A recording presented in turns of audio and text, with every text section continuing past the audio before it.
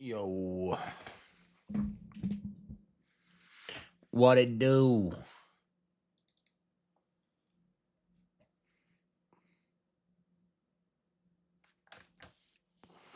What it do with Pow Wow? I'm the people champ. My chain light up like a lamp, 'cause I'm back with the camp. I'm crawling similar to an ant, 'cause I'm loaded to earth.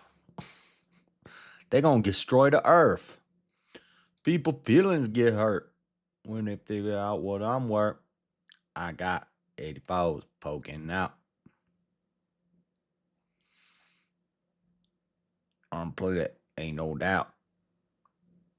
Oh, wanna know what I'm about? Press diamonds all in my mouth, fret cuts all in my chain, wood grain, I'm switching lanes, something, something.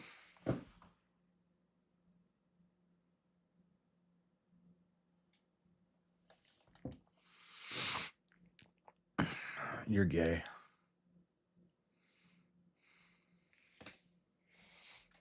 You're gay.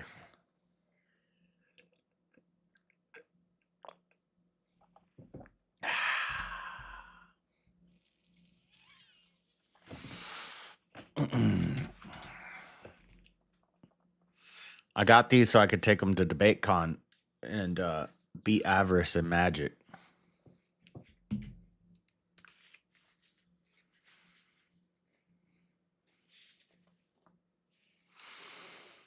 Problem is,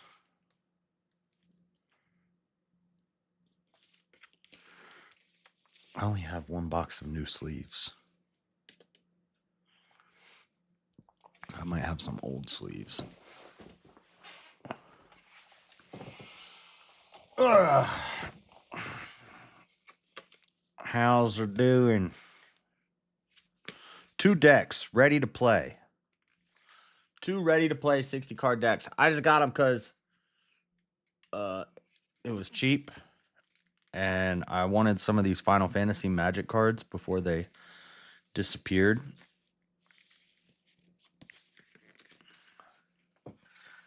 Actually, I got proof I'm not gay. I had a kid. Where's your proof, you Fruit Loop? That's not proof. That's not proof that you're not gay. Anybody can make a kid and be gay. All that means is you had sex with a woman once. You had sex with a woman once, but you had sex with men many, many times. That would make you gay.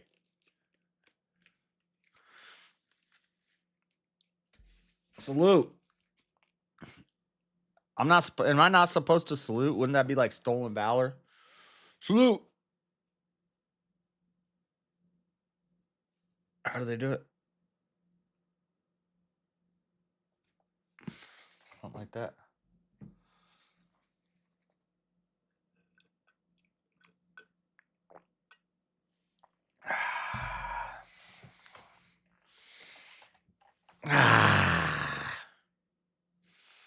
All right. What do we get in this box? Starter kit. I'm a starter. I don't have any magic cards. I might have a couple. But I don't got no decks. Now I got decks. And where's your proof you ever had sex with a woman just once? Whatever. But there's no proof I had sex with a man either. Looks like we're in the same boat here. Lots of mana. I know. Watch they put 30 mana cards in each deck. I bet you it will be. I bet you it'd be, because this one's white and red. This one's blue and black. I bet you I'm going to get 15 blues, 15 blacks, 15 whites, and 15 reds. Which, that's too much mana. 30 in a 60 card deck? No. Maybe like 22, 23, 22 in a check land or something.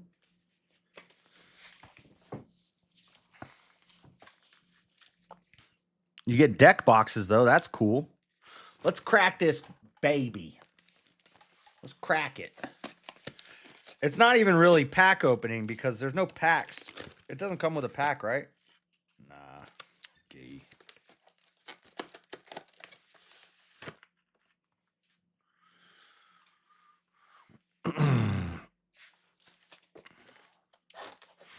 I gotta build the deck boxes. I gotta do freaking construction here. Oh, these are some flimsy deck boxes. These won't even hold a deck with sleeves, a sleeved deck. What a ripoff. Good thing this was cheap. This will not hold a sleeved deck. And I ain't playing cards without sleeves. What kind of madman plays cards without sleeves? Oh, these deck boxes suck. What is this? For bicycle cards? Get this out of here. Luckily, I have a ton of deck boxes and sleeves. Billy Christian.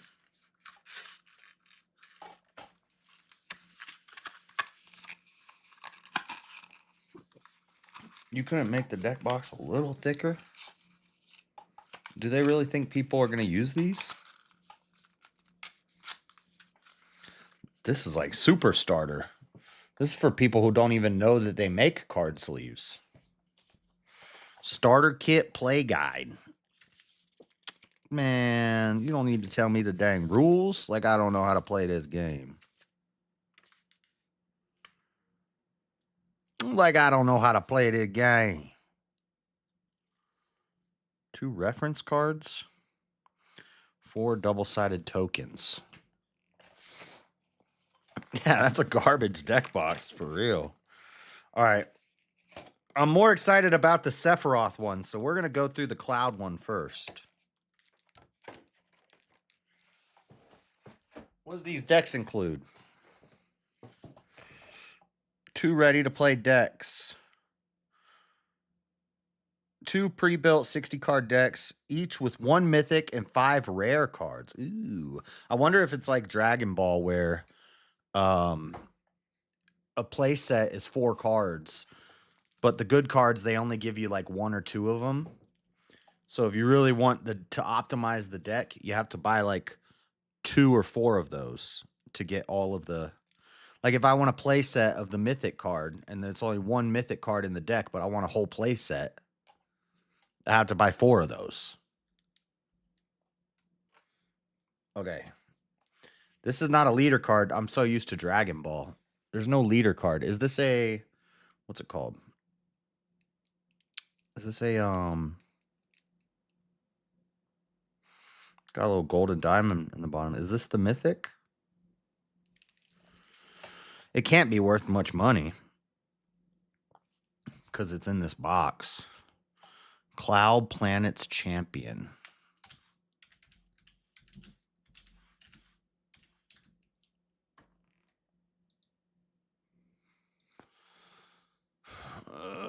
This card is $2.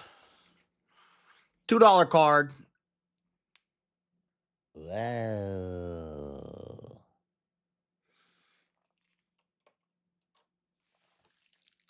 All right, let's see this Cloud deck.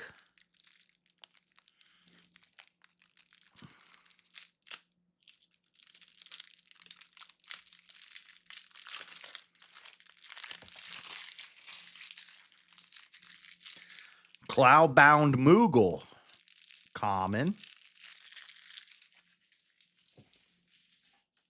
I don't have my camera set up for pack opening. It's a Moogle.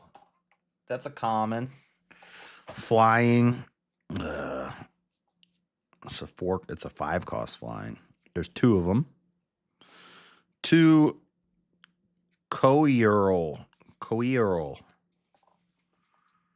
So 2 cost 2/2. Cat Beast.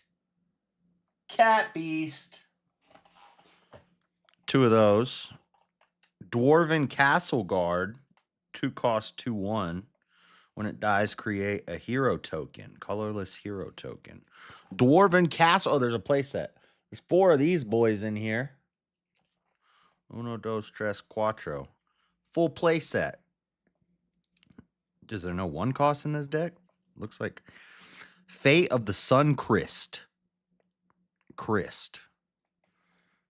There's 2 of these. These are commons.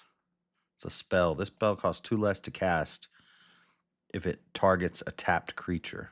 Destroy target non-land permanent. So it's a 5 cost. Targets a tapped creature. So you could pay 5 to instant kill something that's standing, but you could pay 3 to instant kill anything except for lands. Not that good. This is expensive removal. Expensive removal. Slash of Light deals damage equal to the number of creatures you control, plus the number of equipment you control to target creature for 2 direct damage removal.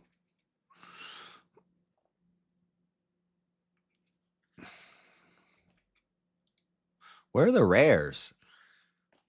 Today is day 66 straight without a day off. 4 cost white Auracite. When this artifact enters, exile target non-land permanent an opponent controls until this artifact leaves the battlefield. And it works as a mana too. Costs 4, you can tap it to add 1 white. White Auracite.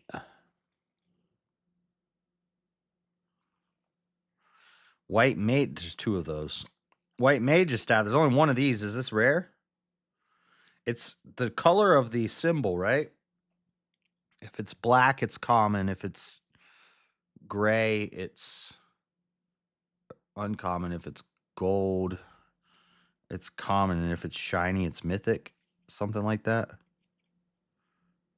Yeah. Wait, there's only 1 of this White Mage's Staff. Only 1. Albert Steiner. He's a uncommon. Legendary creature, 2 costs, lifelink. Nice. +1/+1 for each equipment you control. Where's all the equipments in this deck? This is an equipment deck? Only 1? Wow. Only 1 Steiner is uncommon.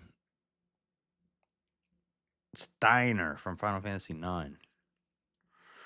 The Crystal's Chosen. Create 4 1/1 colorless hero creature tokens, then put a +1/+1 counter on each creature you control. That's pretty good. Too bad it costs 7. That's 1 of, and it's an uncommon. I'm not paying 7 for that. Dragoon's Lance. The Dragoons. 2 cost, job select. What does that mean? When this equipment enters... Oh, it's an equipment. When this equipment enters, create a 1/1 colorless hero creature token. Then attach this to it. Equipped creature gets +1/+0 and is a knight in addition to its other types. During your turn, equipped creature has flying. Gaybolg, equip 4. What does that mean? What does that mean? Gaybolg, equip 4.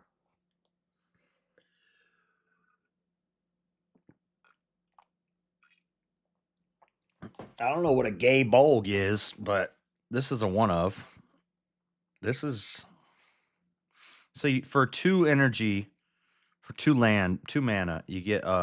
Sorry, wrong game. You get a 2/1... A 2/1 hero token, colorless, and it gets flying on your turn. But that equipment will work with Steiner. But he's a 1 of. This is also a 1 of. Looks cool.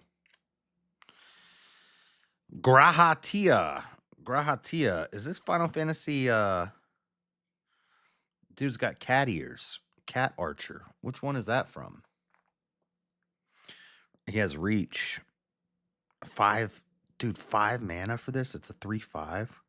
I don't like white and red. I'll probably end up using the blue and black deck. I don't know. Rosa Resolute, White Mage. This is the, wait. So if this is Mythic, how do you know the difference? This one's foil, but they both have the gold diamond. They both have the gold triangle at the bottom. Oh, Mythic is like orange. Gold is rare. So this is one of our rares. It's a one of. Rosa Resolute White Mage. 4 energy, reach, 2/3. At the beginning of combat on your turn, put a +1/+1 counter on target creature you control. It gains lifelink. Ooh, that's nice. Combat on your turn. Target creature you control gains lifelink until the end of the turn. At the beginning of combat on your turn. So this happens every turn. That is pretty good. For 4 mana, this is not a bad card. Look at that hot lady. There's a lady face. Lady face. Beatrix. Loyal General. What up, Beatrix? This is also a rare. Has Vigilance, 6 mana, 4/4. At the beginning of combat on your turn, you may attach any number of equipment you control to target creature you control. Oh, good. That's a way to get that stupid Dragoon's Lance off of the token and get it onto something better. Pokemon openings are better. They had oh, never mind. I already talked about that. I saw a Pokemon release, and they had a line of people, and I almost jumped in the line. But I was like, nah. Vigilance. So Vigilance is like, no, there's nothing like that. There's nothing like that in Dragon Ball. There's Double Strike. It taps and untaps. This doesn't tap. At the beginning of combat on your turn, you may attach any number of equipment you control to target creature you control. That's the same thing that Homegirl does too. No, I just read the same card twice.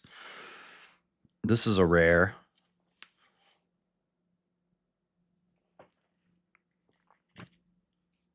I don't collect cards just to collect cards. I get cards because I play the games. I'm competitive. I play the game.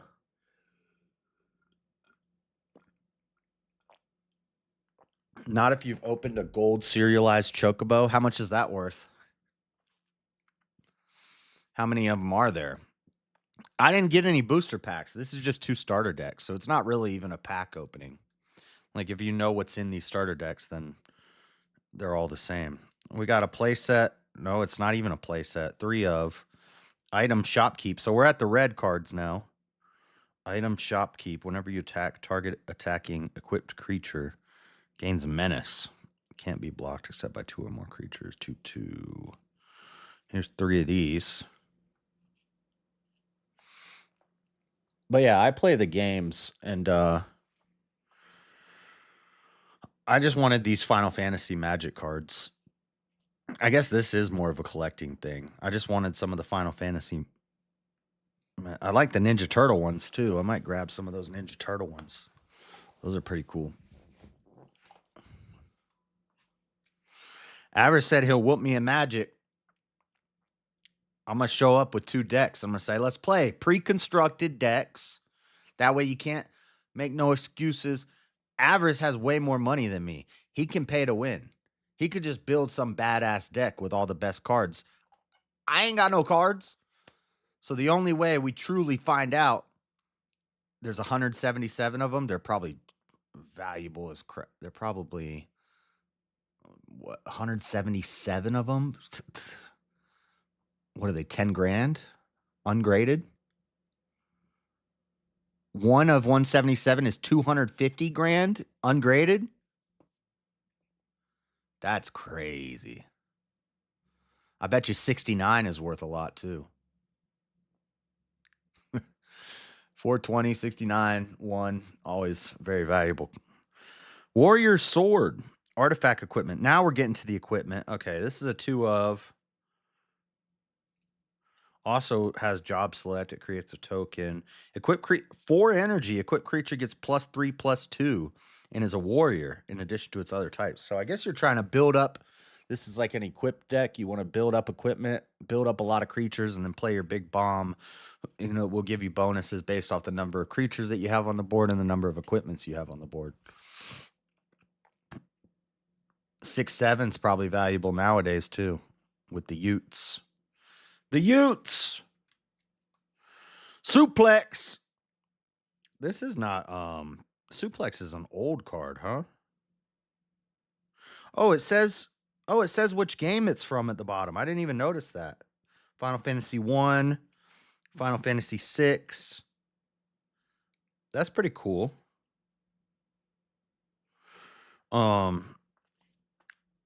Suplex deals 3 damage to target creature, some little burn damage. If that creature would die this turn, exile it instead.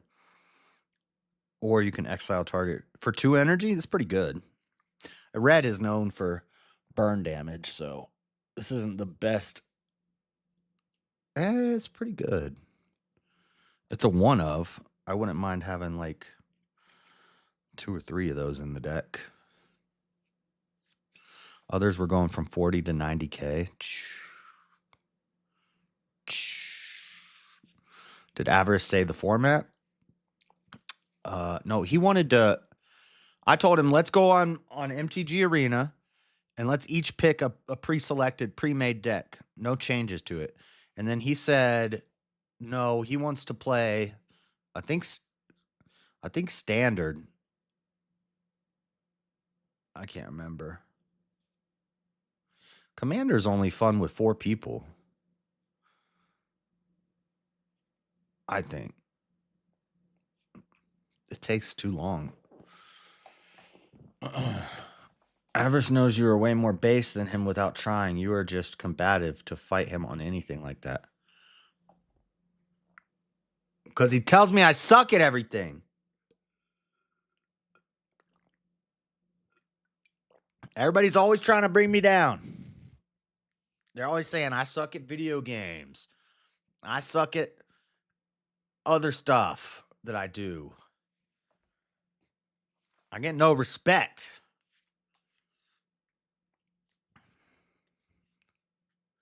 Standard is too expensive for me. Yeah. We got a card shop down here that has tournaments and stuff.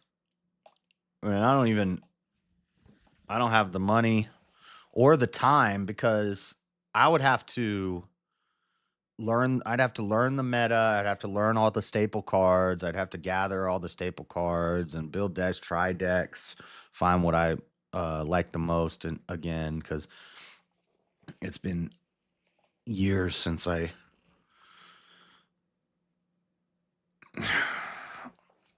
see, there it is. That's something. Okay, whatever. Freya from Final Fantasy IX. I love Freya. Freya's a cool character. Freya Crescent. Legendary creature, Rat Knight. This is a uncommon. It has jump. During your turn, Freya Crescent has flying. Tap it, you can add 1 red mana, and it only costs 1, so it replaces itself in mana. Spend this mana only to cast an equipment spell or activate an equip ability. All right, well, it's fine in the equip deck. That's kind of a cool card. It's only a 1 of. See, all the coolest cards are like 1 ofs. If you wanted a play set of all these, you'd have to, well, I'm sure you can get them in packs. But in Dragon Ball, there'd be like 5 exclusive cards that you only get in the starter deck, and you'd get 2 of each one. So you'd have to buy 2 decks to get a play set of those cards. So every time it's envy. Yeah, that's a good way to think about it, Marilyn. I agree. They're all just jealous. They're just jealous of your boy. What do we got? Samurai's Katana from Final Fantasy 14.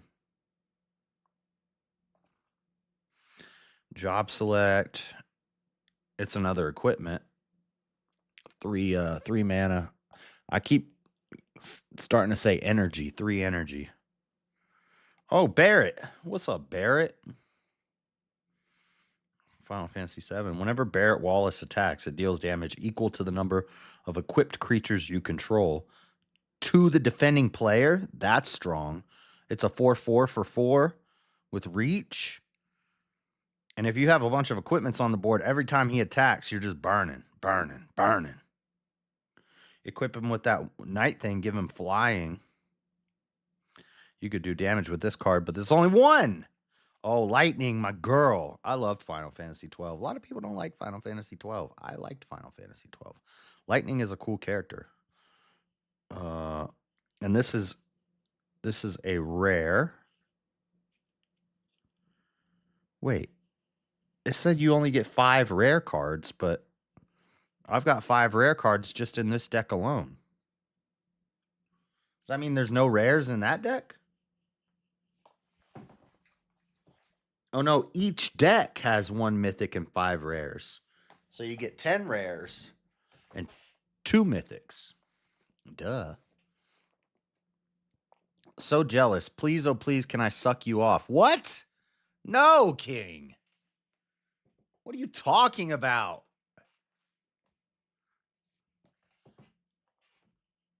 It's because it got away from the turn-based system. What, in Final Fantasy 12? Yeah. Yeah, that is when they started doing that. And then I don't think anybody's ever played 13.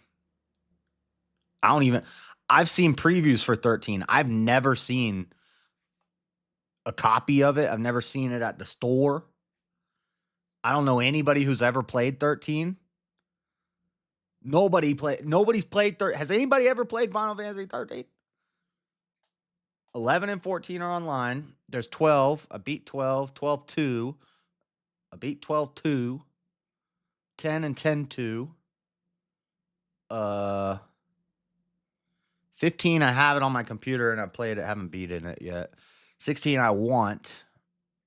Just haven't got it yet because I got too many other games. But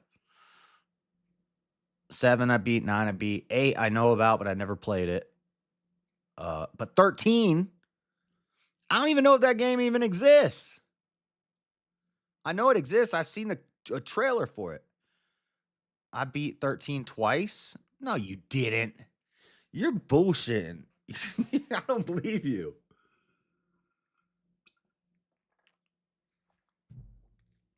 This is Lightning. This is a rare.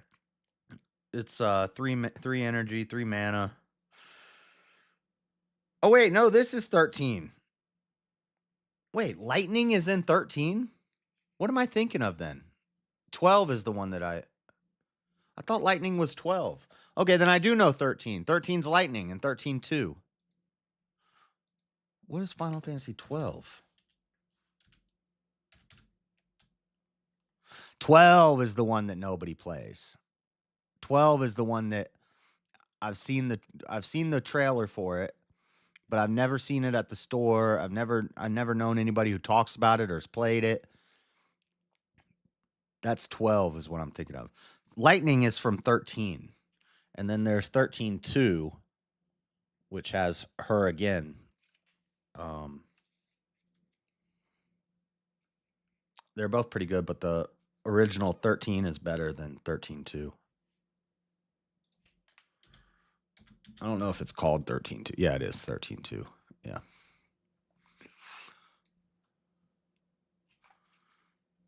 That was the online? No, 11 was online. 11 and 14 are online. 12 is the one. It's called the Zodiac Age or something.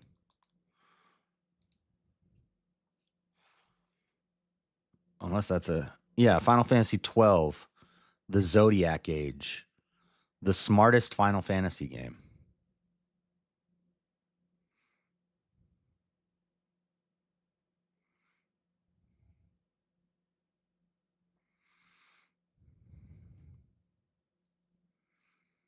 Yeah, nobody talks about Final Fantasy 12.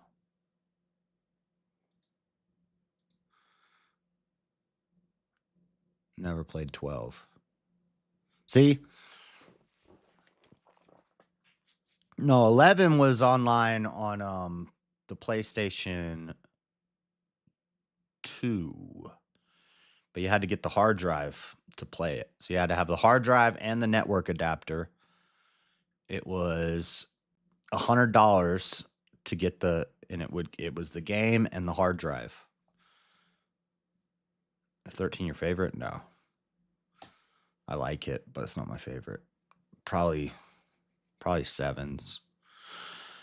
7 or 10 are probably my favorite.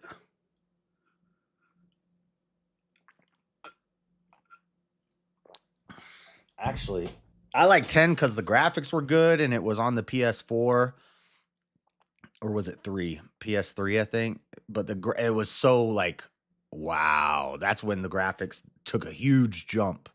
I think it was PlayStation 3. From PlayStation 2 to PlayStation 3. And we were all like, what is this? But I think 9 might be a better game. Least favorite besides 11. Oh, I was going to finish that story about 11. So 11, this is back when games were like $40, $50. 11, you had to buy it with the hard drive. So the hard drive in the game, it was like $110. And I got it. And I put it in my PlayStation. I already had the network adapter because I played SOCOM. And I could never get it to run. I don't know if my internet was too slow. This is dial-up times. And they try to put this game on a PlayStation.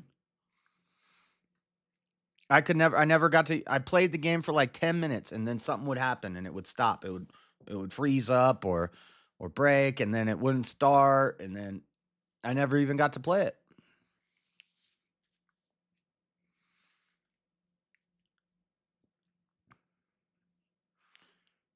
And all I knew of MMORPGs at that time was like RuneScape. So I was pretty excited. Judgment Bolt from Final Fantasy 16. Judgment Bolt deals 5 damage to target creature and X damage to that creature's controller, where X is the number of equipments you control. For 4 mana. This is a rare one of. Ultima Weapon. This is rare. Whenever equipped creature, and I never even beat Final Fantasy 7 because I don't remember what happened. Oh, you know what happened? I think I didn't have the 3rd disc. I think I got it from a friend or something, and I only had the first 2 discs. Maybe I did beat 7. Maybe I'm thinking of 9. I didn't have the 4th disc. Something like that. Whenever equipped creature attacks, destroy target creature an opponent controls. Equipped creature gets +7/+7. Equip for 7. This is 7 mana, rare. +7/+7, and it kills something else every time it attacks. It's Cloud with the Ultima Weapon.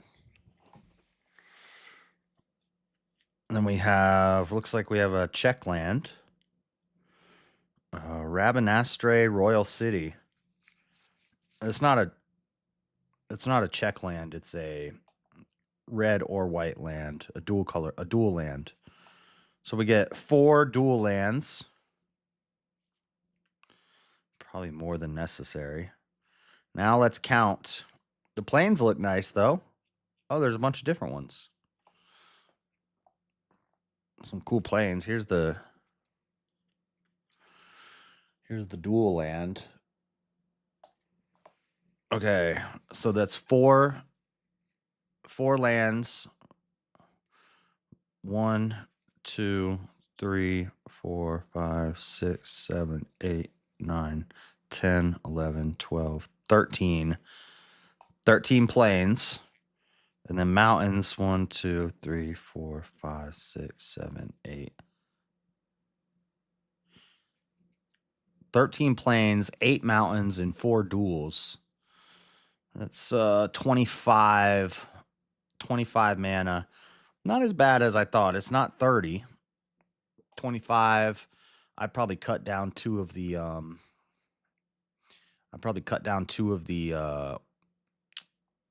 dual lands. And then replace it with, you need some more 1-cost attackers in here. That's what I'm seeing. There's hardly any 1-costs. Probably put in just like 2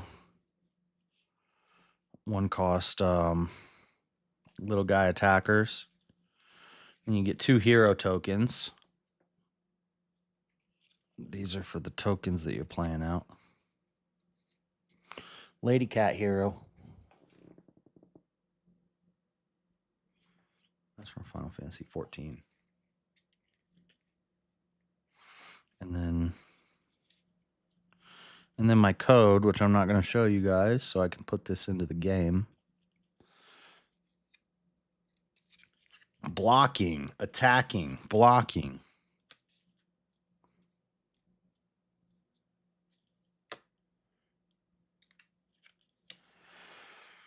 Okay, pretty neat. Pretty neat. Pretty neat.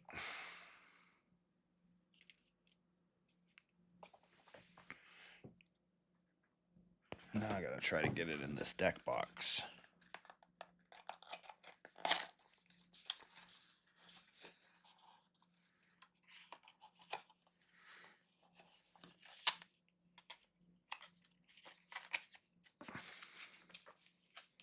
Yeah, this is not gonna work if these are sleeved.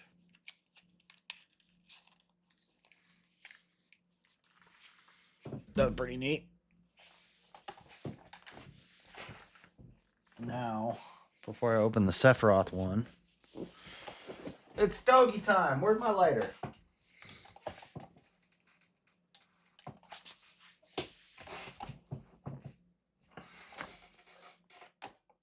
I'll be right back. Hold on.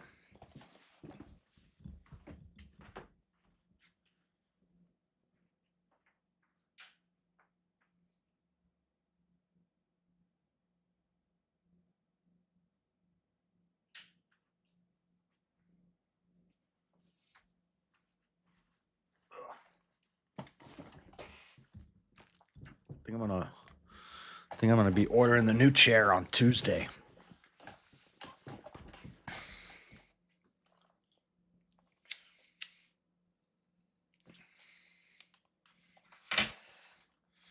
Why would you get rid of the dual lands? Because they come in tapped. And 25 is too high of a count. I like to be at like 23 in a 60 card deck.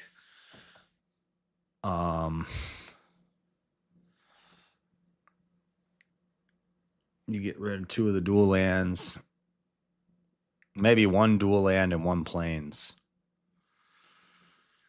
I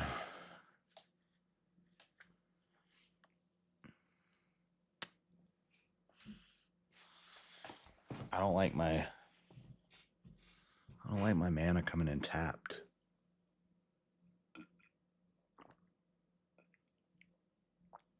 It won't show me the code. That's almost as bad as when Brandon didn't tell anyone he had a girlfriend for a year. Yeah, if I give you the code, you steal the code, then I don't have the code.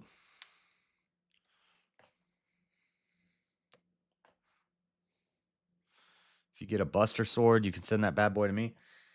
It's starter decks. There's 2 decks, so there's no chance of me getting any of that stuff. What's Buster Sword do?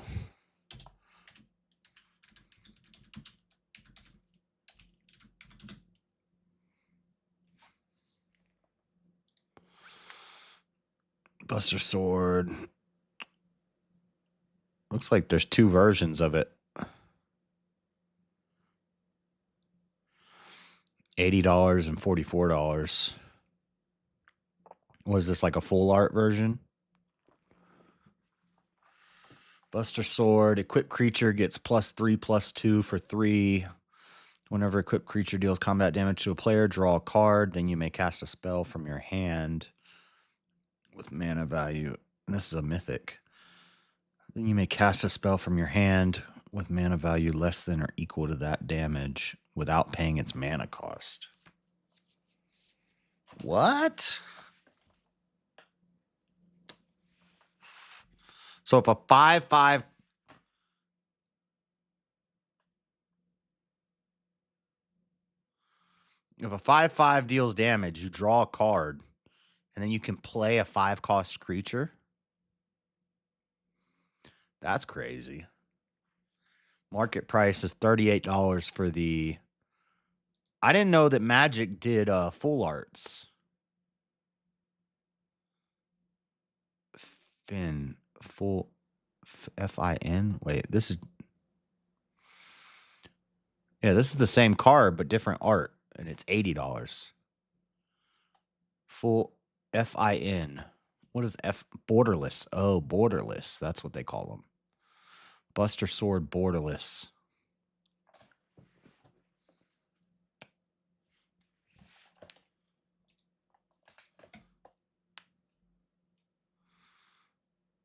We can't share the code.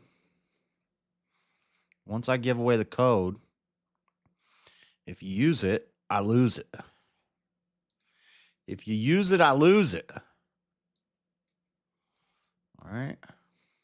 So just back off my cards. I think I got some Pokemon codes. I found a pack of Pokemon cards and opened it, and it had a Clefable EX in it. And I got all excited. I looked up the price, and it said $75. And I was like, yes, let's go. I'm going to go sell this. But that was the full art one. The one I had was not full art. The one I had was worth like 76 cents.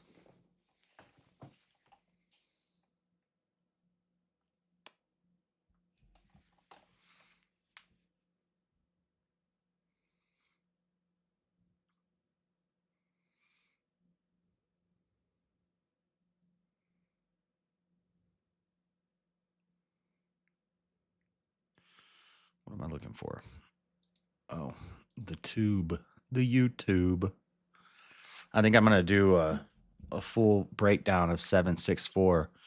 Because now, because of avarice, I've went down a 764 rabbit hole.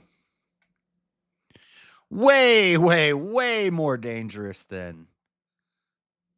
Damn, girl, calm down. Way more dangerous than Mankind Project.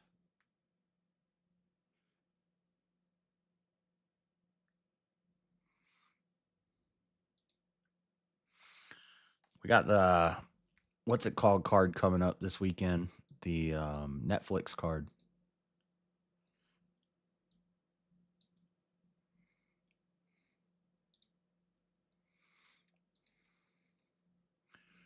Nope, that's not what I want.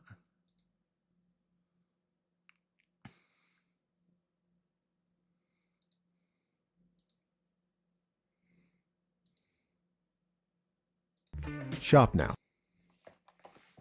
Mike, you usually grind out fights. Nate is one of the toughest fighters in MMA history. You said you're going to knock him out. How confident are you that you're going to knock him out?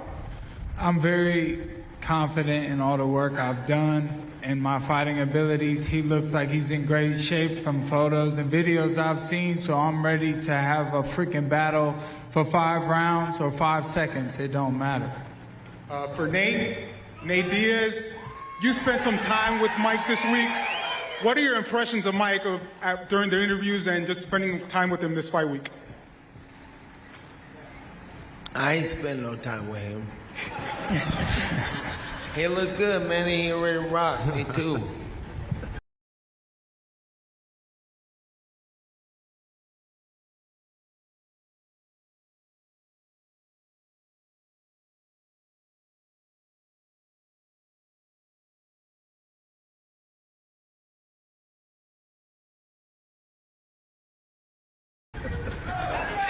Fuck these chairs. They're uncomfortable or what? I could get you new ones.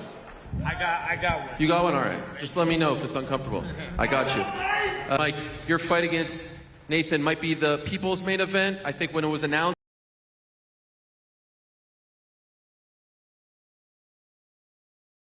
announced, everyone kind of went like, holy crap, this is for real. This is actually happening. This is a real card with incredible talent. We haven't seen him in MMA in quite some time. We haven't seen you.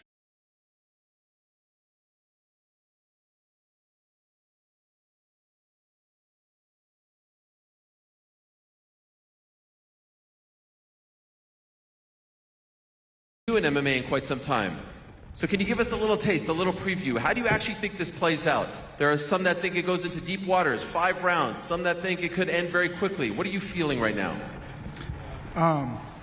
You know, the way they were announcing it yesterday, I mean, it's cool to hear it as the people's main event. And then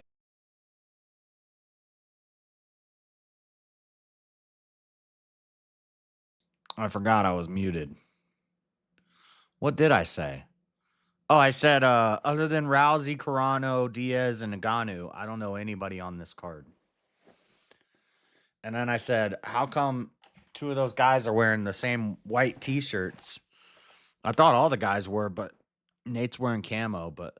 They announced it as triple headliner, and they gave each of these top 3 fights great credit for the positions we're in on the card. So...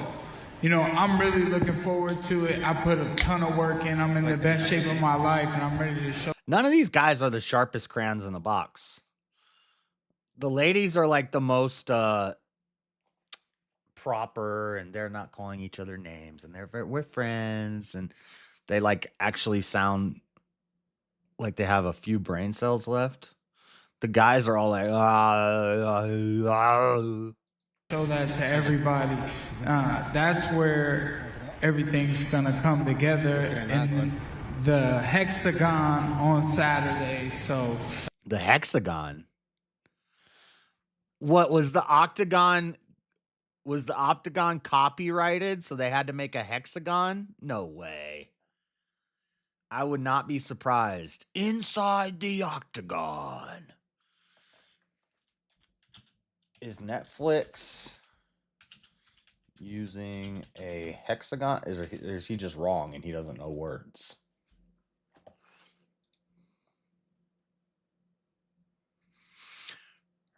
Story on how leverage hexagon. What the?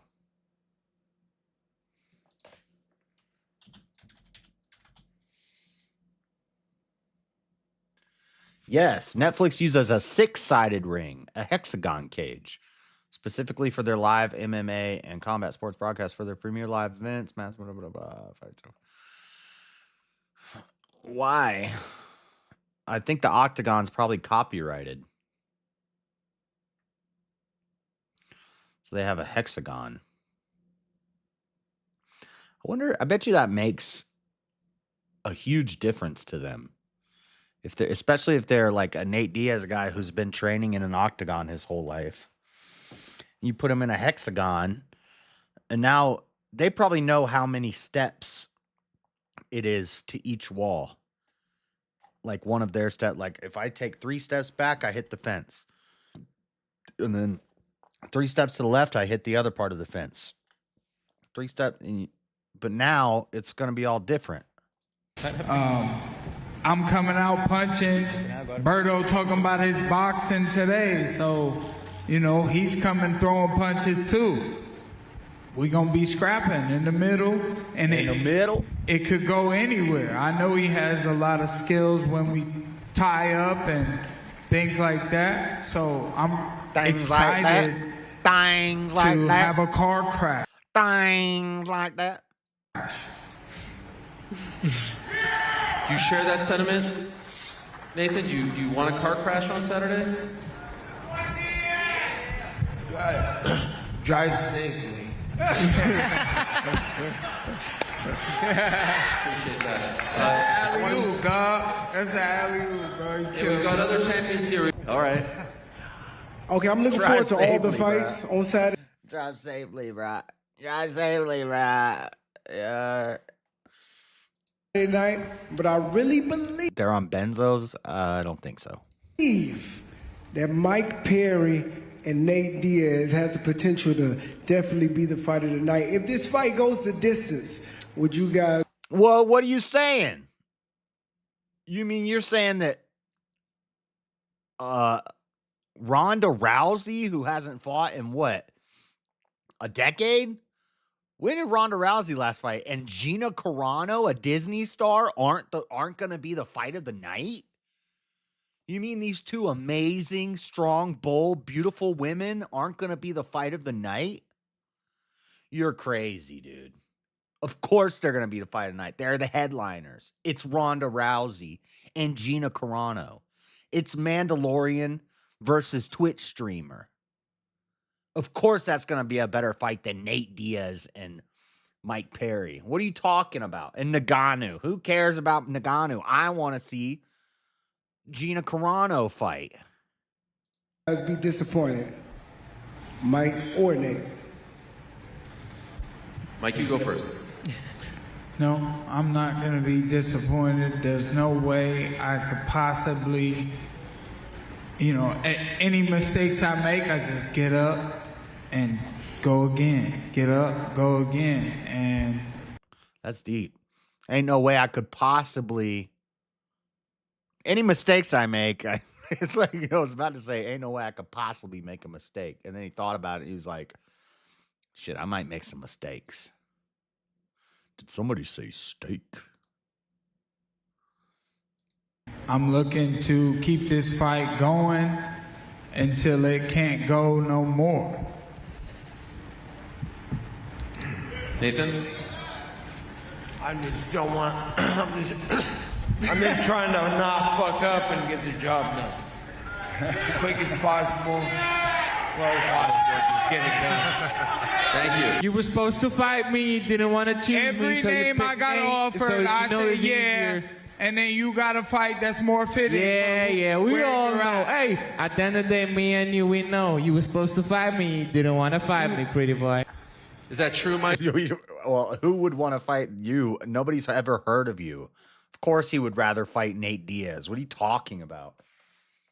Were you offered a fight against him? And I said yes. Okay. And that's not the fight that went through. No, that's not what I heard. I heard you didn't want to fight. And they said you got to take a huge pay cut to fight. Oh my God, he's Mexican OTing. He's rolling his letter. You didn't want to fight me. But you don't want to fight me.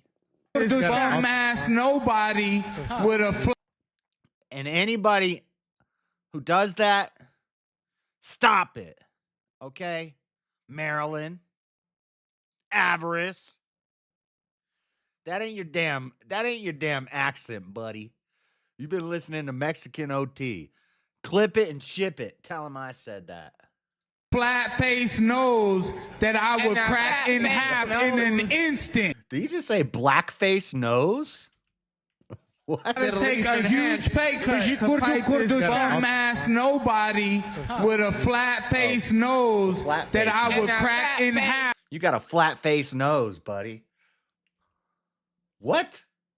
In an instant. You got too many punches to your head. You busy worried about not getting text back by your opponent. You got blocked already. Brother, I'm going to block your ass next. And the rest of the world going to forget about your dumb ass. Let me tell you something. When you get knocked the fuck out. I don't care who you are, man. Let me tell you. He just said, I'll fight my mama. I don't care who you are. He said earlier in the thing, it's not going to be in here because these are supposed to be Nate Diaz highlights, but he said to his opponent, he was yelling at his opponent. He said, I'm going to finish you, and then I'm going to get up and finish on you. And you hear like three guys go, whoa, what? That's exactly what he said. And it wasn't a slip of the tongue. It was, he thought that was like a serious burn. He said, I'm going to put you on the ground. I'm going to finish you. And then I'm going to finish on you. Then everybody's like, huh? What? The fuck I do? What I do? What I do? What I do? Say something. I'm here to take over. Look, you don't get it, pretty boy. Take over the press conference. You're going to get it Saturday. I don't want to fight anyone. I fight my mama, my brother, and I fight for free. It's not about money. It's nothing. I like fighting. I like fighting anyone. Is that like an own? Is that a burn? I fight my mama. I fight for free. Your mom? You're a trained fighter. You fight your mom? And you didn't accept it. Just be honest with it. You didn't want Guy needs to forgive his mama. Let go of the anger. Forgive your mama, dude. to fuck with me. You know what I'm saying? You want to take an easy fight. No offense, Nate, but at the end of the day, You want to take an easy fight. And he's talking about Nate Diaz compared to him. Nobody's ever heard of you, dude. I'm a real deal. I keep it 100, brother. You think here easy fight? He should turn around and slap you in your stupid face. No, I mean no disrespect. He's a G. I don't mean anything. But at the end of the day, I promise you, gonna choke you out and he's gonna knock you. Look at Rhonda's face. Rhonda's like, this guy's a fucking idiot. He just said, no disrespect. He's a G. And Rhonda looked at him like, well, you just disrespected him. Like you just said, he's an easy fight. Then Nate just said, let's be nice, guys. I'm high right now. You out. Yeah, don't look at me like that, brother. You didn't want to fight me. Why you acting tough? I don't get it. Why you I always just want to acting tough? clarify. Did you say that Nate was the easier You be fight? Is repeating that what you yourself. said? Hey, 100% no offense, but at the end of the day, I'm 1 in 8 billion. I keep it 100 out here. You know what I'm saying? Look at Rhonda's face like, this guy is a fucking idiot. I keep it 100. I keep it 100 out here, eh? Yes, you hear me? Yeah, she does have this look on her face like, these guys. And Gina had the same look too, because her and Gina talked for a little bit, and then everybody was like, okay, this is boring. Because they're like, oh yeah, we're friends. We're friends, but you know, we get excited when we fight our friends. We're women and we like to fight. Rawr. And everybody's like, okay, this is kind of weird. And that's why, even though they're the main event, nobody really cares about that fight. It's just going to be cool to see Rousey and Gina come back, 2 of the top women fighters ever. But they ain't, they're mamas now. Freaking Rhonda's been playing on Twitch, eating snacky snacks, raising kids. Gina is a Disney actress. Nate just stopped fighting, what, a year ago? Nate was doing UFC fights a year and a half ago. And the only reason he left is because they don't pay their people right. Nate's probably the best, well, in Nagano too. Same thing with Nagano. Nagano and Nate are both still very good. They just left because they weren't getting paid what they wanted to be paid, and Netflix is paying more. But most of these people I've never even heard of. But who's this? Namo Fazil? Or maybe, I'm sure Jub knows a lot of these people, but like Nate was just fought fairly recently. Rousey hasn't fought in probably 5 years. Gina hasn't fought in what, 8 years or something? When is the last time Ronda Rousey fight? When was the last time Ronda Rousey fight? 2016. So it's been 10 years since Rousey got her ass whooped by Nunes. I was right the first time, 10 years. Damn, it's been that long. And then when was the last time Gina Carano fought? I feel like she's farther back than Rousey. She's probably 12 years. Right? Or am I? 2009 against Cyborg. Oh my God, I remember back then. Yeah, you didn't want to fuck with Cyborg back then.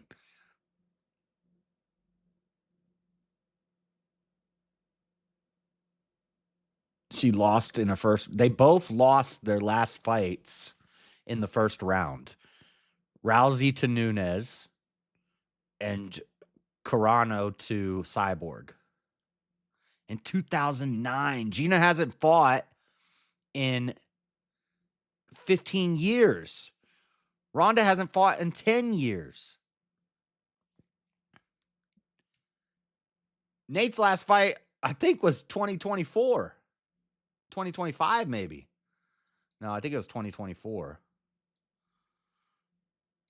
And Ngannou, well, he's been boxing. He's done like 2 boxing matches, but his last UFC fight was probably also 2024. I think Nate's is 2025, and Ngannou's is 2024. No, Nate was 2024, July 6th. Tony Ferguson, I remember that fight. And then last time Ngannou fought, Ngannou might have stopped after Nate.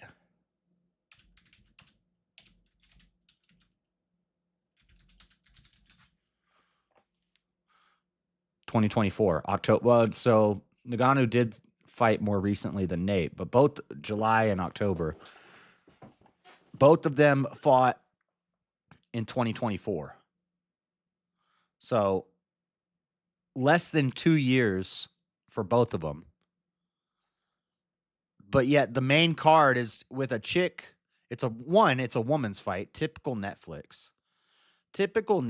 Their first MMA outing.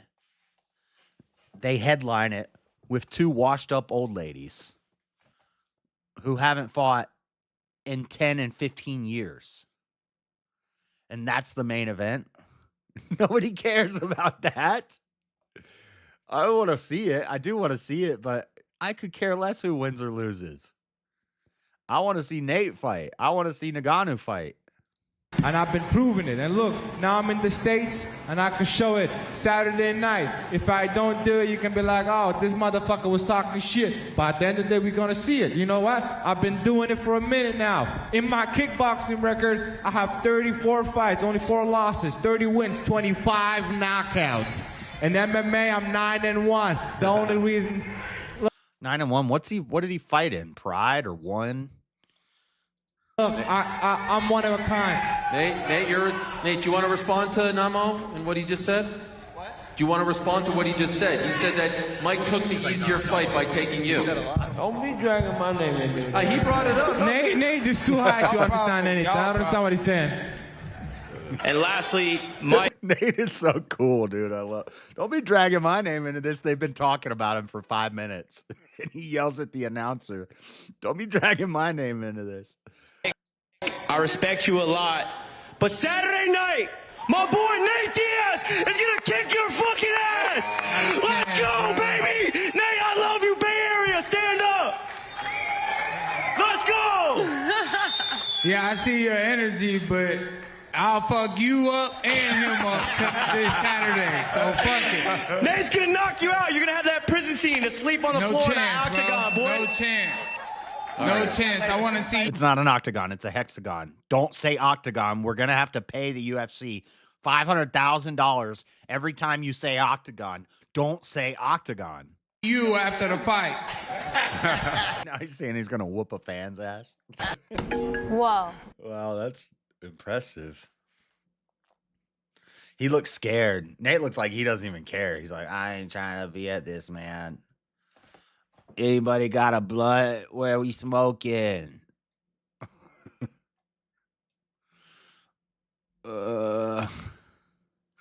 Where's that thing? I'm not watching the full video. I'm surprised so many people have this on YouTube because it's Netflix, but the worst tornado ever recorded, Joplin, 2011. Let's open these other packs real quick, and then I'll watch more videos.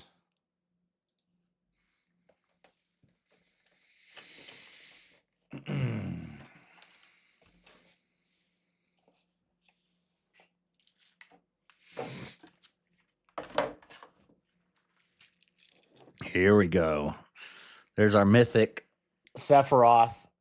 Probably my favorite Final Fantasy character. And Cloud.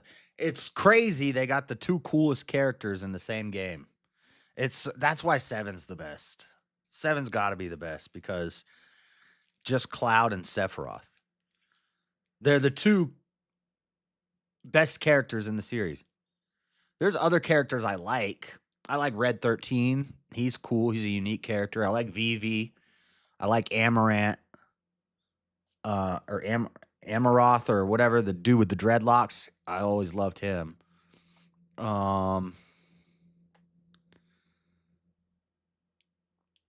Zidane is cool. Titus is Vincent was cool. There's a lot of cool characters, but Cloud and Sephiroth are the dopest. And Sephiroth is a G. He's got games just about him. Everybody loves Sephiroth.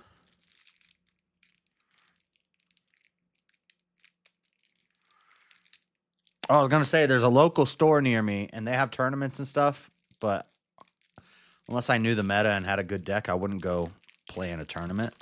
But once a month, they have a day where it's like a draft tournament, and you can't bring your own cards. You go there, you pay $10 to get entered in the tournament. Then they bring out a bunch of boxes and boxes of cards. And they say, all right, dig in. You got 1 hour to make a deck. And I think it's Commander. So you get 1 hour to pick 100 cards. And then whatever you pick for your deck, you get to take home. So if you do that a couple times, you know, you can fill up a box with a good assortment of cards.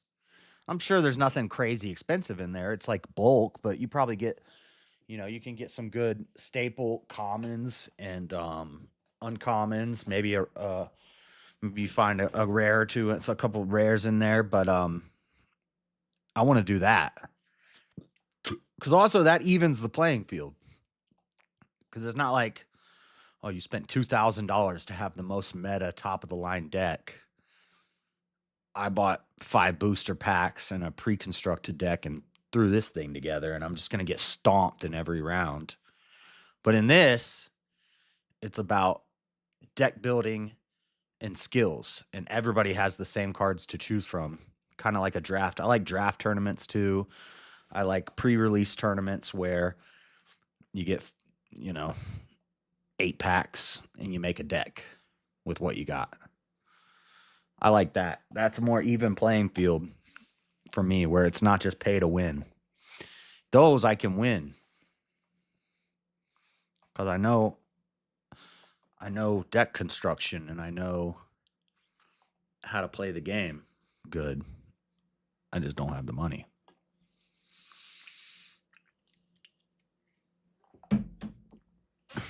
All right, what do we got? Sahagin, Merfolk Warrior.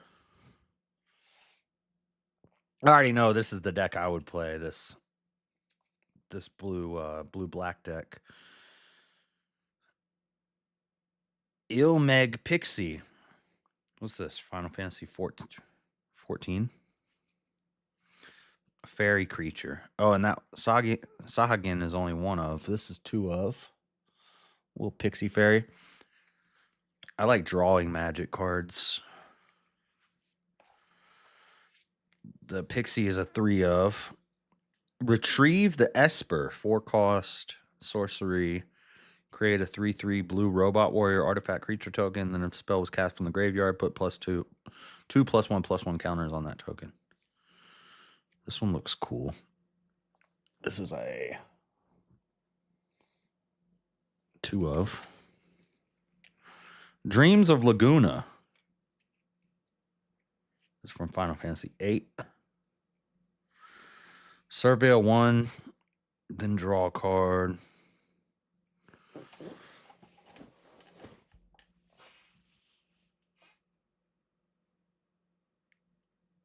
Flashback for 4. Cast this card from your graveyard. 2 cost surveillance instant. It's 2 of. Common. A T-Rex. Realms Sketching. Oh, this is Final Fantasy 6. Will she fight with a paintbrush? Create a token that's a copy of target artifact, creature, or land. For four mana, you can copy a land. Why would you? I guess if you're landlocked. Otherwise, you would want to copy a creature, but this is an uncommon. Looks pretty cool. It's got a T-Rex on there. Whatever kind of dinosaur that is. Ooh, what up, girl? Ultimecia, Temporal Threat. Legendary creature, human warlock. When Ultimecia enters, tap all creatures your opponent controls. Nice. It's a 4/4 for 6. Taps everything. Oh, this is a game ender right here. It's a 1 of. You tap all their creatures. They can't block, and then you just go in. Whenever a creature you control deals combat damage to a player, draw a card. And considering all their blockers are going to be tapped, every creature you have, you're going to get to draw a card. Draw power is always good. This is a rare. That's pretty sick. This is a good card. Undercity Dire Rat. Now we're in the blacks. The blacks. What's wrong with the blacks? This is a 4 of. It's a 2-cost 2/2. When this creature dies, create a treasure token.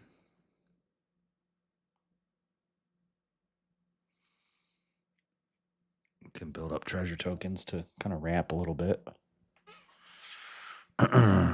Shinra reinforcements. Uh-oh, the Shinra. When this creature enters, mill 3 cards and you gain 3 life. Milling your own cards. That's pretty good, though.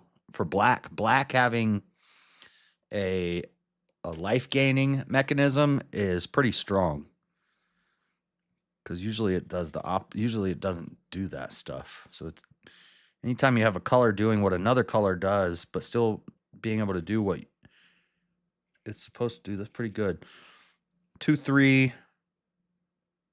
And this is a 3 of. This is a good card. When this creature enters, mill 3 cards, you gain 3 life. Of course, you don't want to mill yourself out, but that's pretty good.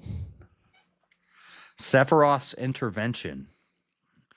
4-cost instant. Destroy target creature. You gain 2 life. Dude, this is black doing life gain stuff? That's crazy. This is 3 of, and it's a common. I like this card. It's removal and life gain. Kind of pricey for 4 mana, but that's pretty good.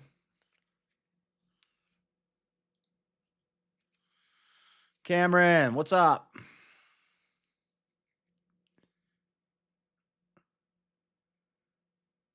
You have more cards to open.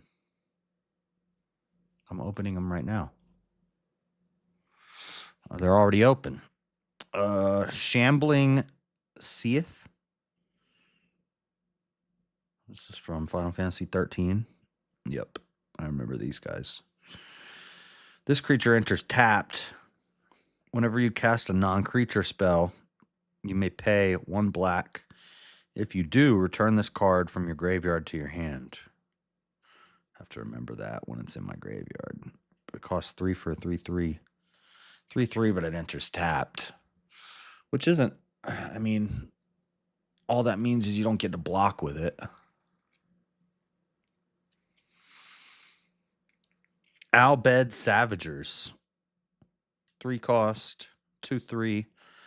Whenever this creature or another creature or artifact you control dies, target opponent loses 1 life and you gain 1 life? That's pretty good. Yeah, I definitely like this deck more. I don't like equipment decks. I like gaining life and burning life. This would be good to make like a red-black deck with this setup. Burn and... because this has some... or make it like a lifelink deck. This is pretty good.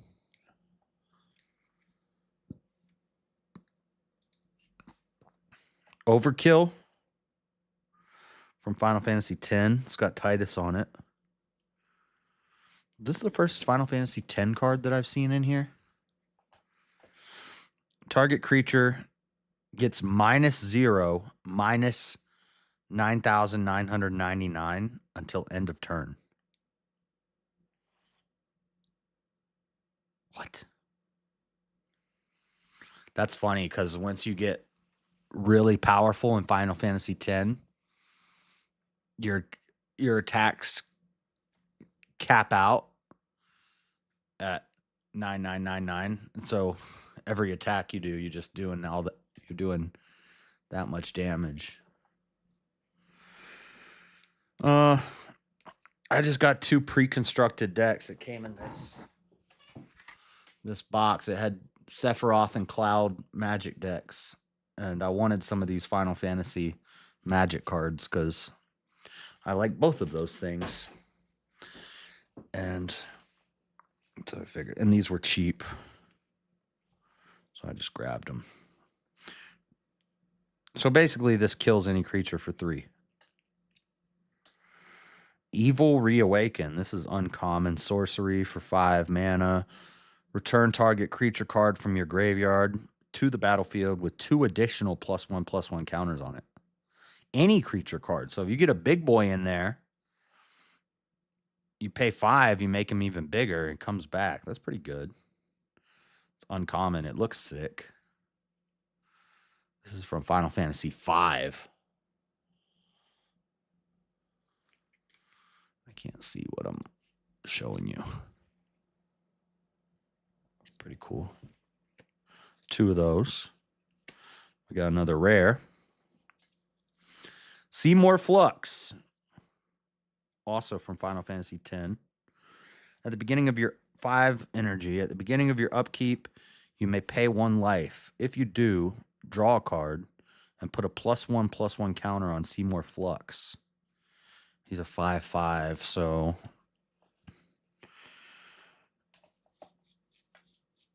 a 5/5 for 5, and he gets bigger every turn, and you get to draw cards off of him. But it's at the cost of your own life, but your deck gives you life back. So it's kind of not bad. That's a rare.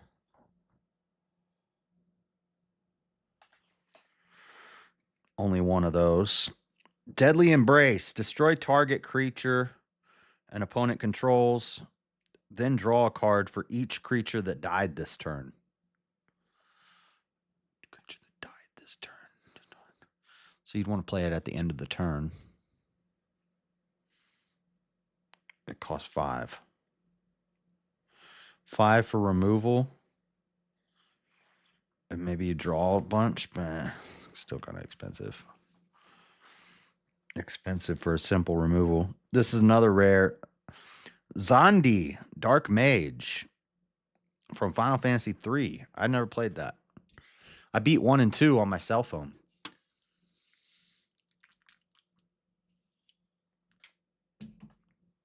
But I never played 3. It's a 3/3 for 4 with Menace. Gets +1/+1 for each non-creature, non-land card in your graveyard. So what? Artifacts and instants and sorceries. It's not bad. It's a dual color. Looks pretty cool. It's a rare. It's a 1 of. Another rare. Magitech Scythe. Nice. This is from Final Fantasy XIV. It's an equipment. A test of your reflexes. When this equipment enters, you may attach it to target creature you control. If you do, that creature gains first strike until end of turn and must be blocked this turn if able. Equipped creature gets +2/+1. I like the way this looks.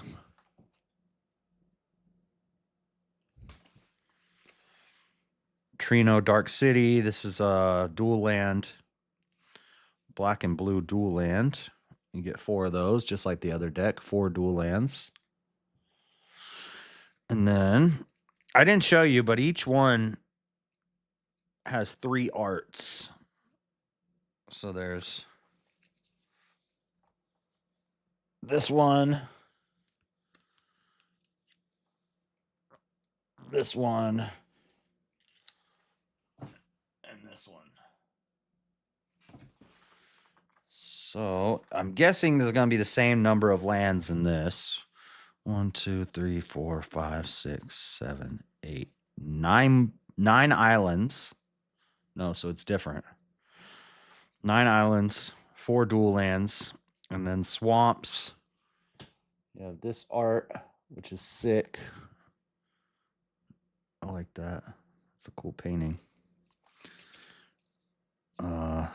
This art. And this art. And you get 1, 2, 3, 4, 5, 6, 7, 8, 9, 10, 11, 12. 12 swamps, 9 islands. That's 21.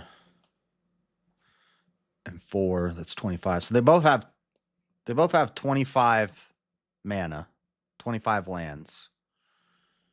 And each have 4 dual lands.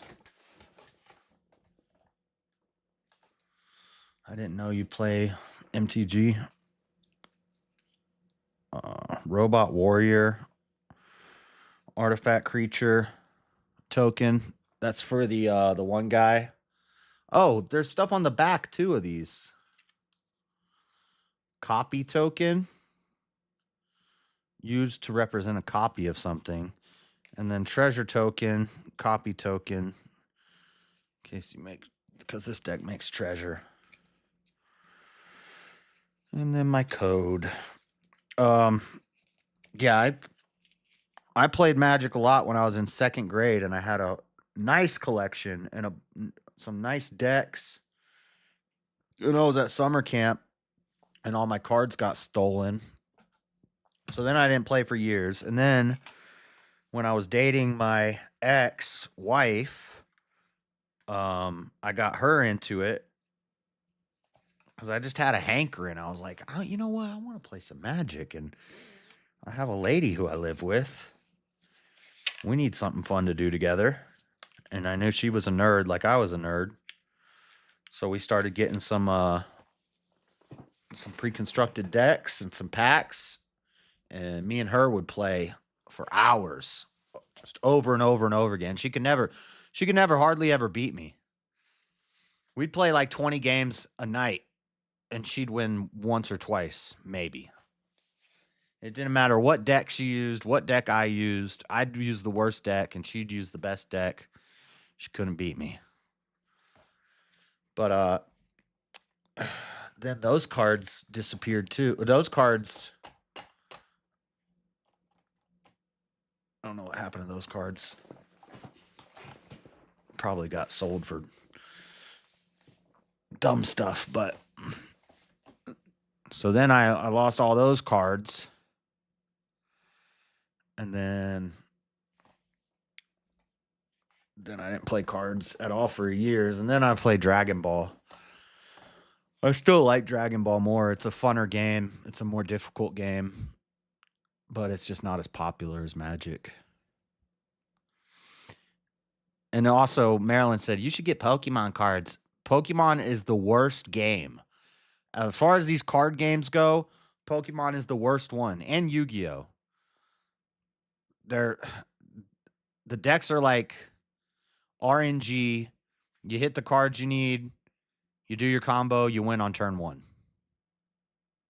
If you don't hit the cards you need to see, you just lose because the other person kills you on turn 1. Yu-Gi-Oh! And Pokemon are both like that. They're both RNG lame. Do I play Arena? Yeah, but I don't have any... I don't spend money on it, so I don't have any good decks or anything.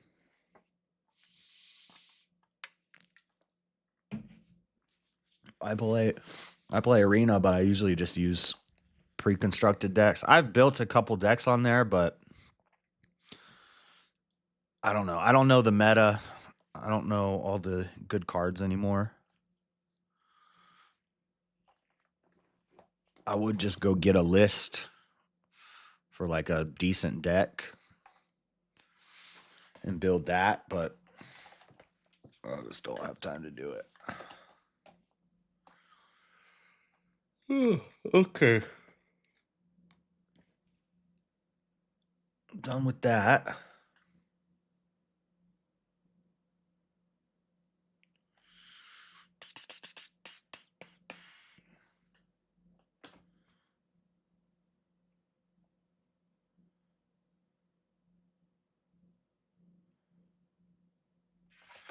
Best UFC 5 YouTuber.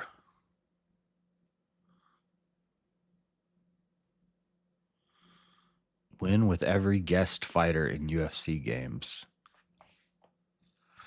What? There, Joe Rogan as a guest fighter in these UFC games?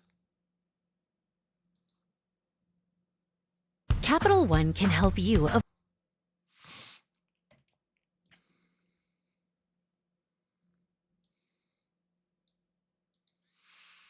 Pokemon and Yu-Gi-Oh are just collect only. I have 2 accounts, spent money only a few times, but most was free. Yeah. Yeah, I don't think most people play the Pokemon game. The people who do, the sweaty, gross nerds who play Pokemon professionally, they're some of the worst people in the world. You know, Yu-Gi-Oh tournaments, they had to make a rule that you had to wear deodorant because the Yu-Gi-Oh tournaments were they smelled so bad. Because there's all these like very unhealthy, unhygienic, autistic guys. And they would just stink. They stunk. Which I played competitive Dragon Ball Super. And there were guys like that there, but not nearly as bad as it is at Yu-Gi-Oh. There were also guys there that like were very fit, bodybuilder types, big guys that worked out a lot. Whereas at like a Pokemon or a Yu-Gi-Oh tournament, none of them are. There's no guys that are like healthy or built or anything.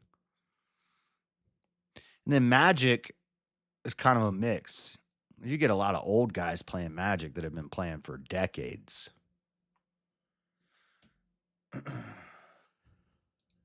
One of the founders of the Tap Out clothing brand. You unlock him by getting 3 submissions in a Dude, I miss Tap Out. I used to love Tap Out clothes. row in career mode. All right, here we go, boys. Here we go. Charles Lewis Jr., a.k.a. Mask, co-founder of the Tap Out brand. And I just recently even realized that he was ever added to the game. But he was added, and the way you unlock Mask is you ever play these games? I like these games, these UFC games. It's like it's like a fight. It's a fighting game, of course, but it's more technical than Mortal Kombat, Street Fighter, games like that. It's a lot more strategy in it. I like these games, but I don't think that, well, they don't have it in the Steam store. I think you have to get it. You can get it on a PC, but you have to get it from EA. Win 3 submissions in a row in career mode for you to be able to unlock him. And of course, we all know what happened to him. He died. He died in a car crash, high-speed car crash. He was driving his Ferrari, and he got struck by a drunk driver driving a Porsche.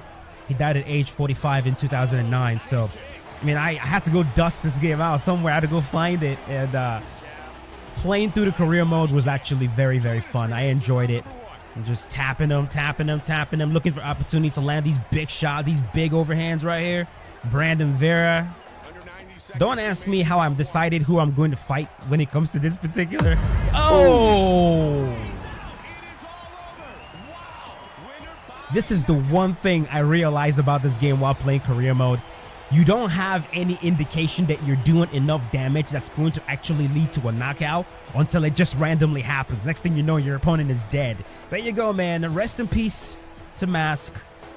Charles Lewis Jr. Hope you guys enjoyed that one. That was fun. That was fun.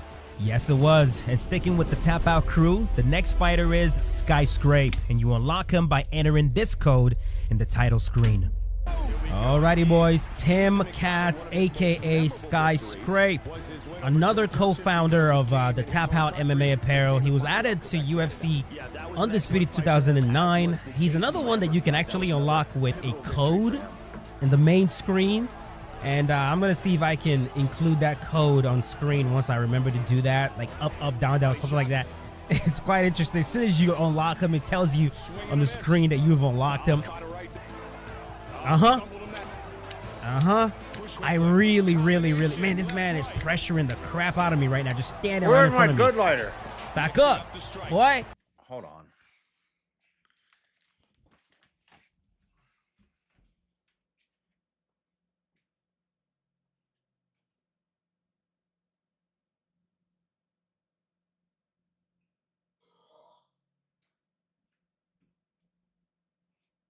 I don't know where the heck my lighter went.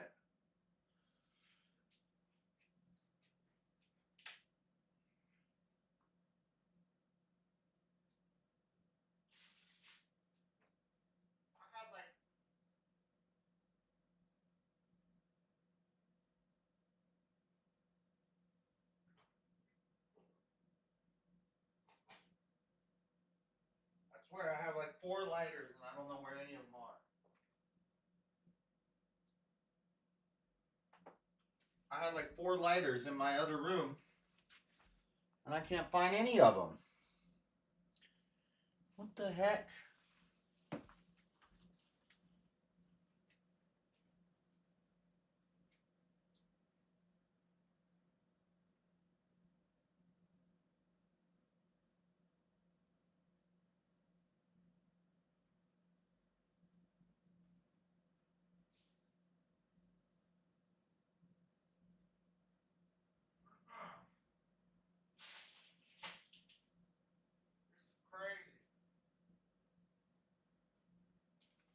This is crazy. I have no idea where my...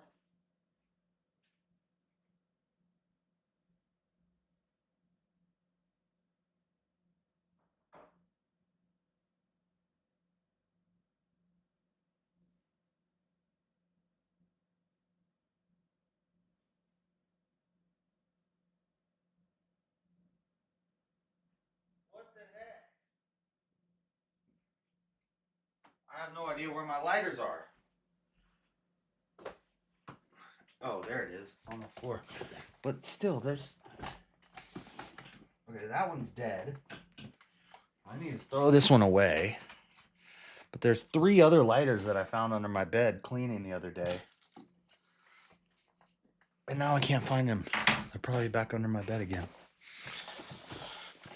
You guys want to hear a story? I found a box next to the dumpster when I was taking my trash out yesterday. And it was a package and it was open and it looked like, here, I'll show you.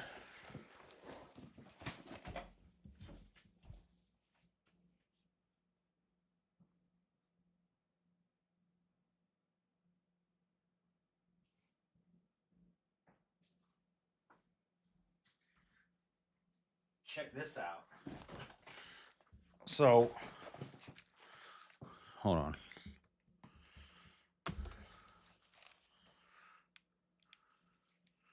I might have made a little come up if I can figure out how to sell these and if the guy doesn't want them back, but so I was taking my trash out the other day and there's a package next to the dumpster. And I look in the package.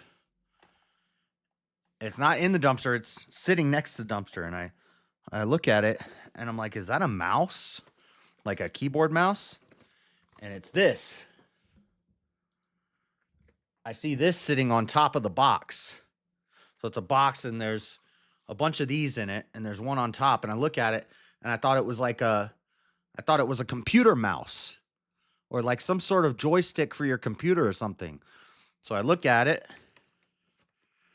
and I'm like, what the heck is this? And then I see RX only. So I type it into my phone. This is a diabetes sensor. Dexcom G6 diabetes sensor or something.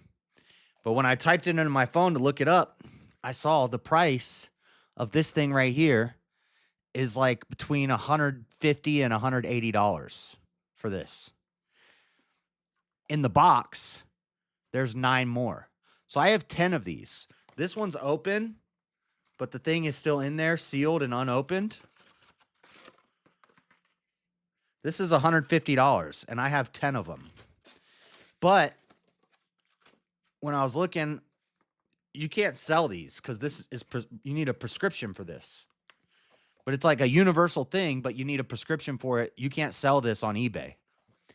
But there was a name and a phone number on the box. And I was like, and I'm reading, and it's saying that, you know, the insurance companies, if you don't get yours or something, it could take you a long time to get them. And if you run out of backups, you could be screwed. So I was like, I'm going to do the right thing. I'm going to call this number on the box. So I call the number on the box. It's an old man. And I'm like, hey, I found this box next to the dumpster, and it's got all these Dexcom things in it. Is this yours? Is this your package? And he's like, yeah, well, those are mine, and that's my name, and this is my phone number. But where are you? I said, I'm in Salt Lake City. He's in West Valley. The address on the box is West Valley. And he's like, what? How would they get all the way over there? And I said, I think somebody probably stole them off your porch and then traveled. Maybe they were walking around down there. They stole it off his porch. They come down to the city, because I live in an area where there's homeless people. I live right by the city. As much as Avarice says I do suburban adventures, I live in the city, buddy. I got homeless people going through my dumpster all the time. I've been on streams and I've been like, there's a crazy guy in the front yard going through our dumpsters and stuff. Anyway, so I told him, I was like, I think somebody stole them off your porch and opened them, didn't know what they were, and left them by the dumpster. Because I said 2 of the boxes are open, but all the other boxes are still sealed. And he's like, huh. Well, okay, I can come down there and get them, blah, blah, blah, tonight or tomorrow night. And I was like, okay, deal. And I hung up. And then like 15 minutes later, he calls back. And he says, I just called the company, and I called FedEx, who delivers them for me. They said they haven't delivered the package yet, and that I'm supposed to get them tomorrow. And I was like, huh, that's weird. And he's like, yeah, I know. And he said, so that according to them, they're still coming out to me. And he said, so if that's the case, if I receive my package and I have them, then you can just throw all those away. And I said, okay.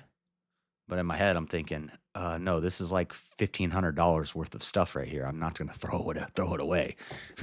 But he's supposed to call me today or within the next couple days. If he gets a replacement package, then he's going to call me and he's going to say, hey, I don't need those.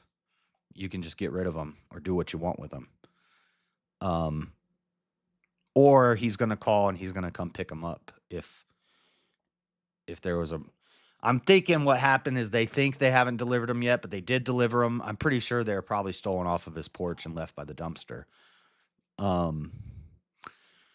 But if he ends up getting some and he doesn't need these and he tells me to throw them away, then I need to find a way to sell them. If I can find a way to sell them, I could sell them for, they're $150 each. I could sell them for $100 each quick. Make $1,000 off of something I found by the dumpster. That would be epic. Not sure how you would be able to sell those though. Yeah, you can't sell them on eBay, but I could sell them on like Craigslist or Facebook Marketplace. I'm pretty sure I could sell them on Facebook Marketplace.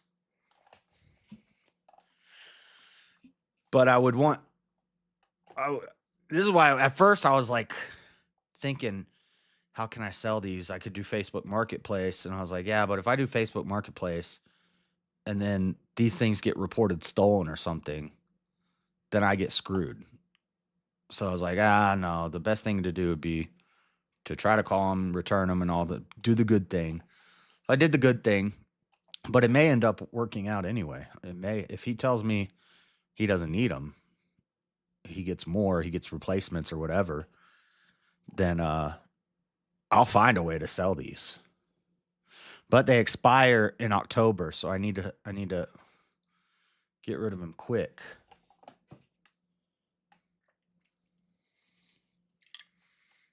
But yeah, they're diabetes scanners. And they're like $150 each, and I have 10 of them.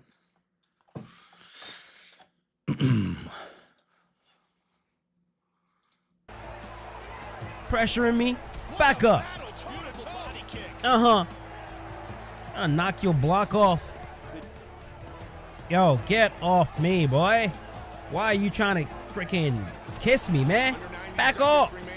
Back up. Back up. I can't get this to fit. Nah. How dare you? Okay, enough of this. Hey! He's rocked! Yay! Go! Undisputed 2009, even though I'm currently... Punk ass, another tap out. So Undisputed 2009 had all of the tap out characters.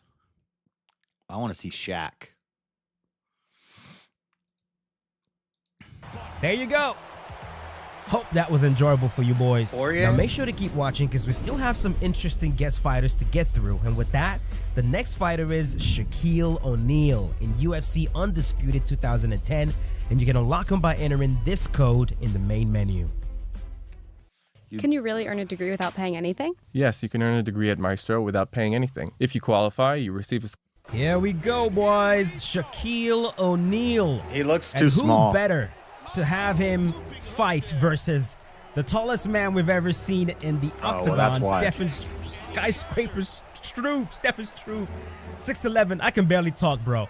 It's like there's something fascinating about the fact that I am literally using Shaquille O'Neal right now in a UFC game. But Shaquille, man, I mean, what more can I say? 7'1", basketball star, legend. I'm not gonna pretend to know much about Shaquille. But he looks shorter than Struve in this game. The only thing I know about Shaquille O'Neal, besides the fact that he's a legend in basketball, is I guess the his fact that he's a wider massive human stance. being. That's pretty much it. And he's a big fan of MMA, right? He's always involved in Joe MMA. Rogan. Joe Rogan. Thank you, Thiago Alves. Joe Rogan added to UFC 2, I believe, in 2016. Podcaster, comedian, UFC Bro, it literally says UFC 3 on the ring right there. commentator, Taekwondo expert. Joe is very, very versatile. And Joe is announcing while Joe is fighting. Man, he is. And he's a very good addition to the game. Back up. Back up, back up, back up. Back up. Woo-wee. It is so much easier to actually perform this technique in the game like UFC 3. Man, he's been doing a very good job of actually keeping himself safe. Like every time I spin on him, he's... Oh my God, I get rocked. That's not what I'm trying to deal with right now, Thiago. Boom! This man is just doing a good job blocking his body all day long. Alves. I need one more, I think. I need one more. Boom! There it is. Goodbye. Goodbye. Classic Joe Rogan. Turning sidekick to the body. Boom!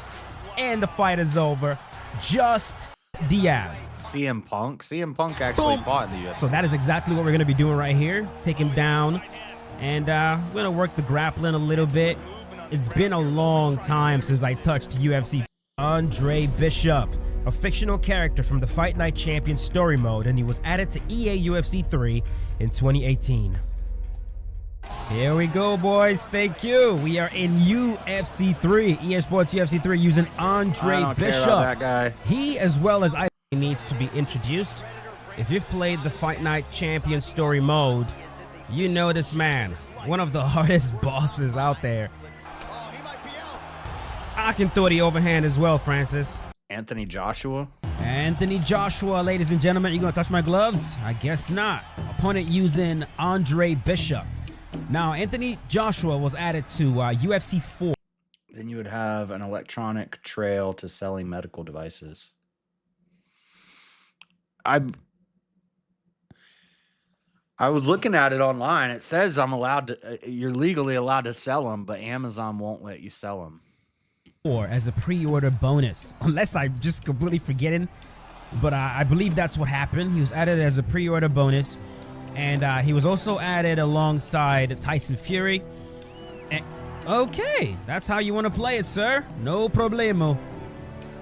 There's a website that buys them. Like, legally, I'm allowed to sell them. There's a website that buys your old diabetes equipment and stuff you don't need anymore, you don't want anymore, you have extras, you can sell them to them. And then they tell you how to sell them. Or how to buy them, and stuff like that, but eBay won't let you. But I don't think it's not illegal for me to sell them. It's just eBay's policy won't let me. I don't care about I don't care about this video.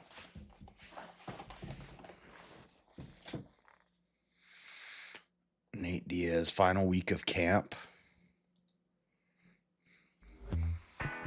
TCG Player has everything gamers need. Yes, even that card. Yeah, tell me this thing isn't listening to me. TCG Player is powered by thousands of local games. But if you watch my channel, you know I get TCG Player ads all the time because I'm a bit of a card game nerd. I haven't played in so long.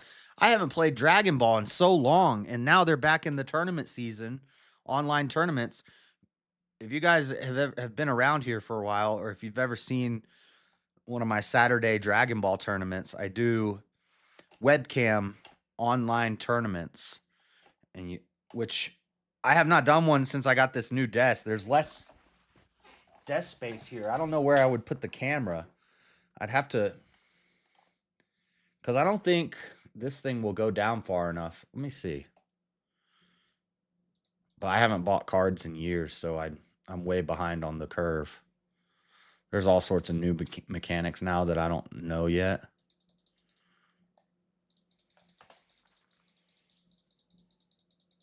See, it doesn't go down far enough. You guys are staring at my crotch, sorry. I would have to use this camera and set it like right here, and then I'd have very little. Or I have a play mat right here. I put this camera like that, and I could play right here. That would probably be a better way to do it. Because I would like to get in some tournaments. But also with my sleep schedule, it will make things all whacked out. See, I can play right here. The problem is, where would I put the camera? I'd have to have the camera up here pointed down.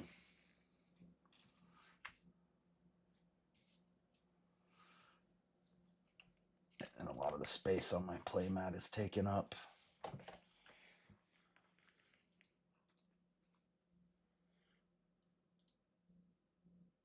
Game stores, so you can get all.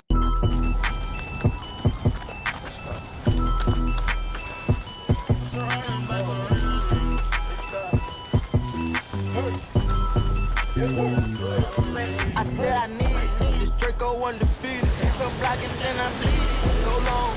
These bullets he receiving. I can't see. Here we go. We're up here at Tahoe. Feeling good. Came out to breathe some thin air for a couple days. Go back home to Flatland. Get our wrestling in. Boxing. I live in thin air. Get back to it. Awesome. Thank you. Thank you so much. I appreciate it. Thanks, guys. See you guys. I dropped out the poacher and bought me a gun. We bought in the jet cause my dog got a one. But don't give a fuck when the stick when we gone. Moved up out that molly, I cover my guns. They got an eel on my aim on point. Shooting that Glock, give me pain in my tongue.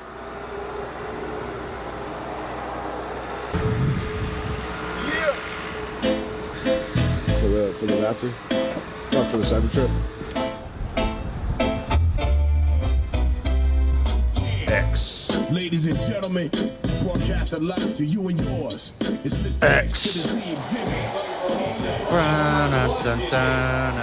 X. This is in the first round.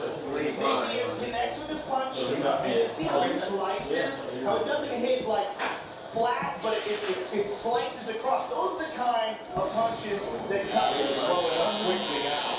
45 seconds.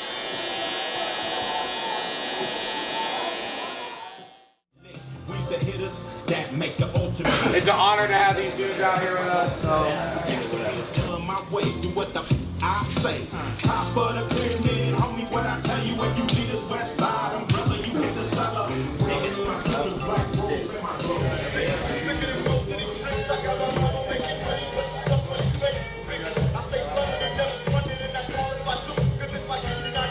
Nate, bro. Good shit. Thank you so much. Good to meet you, bro. Thank you. Likewise.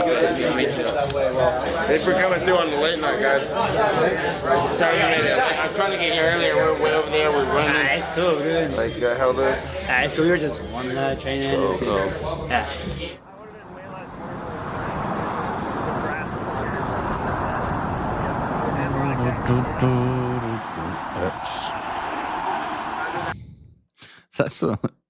That's Sylvester Stallone, John J. Rambo.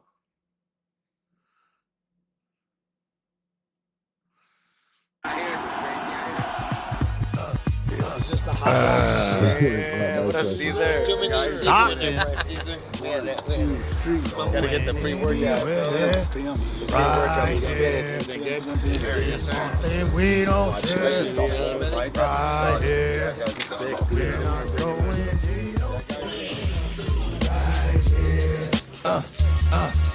One more time. I got to hit the streets off, make the streets talk, let them know it ain't a sweep off. This gon' be the only joint made this year that'll knock to 2003. And y'all gon' see that the hottest out there was, is, and will be me. Just like that. I can go away for a minute, do some up, bounce right back, and play this song. I'm coming with some that'll spit, flow, dust, and dawn. When you gone, ain't no coming back in the morning. But the dream, you gone. That's for real.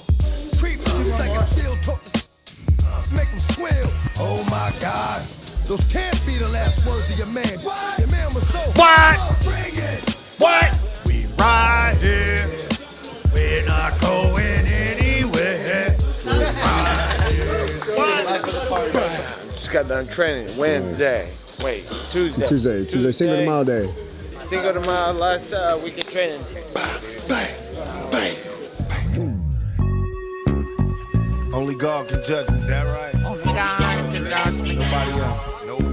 All you other motherfuckers, get out my business. Only God can judge me. I was blind to the facts. Stabbed in the back, I couldn't trust my own homies. Just a bunch of dirty facts. Will I succeed? Paranoid from the weed. And hocus pocus, try to focus, but I can't see.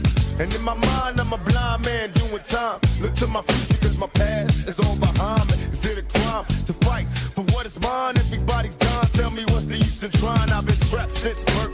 Cautious, cause I'm cursed. And fantasies of my family. That's right, May 16th, gonna get it done. We're gonna win over there. Come back home and party. Pocket full of cash. Yeah. What's up? It's Randy Spence. We're at India. Gym's on fire. There's people here every day sparring good. Packed house every day. Good sparring for everybody in the house. So looking to bring a W back home for both these guys. They've been working their asses off, so let's do it.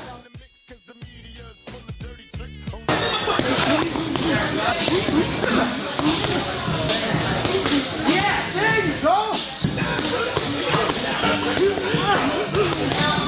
Nate's looking strong. UFC lost a great one with Nate. Yeah, let's go. May 16th. You already know. Yeah,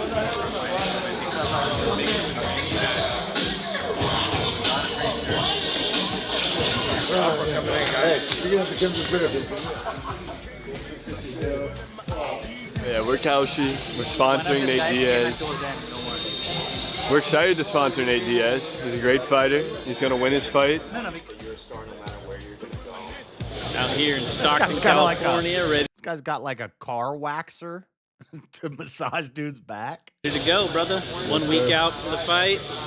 Gotta support our guys. We're about to start this commercial for Kaushi under Zico here, and we're about to get the man himself in the ring, giving us some of the lines that are gonna let people know what Kaushi's all about. Is what we scream as we dream in a paranoid state. And our fate is a lifetime I hate. Dear mama, can you save me? And fuck peace, cause the streets got our babies. We gotta eat, no more Oh, they're toasted. They're getting toasty roasted. Base 44 Super Agent is the catalyst for my growth. It's going to take me to the next level. My agent. Wait, what? Oh, that was it? That was it.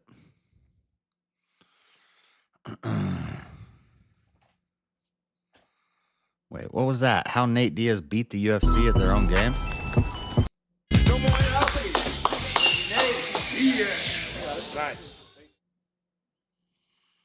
When the world won't bet on you, the only gamble left is to bet on yourself. And in MMA, no one embodies this more than Nate Diaz. If you want to be successful in this business, and if you want to do good in this business, you don't have to follow the leader. For years, the UFC lowballed him, buried him in pay, and tried to force him to play by their rules. He was never the most dominant fighter in the cage, but he always knew his worth, and that's exactly how he beat. Yeah, but he tapped out Conor McGregor, and when he does that Stockton slap, and then he stands back and just points at him and then smacks him. Oh my God, dude. The game by flat out refusing to play by its rules. That's right. Even before he ever stepped foot in an Trailblazer. MMA gym, Nate already had one big role model guiding him. Growing up in Stockton, it was easy for a teenager to end up on the wrong path. At an early age, he got involved in several street fights and carried the— Don't be the best, be the only. Make your own rules. Fuck these rules. weight of that environment everywhere he went. The thing is, he didn't really know how to fight. Was a good soundtrack. Police call my house. My mom's like, "You're suspended already. 5 days." And I'm like, "All right, cool." And I'm sitting there, and my brother's like already on the way. I'm 13. How old are you when you're a freshman?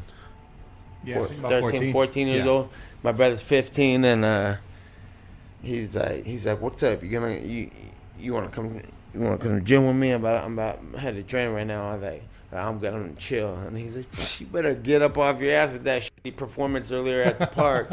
And I was like, I was embarrassed. I grabbed my shit like, went to the park, went to the gym with him, and I started training right there. What's funny is that unlike— That was so funny. That was the podcast where Bradley Martin said he could beat Nate in a street fight. And Nate's like, "Okay, buddy, you're a fucking podcaster. What are you going to do to me? I'll destroy you." He's like, "Yeah, but I'm 250 pounds. How much you weigh, Nate?" Nate's like, "It don't matter how much I weigh when you're unconscious." What do you mean? You're a podcaster, right? Like his brother, he never really liked training, but things were pretty rough for the two back in the day. He once recalled having nothing to eat at home, and the only reason he kept training was that some of the older guys at the gym would buy him a burrito after practice. That was the best season of Ultimate Fighter, and dude was running around naked, and Nate got pissed. Nate's like, "I don't play that gay shit. Get that F-slurritry away from me." That training eventually paid off. Nate made his professional debut in 2004, while Mick was already fighting guys like Robbie Lawler in the UFC. In his early MMA career, he was a promising lightweight, with a fighting style that sort of mimicked his older brother by mixing up boxing with elite BJJ. But his brother's presence in his life turned out to be both a blessing and a burden. While the two brothers always had each other's backs, the comparisons on the outside were inevitable. After going 5-2 in MMA, he joined the 5th season of The Ultimate Fighter, and that's when the label of Nick's younger brother really stuck. Websites your competitors don't want you to know, part 2. Shut up.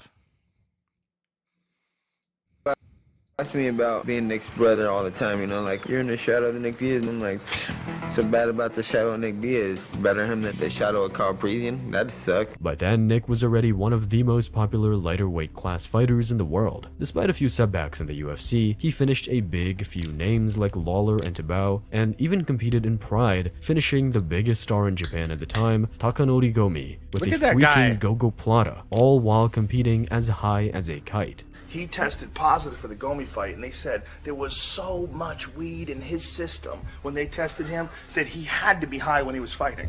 So what he did was just get ripped, just completely ripped. And then finish him with a Gogo Plata. I don't even know how to do a Gogo Plata. And then he went out there and fought Takanori Gomi and just outboxed him. You imagine that? By all means, getting rid of the stigma of the other How do you do... Okay, let me...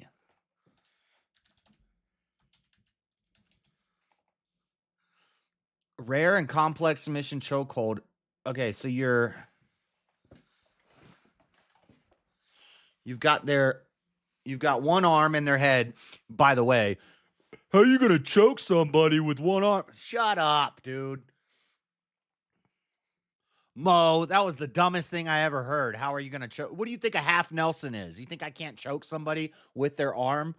That's the stupidest thing I've ever heard. You don't know what you're talking about.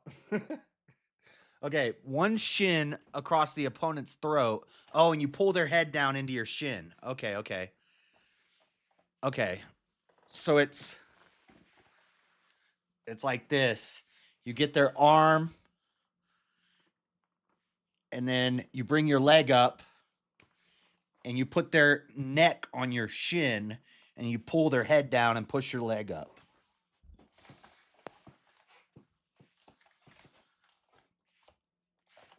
See, if Avers beats me in wrestling, I'm going to be like, run it back, jiu-jitsu. Diaz would I'm a go-go plato, yo ass. be a difficult task, but Nate still had his entire career ahead of him, and things started off well for him. His strong personality, also a trait of the Diaz's, made him pick up quite a few fans during the show. He was clearly the most talented fighter of the season, which ultimately resulted in him finishing all of his opponents and later winning the show. Now, he was officially a UFC fighter, ready to let go of the little brother shadow and finally stand on his own. One thing about Nate, which remains true to this day, is that the Californian always had a knack for entertainment, and this resulted in him becoming a fan favorite among hardcore fans. On top of being a But he's entertaining without trying. He's not trying to be entertaining. He's just like high and being himself. And and people just love it because he just doesn't care. An athlete, he Yeah, man, I don't even know what he's talking about. I'm just trying to fight. always had a talent for providing memorable moments on the mic. I've been cornering Nick since he started, like before the UFCs and stuff, so I get experience there and fighting, training, so just feels like he knows what I know I should do. He's my training partner. If he thought I should do something, he'd tell me specifically, but he didn't really. He just trained hard. He says, go beat that ass, don't be a bitch. There you go. Goodness. Nice job. Back to you. Once the wins started to stack, didn't like he that he became one of cussed. the most popular prospects in the organization. His fights were always exciting, so much so that he won bonuses of 3 of his first 4 fights for the promotion. It seemed like Nate was ready to reach the top, compete at the highest level, just like his brother was doing. But the road ahead was far from easy. Stories like Nate's don't get told enough. If this one resonated with you, hit subscribe to check out future videos. Reality came crashing in soon enough. After a 5-fight win streak in the UFC, Nate's first loss came in the hands of Clay Guida. The bout was as exciting as it gets, but ultimately his opponent got the nod. Damn, I almost want to go back and watch that fight. From then on, a pattern began to emerge. Nate would win a couple of fights and then lose to the guys near the top of the division. And after losing to guys like Joe Stevenson and even Gray Maynard, whom he had already beaten in the Ultimate Fighter. Did you guys notice in the thumbnail? I just noticed. Sephiroth is holding the Buster Sword backwards, and Cloud is holding Sephiroth's sword, blocking an attack from the Buster Sword. Good job, Grok. And there's like... Cloud's got another he's got Sephiroth's sword over his head, and he's got another Buster Sword in his hand that just disappears. And then Sephiroth has a backwards Buster Sword. I just noticed that. His lightweight run hit a wall. Another interesting trait of the Stockton brothers is that they never seem to think they lost a fight. As far as Nate, Nick, and his fans are concerned, Even if you think you lost a fight, you don't tell people you lost a fight. Jeez, duh.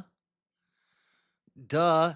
You think if I thought I lost a debate, I would go tell you guys that I lost the debate? No. Have you not read Trump's The Art of the Deal? Rule number 1, never admit defeat. the two are pretty much undefeated to this day. I did win that fight. Only people who thought I lost that fight were the judges, but... And then people ask me, Jess, you really think you never lost a debate? No, I never lost a debate. What are you talking about? Is you crazy? You need to go read you some Trump. You need to go get you some life lessons. Never admit defeat.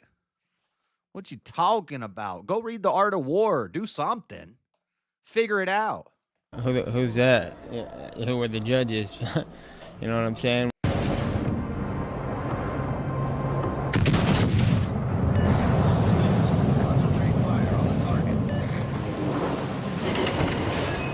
In a sense, this mentality helped the Diaz's maintain their status as fan favorites, despite facing several setbacks through the years. It was around that time that the first contract issues began to emerge. Nate began growing frustrated with the fact that he was making very little money, even less than some of the guys he beat. This frustration was what prompted him to move to welterweight for the first time, arguing he wasn't paid enough to cut to 155. And the fact that he was even able to find mixed success at 170, despite being undersized against pretty much everyone, is a feat of its own. After 2 wins and 1 fight of the night bonus, Diaz eventually slid back into the losing bracket once competition stiffened. He went on a 2-fight skid, including a 3-round beatdown at the hands of Rory McDonald. Meanwhile, the shadow of his brother's success only grew larger by the day. After all, at this exact point in time, Nick Diaz was the main event of one of the biggest cards ever in his title fight against GSP. Nate's public clashes with the UFC and its alleged unfair payment model didn't go unnoticed by the boss. Why do you think he's rebelling so much?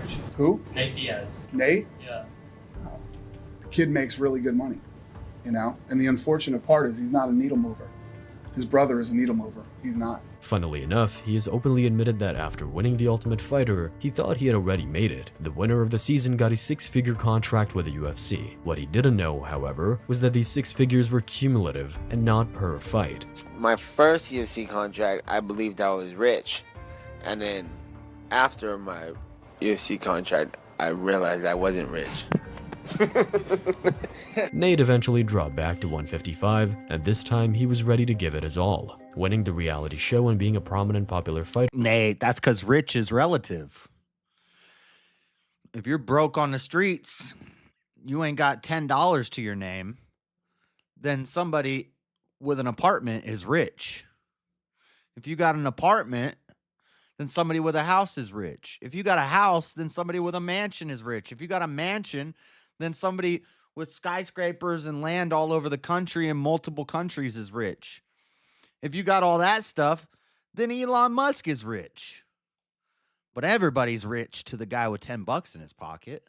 Wasn't cutting it, so he began playing by the UFC's rules. And what ensued was the most successful run of his career when looking at the quality of his opponents. He beat Gomi, Donald Cerrone, and Jim Miller, earning 3 performance bonuses while doing so. For the first time, he climbed through the rankings, positioning himself at the top, ready to challenge Benson Henderson for the lightweight strap. And going against the notion that he wasn't a draw, Diaz versus Henderson got one of the highest viewerships ever on Fox. But the jump in competition proved too much for him. After getting his eye completely shut in the very first round, Henderson dominated the rest of the fight, coasting to an easy decision victory over Nate. I was trying to wait for the eye to recover and I could see straight because I knew it was coming back and I knew it would come back strong from it, but never did. I ran out of time with it and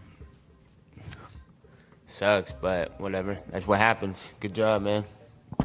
And things would get even worse from there on. In his next fight against Josh Thompson, Diaz was bested in a way he had never been beaten before. While he'd later mastered the art of losing and still maintaining some of his fan appeal in the past, there was no getting around that one. Thompson hit Nate with everything he had, and while Nate's chin is as durable as it gets, the beatdown was so one-sided that his own corner had to throw in the towel. Bloodied and battered, with barely any money to show for it, Diaz hit the lowest point of his UFC career. To make things even worse, this recent 2-fight losing streak came at the very end of Diaz's contract. This meant that he had little to no leverage. He came back for a though. He significant came back pay though. bump It in ain't a new over yet. contract. It looked like the end of the road. He tried moving the needle on Dana. Nah, he came back. Top of his game when he choked out McGregor. White's terms, but few ever succeed in playing by those rules. The thing is, instead of giving up, he decided to play the game his way. Yep. With a dream of a title and better pay fading, Nate began the third chapter of his career. Competing with the best seemed like it wasn't his focus anymore. Instead, Nate would invest all his chips in getting noticed. Challenging the UFC became kind of his thing. He came back to face Gray Maynard for a third time, but only a week before the fight, he threatened to pull out to attend a high school reunion. And he had every reason to switch gears, despite beating the He tells him in a tweet. Hey, UFC, I can't make it. I gotta go to my high school reunion, bro.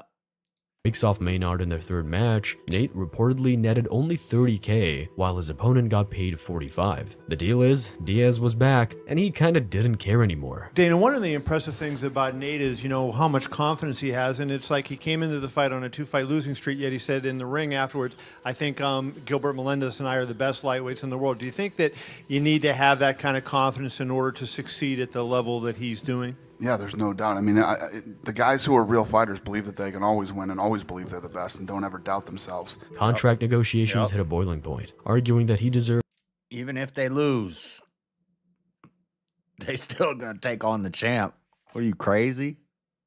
More pay. Nate stood firm and even refused to compete for an entire year, but the UFC held firm, unwilling to bend. That's what I'm gonna do to Avarice. I'm gonna hip toss his ass.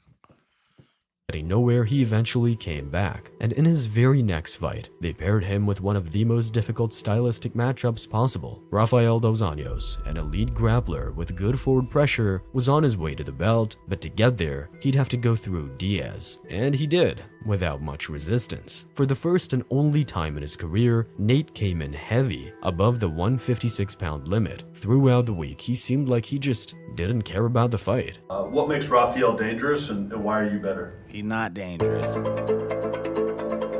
He's not dangerous. I'm dangerous.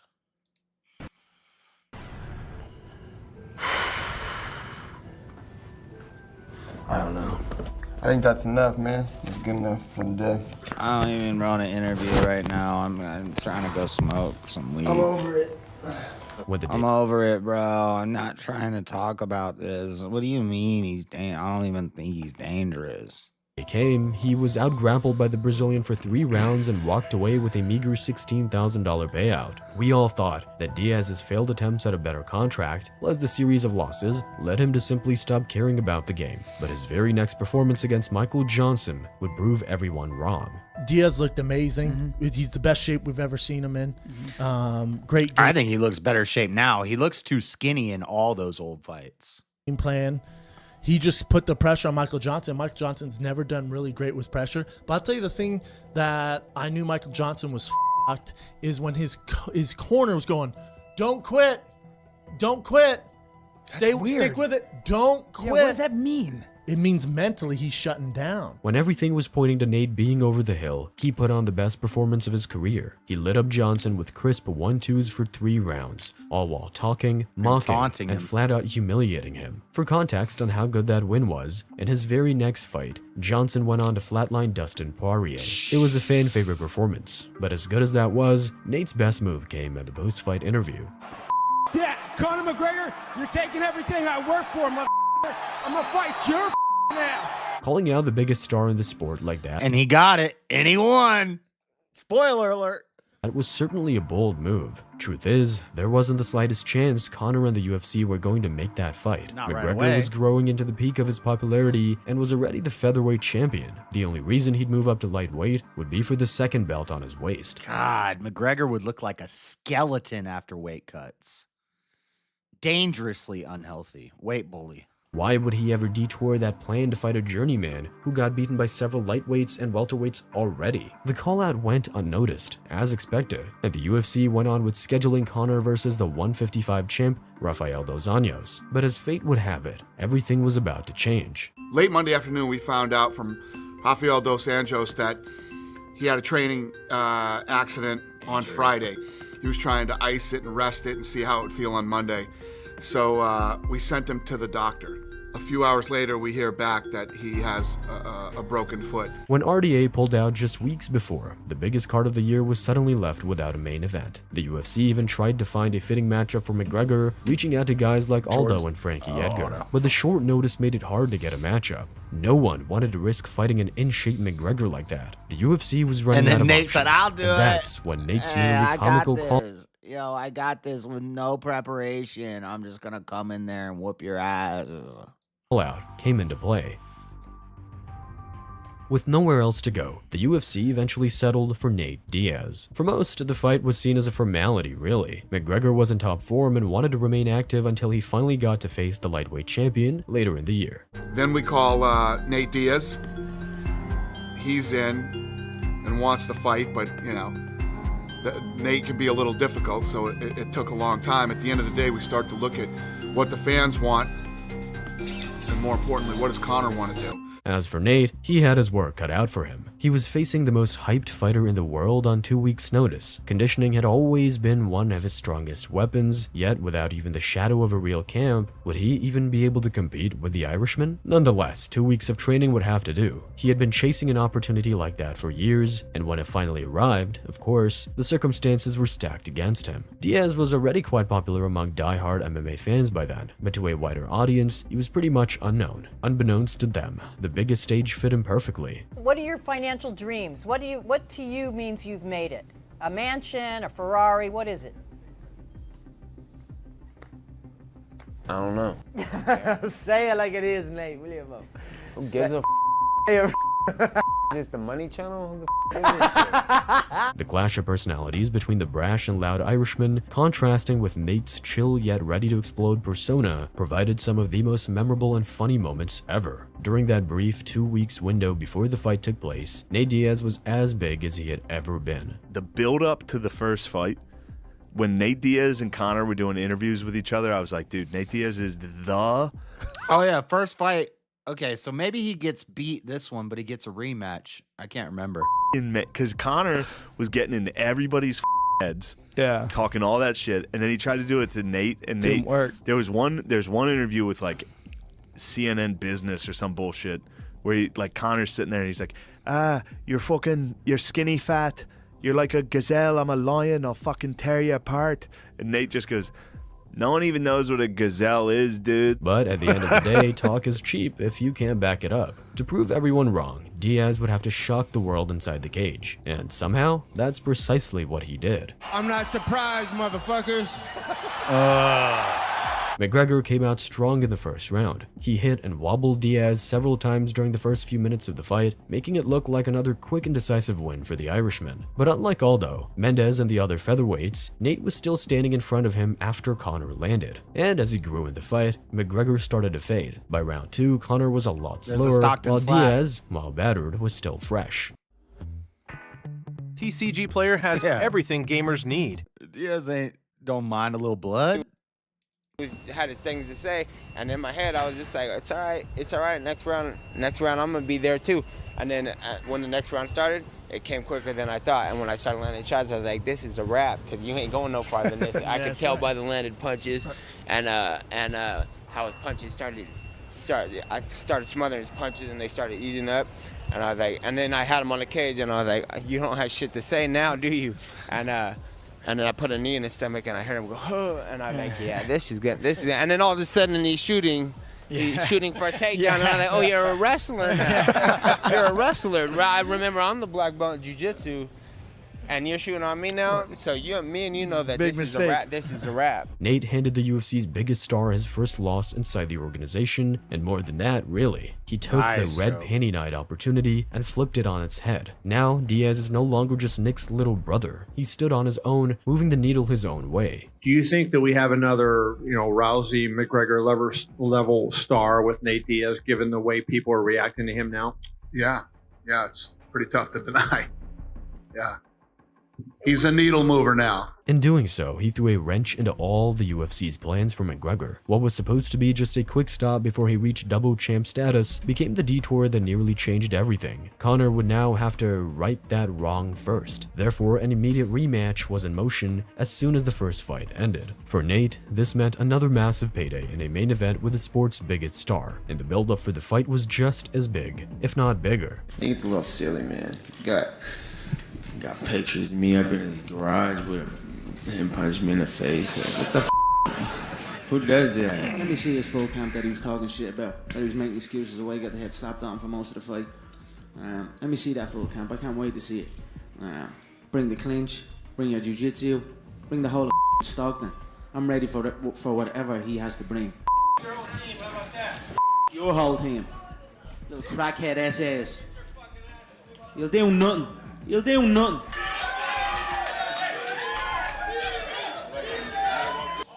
Shut your f***ing mouth, you'll do nothing. You'll do f***ing nothing. Not one of you'll do nothing. Get the f*** out of here! The rematch meant a lot for Conor as well. Another loss to Diaz would definitely hinder his star power and significantly water down his 155-pound ambitions. And this time, both fighters would get a full training camp preparing for each other. But while the promotion before the event felt like a rerun of the first one, in the actual main event of UFC, I didn't know that you'll do nothing. You'll do nothing. I didn't know that he was yelling at Nate when that happened. 202, the outcome was completely different. I forgot. Conor just fought a smooth, smart game plan. You know, he engaged from the outside where his speed was an advantage and did some damage, but didn't unload himself like he did in the first fight. In the first fight, he did that too, but then he unloaded himself.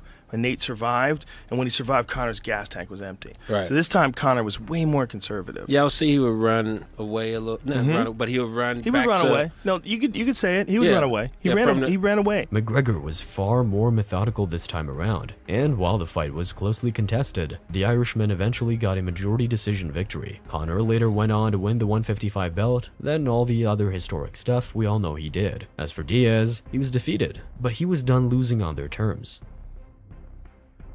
Nate went from making $15K per fight in someone else's undercard to being the main event of the best-selling UFC pay-per-view in history up until that point. The ball was in his court, and the rest of his career was defined by him doing what he wanted, when he wanted. Nate made so much money with the two McGregor fights that even the president questioned whether he would ever come back to the sport. He doesn't need to fight in 2017. The guy made a lot of money. He's probably good. So when are we going to see Nate? I don't think he'll ever. I don't know if those guys will ever fight again. Really? We offer him fights all the time, but. You know. I guess he says he doesn't want to fight nobodies. He wants big names.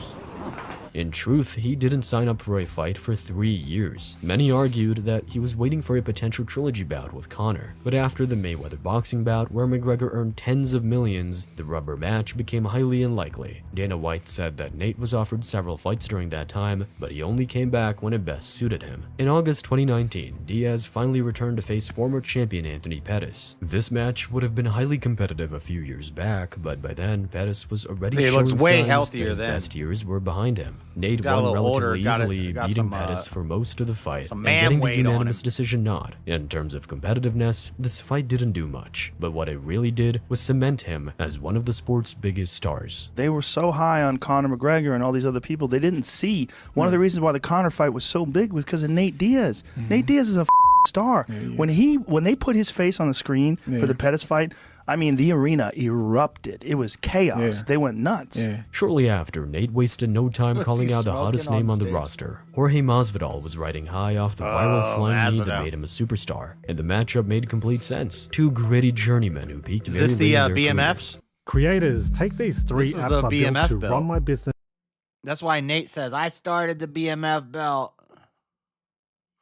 Fight that the It's my fans wanted to belt. see. Nate Diaz, called out Masvidal after his win over Pettis, and everybody's been talking about it. People have been hitting me up on social media telling me to get this done. I can now announce the fight is done. This fight became so big that the promotion even created an entire new belt to put it on the line. Both athletes competed for the BMF title at UFC 244 in a fight that promised fireworks from the get-go. And when the two finally met inside the octagon, Masvidal sort of took over. He looked faster and more powerful, while Nate appeared rusty from the long layoff. Nate took a beating for 2.5 rounds, but as the fight wore on, he started to pick up the pace. But funnily enough, Masvidal looked like he was slowing down while Diaz was showing signs that he could take over the rest of the fight. However, whether Nate would really flip the script of that fight, we'll never know. After inspecting Nate's cut, the doctors waved it off, and Masvidal walked away as the BMF champion. Once again, Diaz was defeated, even though he— That's why Nate's pissed and he says, "That's my belt."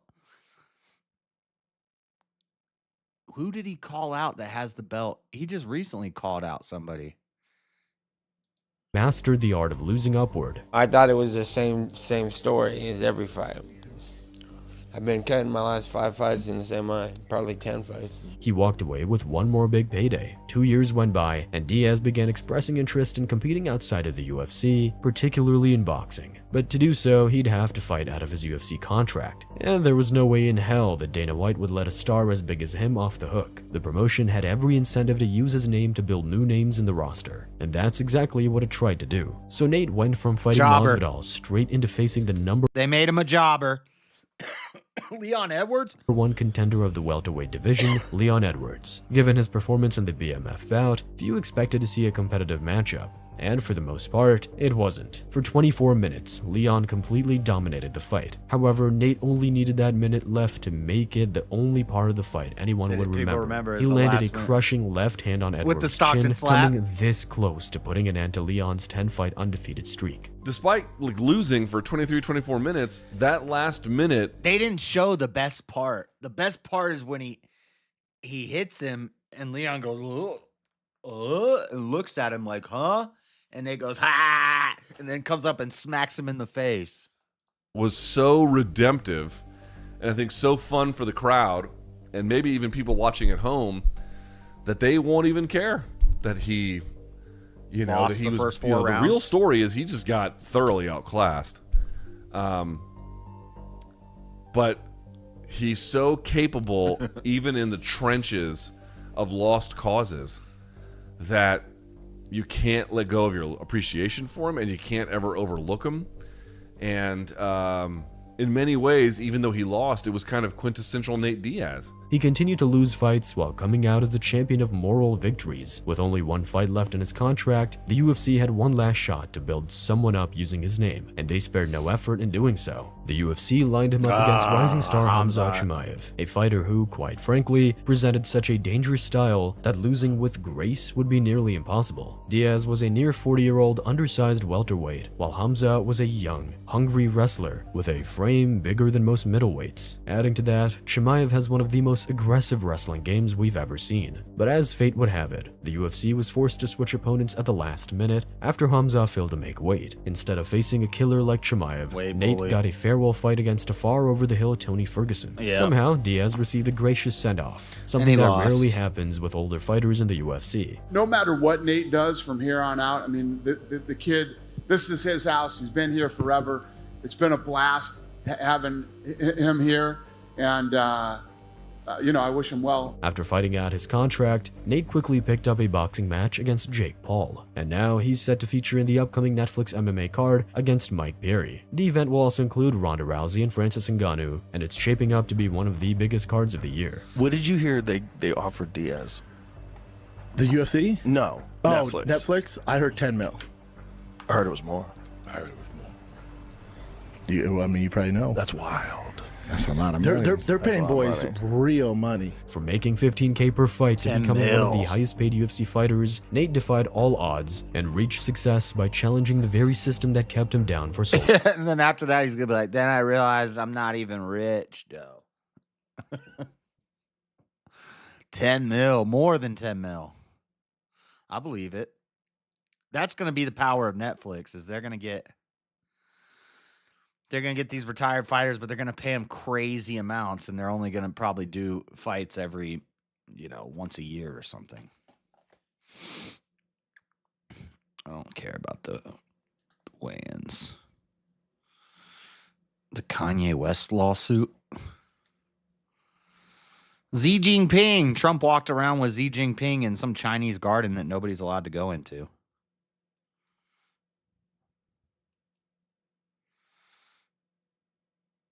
The 7 levels of UFC industry plant. I don't even know what that means.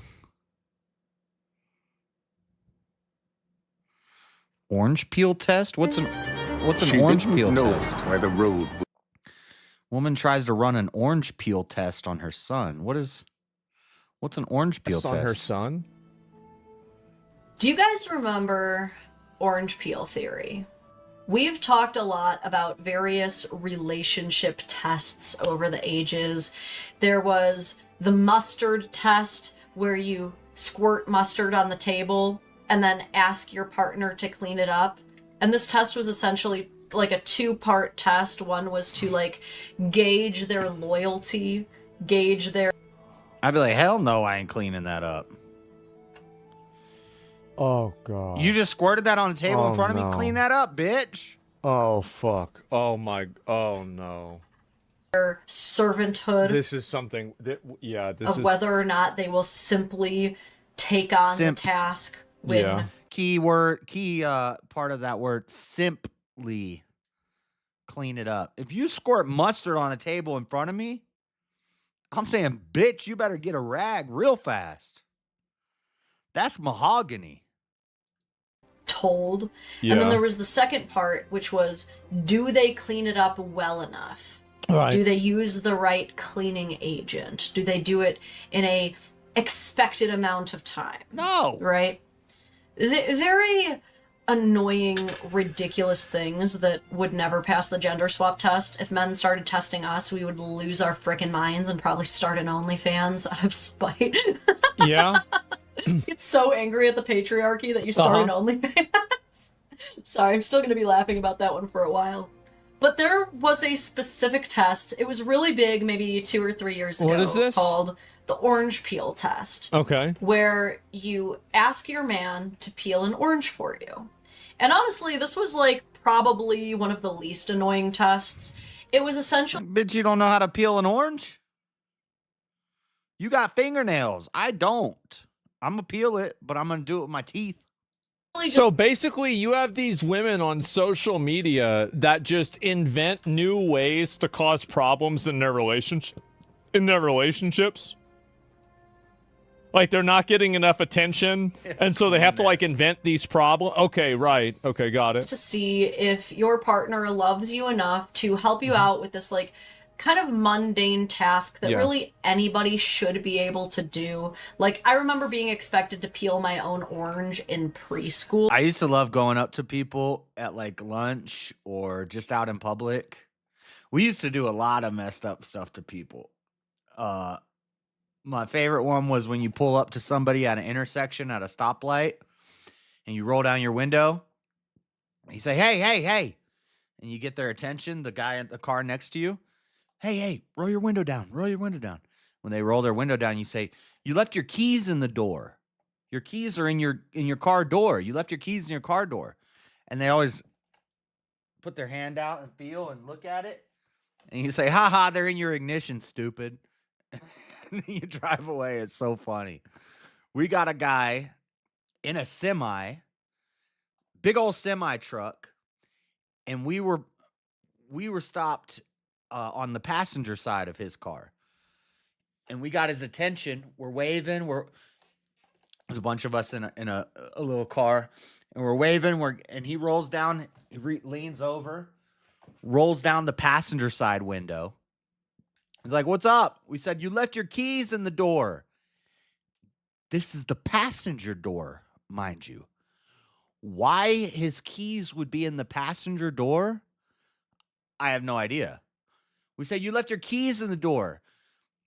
He parks the truck, puts the truck in park, scoots over, looks out, says, what?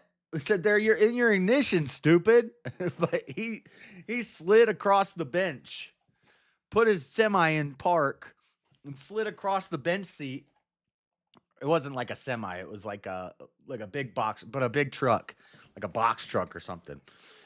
slides across the bench in his passenger door and looks out. And we're like, we got you, stupid. Or we tell him, this one's kind of messed up because we got many people to turn around.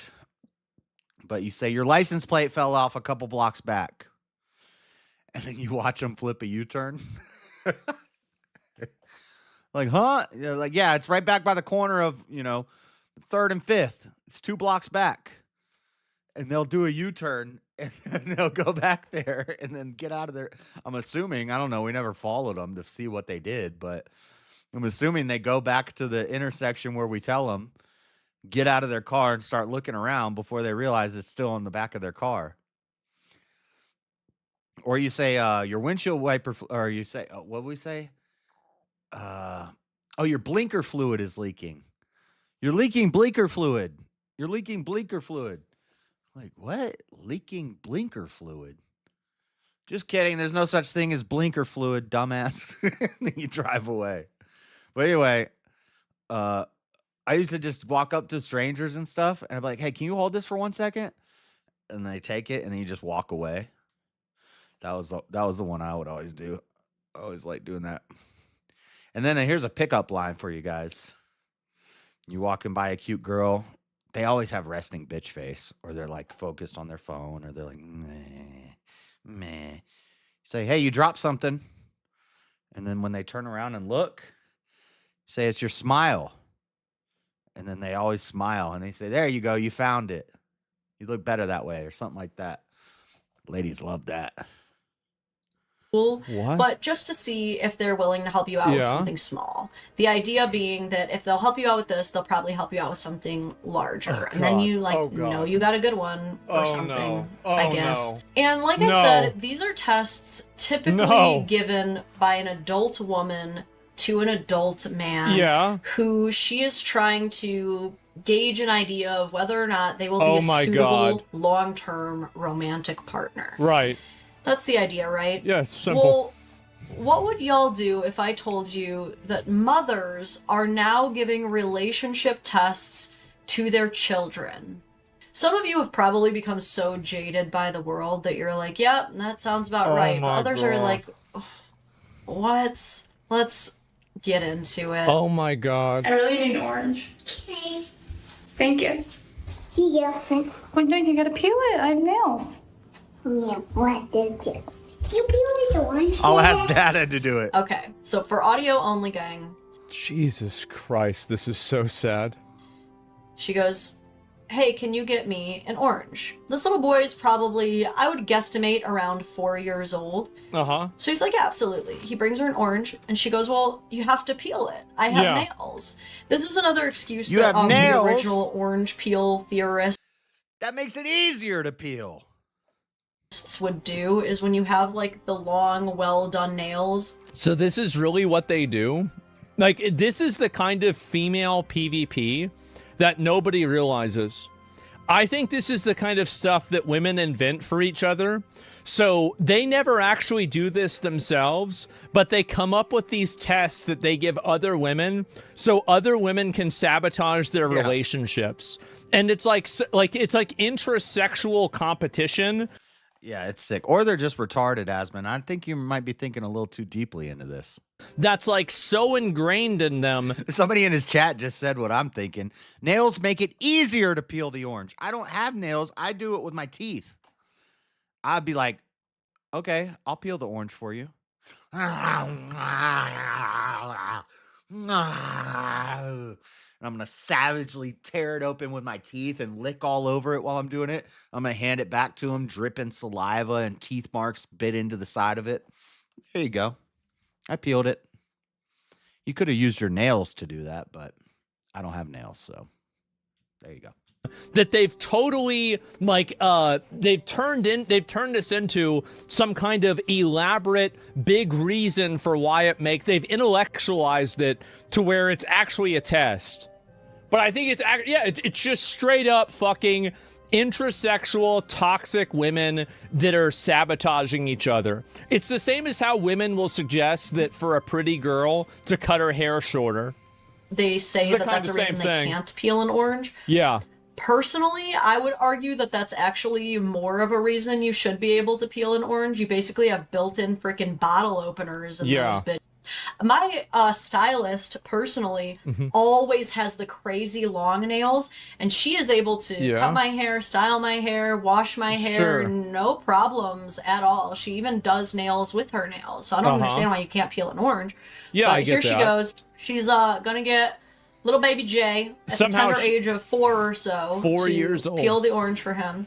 And he immediately starts outsourcing. He's like, Dad. He goes, okay, I'll get Dad to do And it. you can see the mom was really pretty. So the guy probably puts up I with didn't this. see the mom. Wait, I didn't see the mom.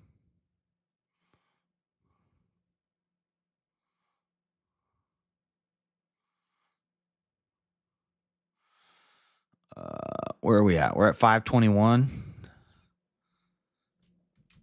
Is she They're really? like, what? Let's get into it. Oh my god.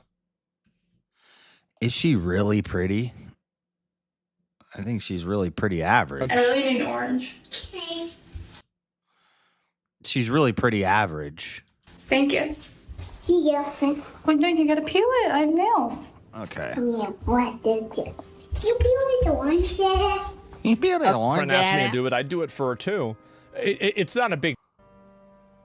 So now the orange theory, orange peel theory has been orange peel theoried.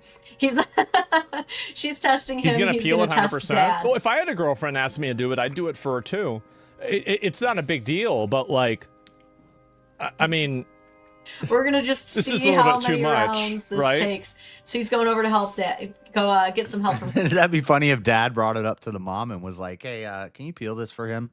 That'd be so funny. Daddy. Yeah. Why don't you peel it? I can't peel Why? it. I can't peel it. Interesting. So Also, he's right around the corner, so he didn't hear Mom just ask him to do it, and now he's asking Dad to do it. So is Dad in on this weird crap? Gay?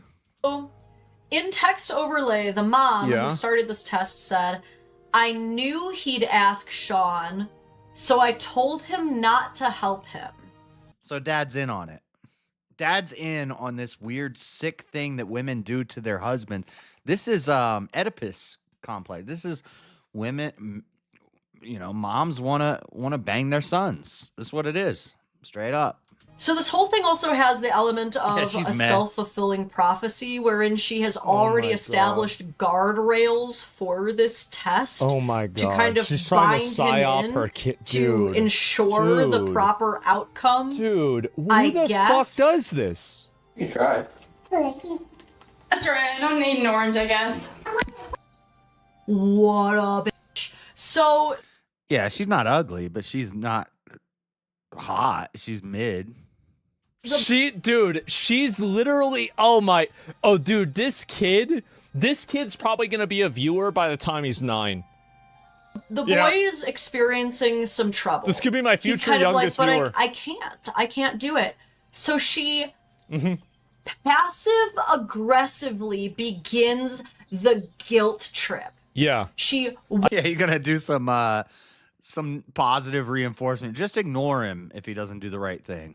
I guess I'm walks gonna away die. from the child and goes, "That's Ah. okay. I guess I don't need an orange." Yeah. Yeah. It's positive reinforcement. If they do the right thing, you say, "Good job." If they do the wrong thing, you just ignore them. Okay. And just walk away like he's a dog. So she's already Gas little weaponizing her kid, dude. emotion. Right now, okay, I'm done with this. Because right now I'm a reactor reacting to a reactor reacting to a reactor reacting. This is reacception. I'm a reactor reacting to a reactor reacting to a reactor reacting to some stupid TikTok video. What am I doing with my life? How hey, we're YouTube featured, but we only got 3 people watching. People don't like magic cards. They don't like the title. They don't like the thumbnail. We're going back to the dreaded conservative thumbnails. MVP Uncut. 764, the internet's most disturbing cult. With Galen's now approach. Galen?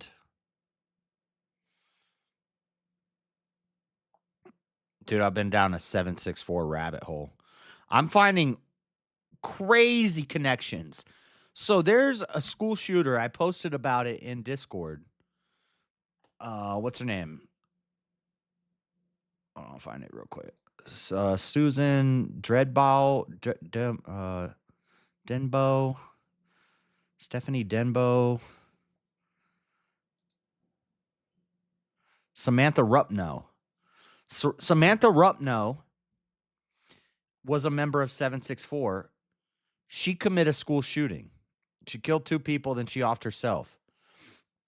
Before she did, one person, leader, was murdered by partner MKP, equal number of bodies.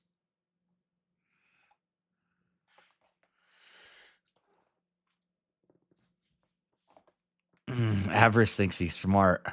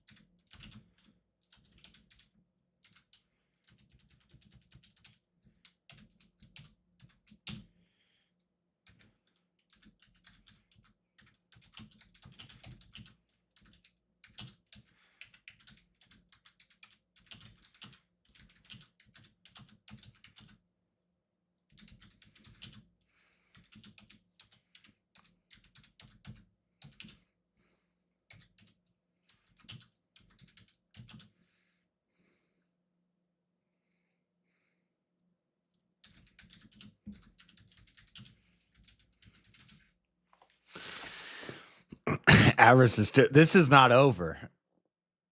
I am. See, when I was prepping for that debate, I was planning on going with Aleph or Scientology, which I did. The one that Adam Dole brought up was a really good one, and I didn't even have time in preparation to get into political cults.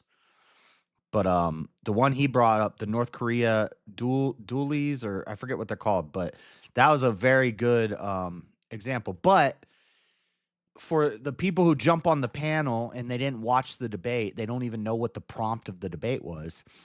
I did not have to pick a worse cult. I only did that to make the debate interesting. I don't have to pick a worst cult. All I have to do is prove that there are worst cults, which I did. So then when other people come up, and they're attacking me, they're like, well, I know the three stooges who jumped on, who started clowning and trolling and coming at me sideways, even though they didn't listen to the debate, and they start arguing with me about, oh, well, that's all the worst cult. That's not the worst. Why don't you argue with Avarice? He's the one who's saying that his is the worst cult. I'm just saying it's not the worst. And you guys are agreeing with me, but you're coming at me sideways. Everybody always does that. No respect. No respect. But anyway, so the one Adam Dole brought up is a really good one, which I would say is worse. All the ones I brought up are worse. So, and then all the ones that they brought up to argue with me when they should have been arguing with Avarice, they were all worse. So the point is, there are many worse cults than MKP. And But anyway, while researching for the debate, I found out about 764, and I didn't have enough time to. I watched a couple documentaries. I didn't take a lot of notes because I was at work when I was listening to him. So when he's asking me, is there a member list? There's no member list of MKP. You know some of the board members and some of the leaders of it. You don't have a full members list. Just like there's no full members list of any cult unless they all offed themselves. Then there's a members list because they're all dead. But there's no members list of MKP, just like there's. So he thought that was like a W. Where's the members list? Source. Where's the members list? There's no members list. Just like there's no members list for yours. But anyway, when I saw 764 and I started watching it, I was like, oh, this is the most dangerous cult. And the more I look into it, and now I'm getting all these videos on my feed about school shooters, mass crime events, and somewhere in the video, it'd be this one I posted about Samantha Rupno. This is a 40-minute video. The last 5 minutes, he says, also, she was a member of a group called 764 online. And this girl, before she did the school shooting, she went in the bathroom and posted a picture doing the OK sign and posted it. And a guy responded to it. And he said, live stream it. That guy who responded to her post, live stream it, is also a member of 764. His name is Solomon Antioch shooter. I forget his last name, but his name is Solomon. He's the Antioch shooter. He was raised as a black Hebrew Israelite, and he hated black people because of it. He resented his father. His father was a black Hebrew Israelite, but his son was friends from 764 with Samantha Rupno, and he did a school shooting and killed a girl and then shot himself. So just in 2 days of looking into it, I found 2 more school shooters with 3 bodies, 2 suicides. That's just 2 events from 764. 764 has only been around since 2021. So in 4 years, there's a guy who lit himself on fire and offed himself. There's a girl, a little girl, who would cut herself and carve the names of people into her. She offed herself. There's an old lady who got murdered, and it was live streamed for 764. There's a pedo. He raped and killed some people, and he's in prison right now. And he was a CP guy. And then the owner of 764 is doing a 320-year prison sentence consecutively. It's 80 years. So that's 2 murderers, 2 suicide. Well, no, wait. 4 suicides, 2 school shootings, 4 murders, and then a rapist, CP producer, murderer, and then the leader is in jail for 320 years. In 4 years. 764 started in 2021. In 4 years. And that's just the tip of the iceberg. That's just the beginning. They have 450 open charges. They're labeled a terrorist group in like 5 countries. In 4 years, they've done all that. What has Mankind Project done in 70 years? 3 guys offed themselves because they were sad? And that's the worst cult? Oh, but they convince people to do abortions. Everybody convinces, the whole world, Madonna convinces people to do abortions. Is she in the Mankind Project? That's not a good argument. So anyway, I've been discovering all these connections with all these sick young people who do shootings, who do attacks on the streets, crazy suicides, CP, all this stuff, and it all ties back to 764. They're getting to kids through Roblox and Minecraft. This is a social media cult. This is far more dangerous than Mankind Project. Grown men who want to do some butt stuff in the woods with a bunch of other guys, and they want to be feminized and they want to teach men how to cry and be vulnerable. Yeah, that's gay as shit. But it's not the most dangerous cult. The most dangerous cult is the one that is getting children to shoot up their schools. That's the most dangerous cult. My point stands. I dominated that debate. If you don't get it, then you should go do research or something, because that was not even close.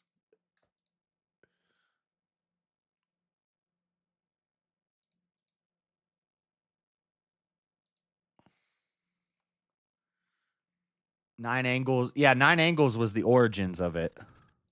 Nine Angles, or not Nine Angles. It's called Nine, something of Nine. Avers brought it up. He's like, you don't even know about that. Why didn't you mention that? Well, because I didn't have it in my notes, but I did know what he was talking about.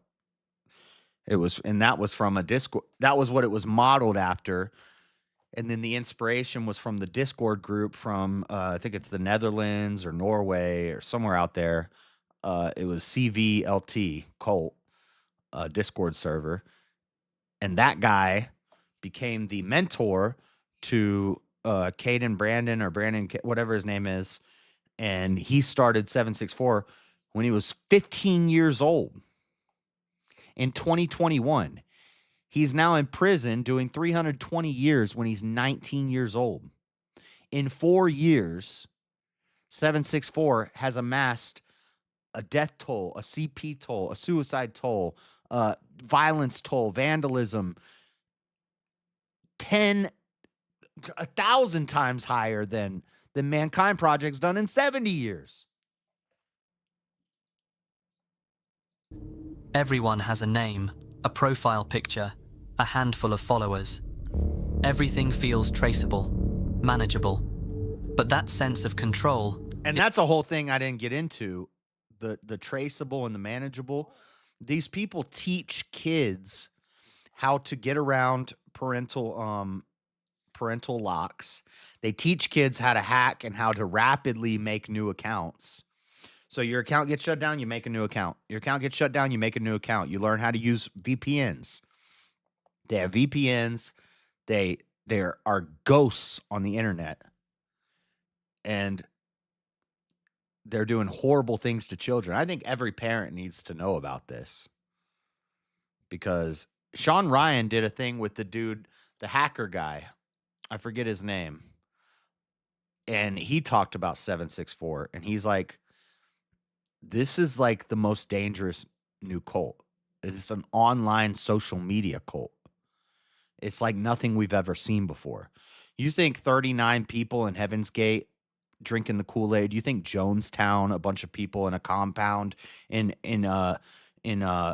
freaking Guatemala or whatever the hell they were, New Guinea or wherever they were, you think that's bad?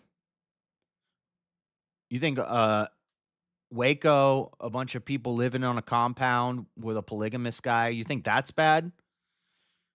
Wait till you see what this online social media cult does to kids. This and he said, you talk about the short term. The short terms, no, this just started. Who knows how far this is going to go? You think social media is going to stop tomorrow? No, nobody's stopping the internet. This is way worse, way more reach, way more dangerous. The only way you stop this is if parents stop giving their kids devices and access to the internet. That's not going to happen. The way you stop the Mankind Project is men stop being pussies. That's it. And it's over. There's always going to be pussified men who are going to want to go frolic in the woods and play some gay stuff. Whatever. They're not going to destroy the planet. They convince girls to get abortions. These are gay beta males. If women had strong men to look to, They wouldn't be going with the gay beta males who are going to tell them to get an abortion. What happens when we make abortion illegal? Men and women stand up and unite. We make it illegal. Then guess what? Mankind Project's not a threat anymore. It's just a bunch of pussy men in the woods doing gay stuff. This is not the same as people utilizing social media to attack children all over the world. It's nowhere near as bad. Is mostly an illusion. Behind the usernames and the private messages, there's a part of the internet built to keep people out. It doesn't rely on algorithms or exposure. It spreads through private servers, closed groups, and invite-only links passed from one person to the next. And once someone's inside, getting out isn't always simple. Over the last few years, that darkness has started to take shape. Investigators are now tracking what they describe as one of the most rapidly growing online threats in the world. A decentralized, ideologically driven network that has already been linked to dozens. He kept saying decentralized, decentralized, decentralized. I said in my opening, there are many examples of cults that are decentralized. Some cults, political cults, anarchist political cults like this one, nihilistic, radical extremist, or whatever the word is, NREs, nihilistic radical extremists.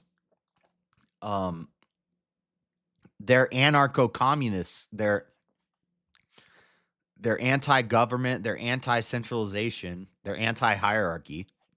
They still have a satanic ideological cult, but their cult is designed around not having a centralized government. They're against that. That's part of, if part of the cult is we're against centralized governments, then of course it's not going to be a centralized cult. And I said that in my opening. I said some of these cults are not centralized, but we still would all recognize them as a cult. Dozens of victims across multiple countries. According to the FBI, the group coerces vulnerable individuals into producing CSAM, self-mutilation, and extreme violence. And in the most severe cases, victims have been pushed to taking their own lives. This is Group 764.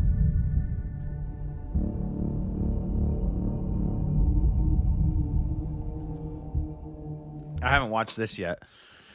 I'll be right back. I have to pee.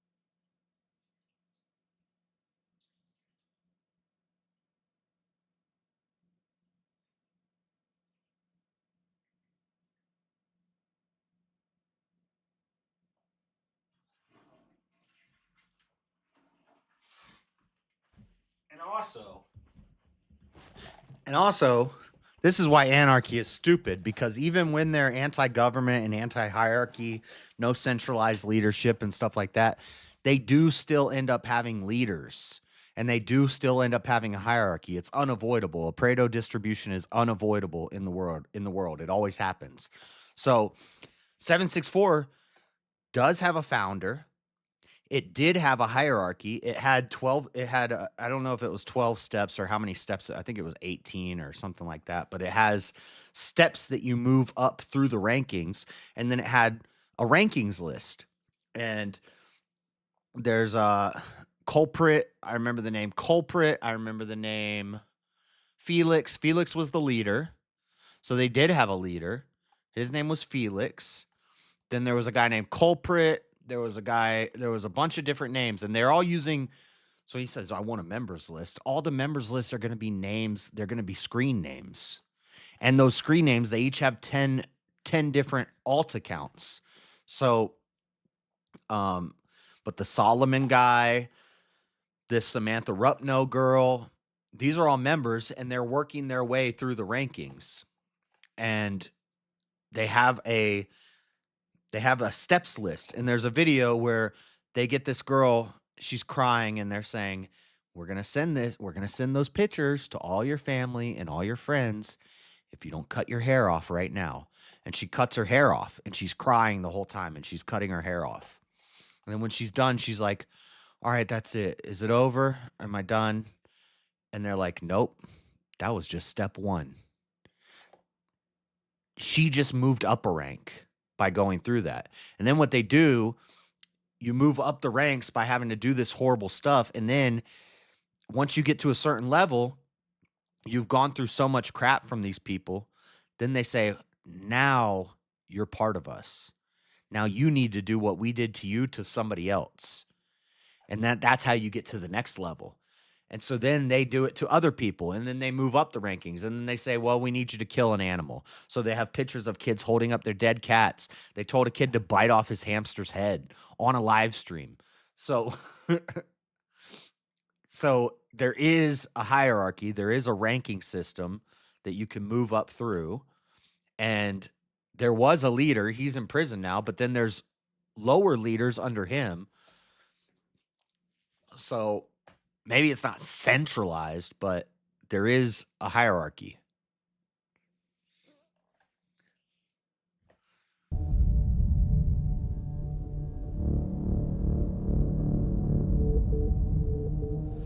They can't catch the big shots. The feds give them nicknames. Exactly. He's like, where's the list? Where's the list? I did not think that was it looked like a L, because I was like, well, I don't have a list. What do you want me to do? What am I going to do? Google who's in the 764 cult, and it's going to give me first name and last name of every member? No, of course not. But the Mankind Project's the same way. He can't give me a list of all the members and all the people who ever went to the camp. He can read some names off the website of their board members and stuff like that, people who are publicly part of it. But you can't give me a list of all the members of a cult. What are you talking about? And I can't give you, especially this type of cult, which is done on the internet. And then Adam almost had me, but actually they never really had me, because I knew this was going to. I said 764 could have 10,000 members worldwide, but because it's online, there could be people with multiple different accounts, and they bounce around to different accounts. And I'm not stupid, guys. I knew as soon as I said that the response is going to be, oh, so they don't actually have 10,000 members. Maybe they only have 1,000 members, and each one has 10 accounts. So there's only 1,000 members. They have less members than what you're saying. Yeah, good point. So that means less people did the same amount of crimes. If there's 100 crimes, and if there's 10,000 members, and there's 100 crimes done, but those 10,000 members are actually only 1,000 people, that means 1,000 people did 100 crimes. That means per capita, each of those people is way more likely to commit a crime. Now, if we look at Mankind Project, 80,000 members over 70 years have done 3 suicides. 3 suicides from 80,000 people over 70 years. What's your per capita danger rating? It's pretty low. It's pretty low. It seems like it's not that dangerous. Well, let's count the abortions that they convinced people to do. 70 years, 80,000 members. Let's say each year they convince somebody to do an abortion. Then that's, to figure out the per capita rate, let's say 700 abortions. 700 abortions over 70 years. That's 10 abortions a year.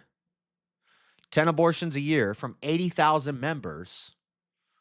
Then that means basically it's a very low per capita crime rate. Whereas you take 764, let's say it says there's 10,000 members, but each one has 10 accounts. There's 1,000 764 members. 1,764 members over 4 years, 450 crimes, your per capita rate there is way higher, way more dangerous. So pointing out that there's less members than what I was claiming actually proved my point more, that it makes them more dangerous if there's less members. If there's 10 members and it's only been around for a year and there's been 10 murders, that means they have 100% murder rate per year. That's very dangerous. If you have 100,000 members over 100 years and there's only 10 murders, same number of murders, but one is way more dangerous than the other. But I felt like I didn't need to explain per capita to a bunch of white guys, so I didn't go real deep into it. Plus, I had to leave.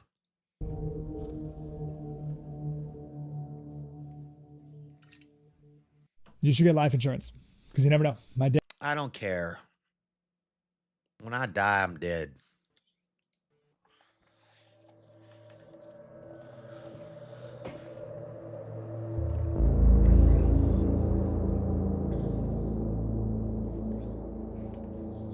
Texas, 2021. His name's Brandon Caden or something like that. Caden Brandon or something. Brandon something. The Cult of Nine Lights or nine Angels or something like that was his inspiration. And then he found CVLT, Norway-based Discord cult group, horrorcore type stuff, gore. They shared gore and CP. And then he decided to do the same thing. He got mentored by the guy from Cult. That's the origins. Let's see if I was close on that. 764 didn't begin as a movement. Texas. It began with a teenager. Bradley Cadenhead was 15 when he Bradley Cadenhead, I was close. Created the group from his bedroom in Stephenville, Texas. Online, he went by the name Felix, using 764 from his town's zip code. That's a zip code, yep. But what that name came to represent would stretch far beyond a single location. His behavior had been escalating for years. At 8, he was already watching adult content. Soon after, it shifted toward violent content. That's Nick Berg. Torture videos, gore, anything brutal. And by the time he was 13, he had already been placed on... I saw that video when I was in 8th or 9th grade. Because that was after September 11th. That was Al-Qaeda or the Taliban, one of them. That was Nick Berg. I think that was Nick Berg, but I thought, no, Nick Berg was indoors. That guy was out in the mountains somewhere. I don't know if I saw that one, but I saw Nick Berg get beheaded when I was pretty young. And it was bad. They sawed through him. Like...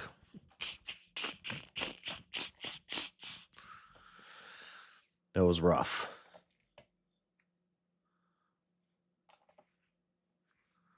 Person XYZ. Juvenile probation for talking about shooting up a middle school. The next year, he violated the terms and was sent to a juvenile facility. Probation reports showed a steady decline.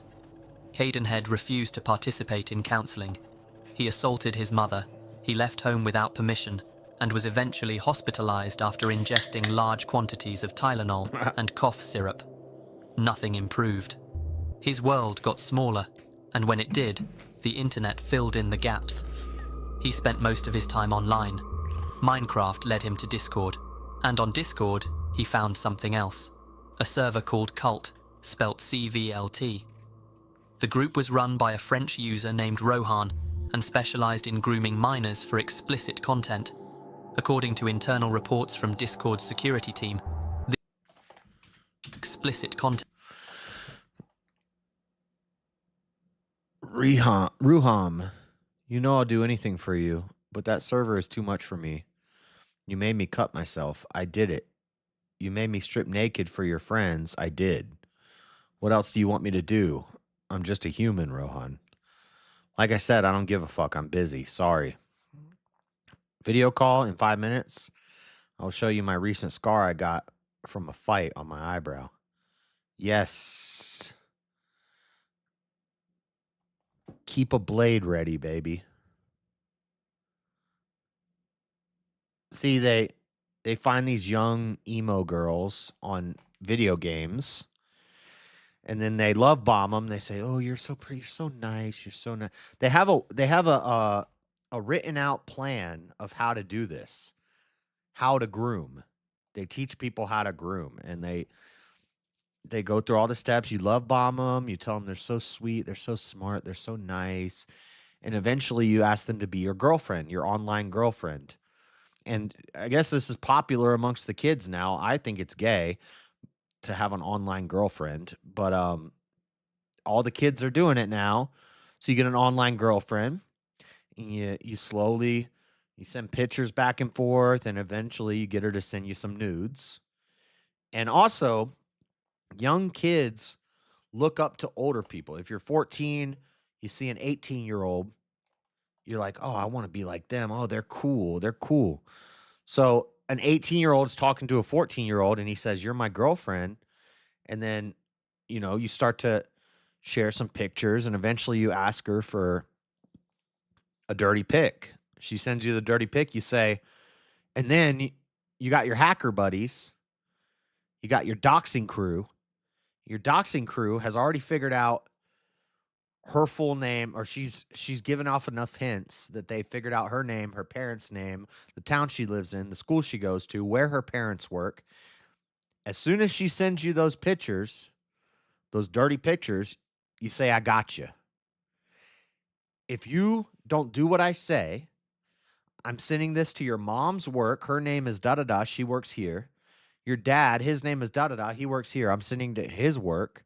I'm posting it on his Facebook and his Instagram and your mom's Tumblr. And this is the school you go to. I'm going to send it to your school. I'm going to send it to the local police. I'm going to send it everywhere. I'm going to put it all over the internet, and I'm going to make it go viral. These pictures of you doing this, and everybody's going to know you, and everybody's going to laugh at you. Now do what I say, little girl. And that's what they do. And they have instructions on how to do this. According to internal reports from Discord's security team, this is where Caden had learned to manipulate children. He said another user introduced him to Gore, and from there, everything escalated. He took what he had learned and started building a new server. The name was 764. Using variations of the name Felix, he dropped into chat rooms daily, spreading links, posting explicit images, and urging people to join him in more private spaces. When he was banned, he created new accounts. When users pushed back, he threatened them. He bragged about being device banned from nearly every email service. He said he'd gone through over 400 Felix. I'm device banned from almost every email service. I've been through 400 Felix accounts, 100 fake accounts for Discord, banned on Roblox twice. And also, when Google tells you there's 10,000 active members, that's probably coming from the FBI, and they know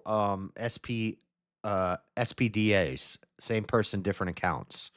So they're monitoring individual unique accounts. If the same person using the same IP address makes 10 accounts, they're not going to count that 10 times. They're going to count that one time. They know who the people are. These are people that they're monitoring. 10,000. And those are just the ones we know about. Felix accounts, 100 more just to get back on Discord. Even Roblox had banned him. So even that's another way to refute that argument that, well, if they have multiple accounts, then there's probably less of them. Well, no. That 10,000 active members number comes from governments who are tracking these people. That's not 10,000 usernames. There's probably 100,000 different usernames and different user accounts, but there's 10,000 active members being monitored right now by multiple countries' governments as a terrorist group. Twice. Imagine being able to build an app with your name on it. he encouraged a 10-year-old girl to send inappropriate photos of herself. In another, he told someone who had just survived taking their own life to try again. When other users warned him to stop, he laughed. He bragged constantly, said his extortions were wild. Other users called him a god, Felix the CP god. One 14-year-old girl from Oklahoma said she was blackmailed by him into cutting herself on camera, even going so far as making her mutilate her pet hamster. What began as a replica of cult quickly turned into something more, something ideological. This group got banned by the KKK white supremacist Nazi discords. They set up bots in some white supremacist discords. They set up bots to automatically ban anybody who had any affiliation with any 764 accounts. So if you ever were in a 764 group and you joined their group, their bot would pick it up and they would instantly ban you. These are Nazis on Discord who don't want anything to do with 764. They said 764 is crazy. If a bunch of KKK Nazis are calling you crazy and sick and twisted and evil, that's pretty bad. Okay. Borrowed heavily from an older extremist network called the Order of Nine Angles, or O9A. Yeah. It's a violent organization that merges Satanism, neo-Nazism, and occultism. Members are told to reject empathy, to see morality as weakness. Yeah, these people, and Avarice is like, you didn't even mention the Order of Nine Angles. Like he was trying to flex like he knows stuff. Order of Nine Angles won't even touch 764. They don't want nothing to do with them. That's what's crazy. They glorify ritual violence, and they promote a concept called culling, the idea that real power comes from harming others without hesitation. Cadenhead treated O9A like a blueprint. 764 built its identity around the belief that systems should fall. It wasn't created to gain influence or money. It was created to cause harm. I can give you a guide on how to off yourself 10 different ways that are very descriptive. Since you're too fucking stupid and can't off yourself correctly, I want to watch someone off themselves in BC. Created to gain influence or money. It was created to cause harm. The FBI and Department of Justice say the group's goal is to destabilize society by targeting the most vulnerable people they can find. That often means children, but it isn't limited to them. You don't want that photo posted everywhere, right? Of course. But I don't want to cut sign you. I don't want to cut sign for you neither. Do you really think you're given a choice? Okay, but like, why me, bro? I didn't do anything. You're going to do something for me, cutting or not. Can't you find someone else, please? No. Cut signs is where they would carve the name of the person into their body. The girl who offed herself, she tried multiple times for 764, leading up to it. And then one day the dad came home and found her in a bathtub, and she had culprit carved into her chest and her leg. And he's one of the big names in the group. And then, shortly thereafter, she offed herself. Targets are chosen based on... There's a whole documentary about her.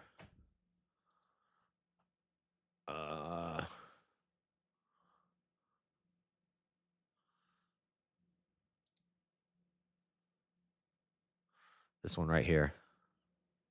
Get a personalized rate based on how your family drives. 764. Oh, wait.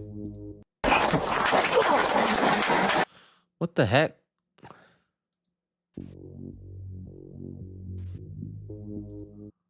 The people that are running our world, our ruling classes.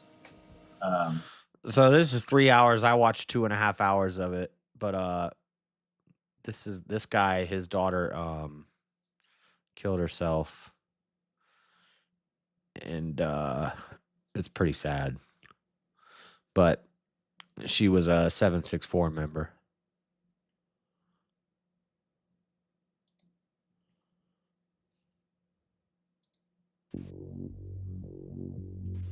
This is the.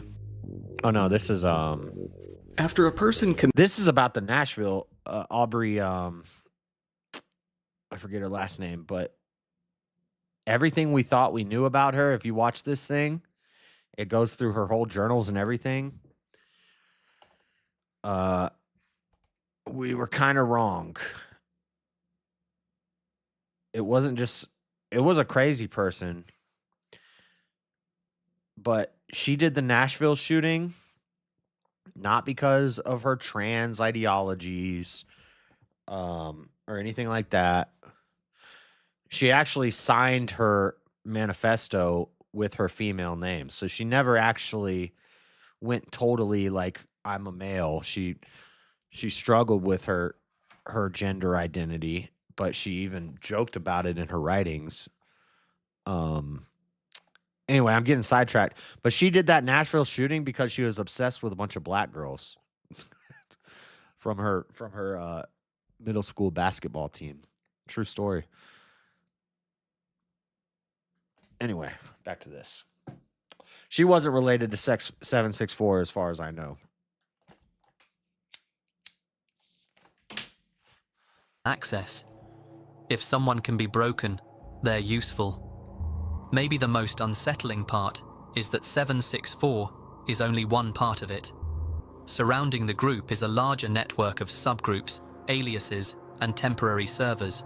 Slittown, Leak Society, Harm Nation, 303, 555, 404, Hell, and No Lives Matter, to name a few. No Lives Matter also banned them. So No Lives Matter was a white supremacist group.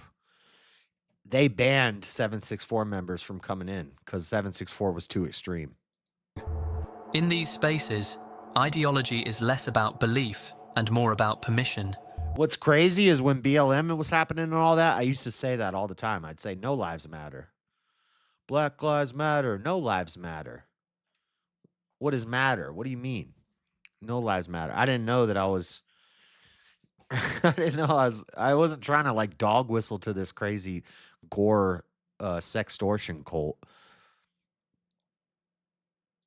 Some users invoke 09A references without knowing where they come from. Others wear them proudly. But the overlap is always there.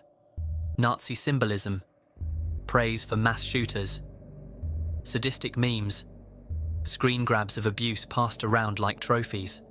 The most violent content earns the most respect, and the more disturbing the video, the higher the status.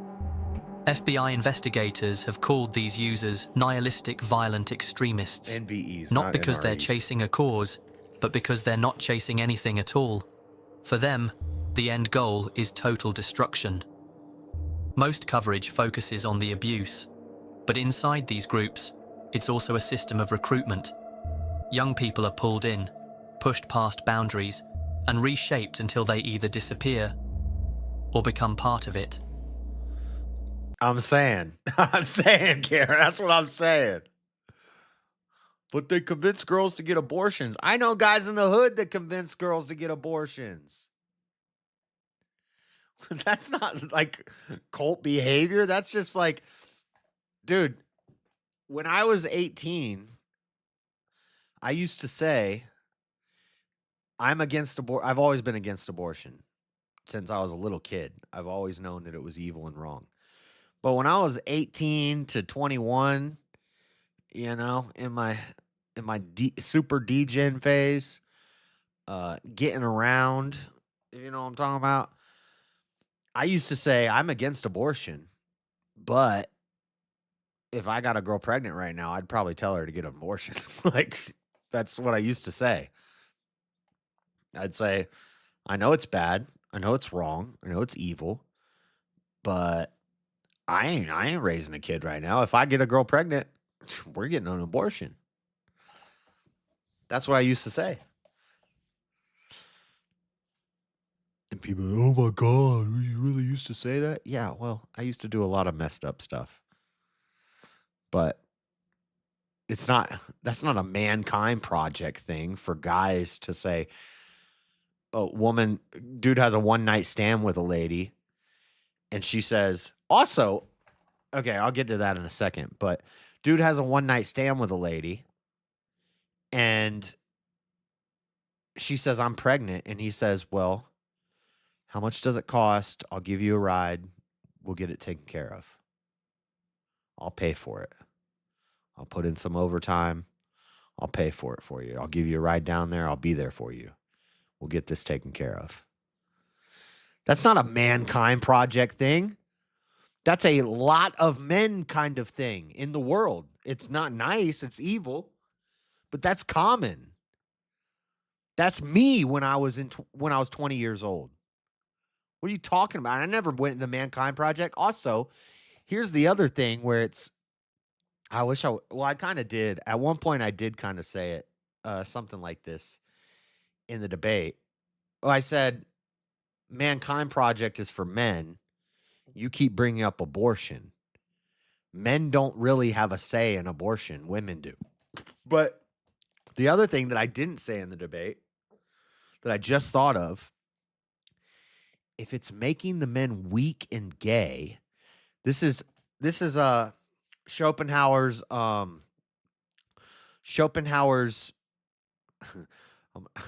this is Schopenhauer's fag right here. Not Schopenhauer. What's the cat that they put in the box with the bell? Schrodinger. This is Schrodinger's fag right here. Like, is he a gay beta male because he went to Mankind Project?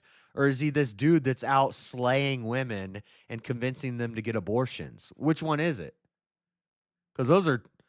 Hold on. You're saying Mankind Project is making men weak, feminized, gay. But then on the other side of your mouth, you're saying Mankind Project is convincing these women slayers to convince all these women to get abortions. Well, which one is it? Are they gay or are they like alpha male, red pill, who are the guys that go and, what's it called when they get numbers? They go out and they get all the numbers from all the girls. Is it some player? Are they gay, beta, feminized, weak men? Or are they these quote unquote alpha men, red pill guys who are getting all the numbers and banging all the bitches and then convincing them to get abortions? Which one is it? It can't be both. I didn't even think of that till just now, but I should have said that.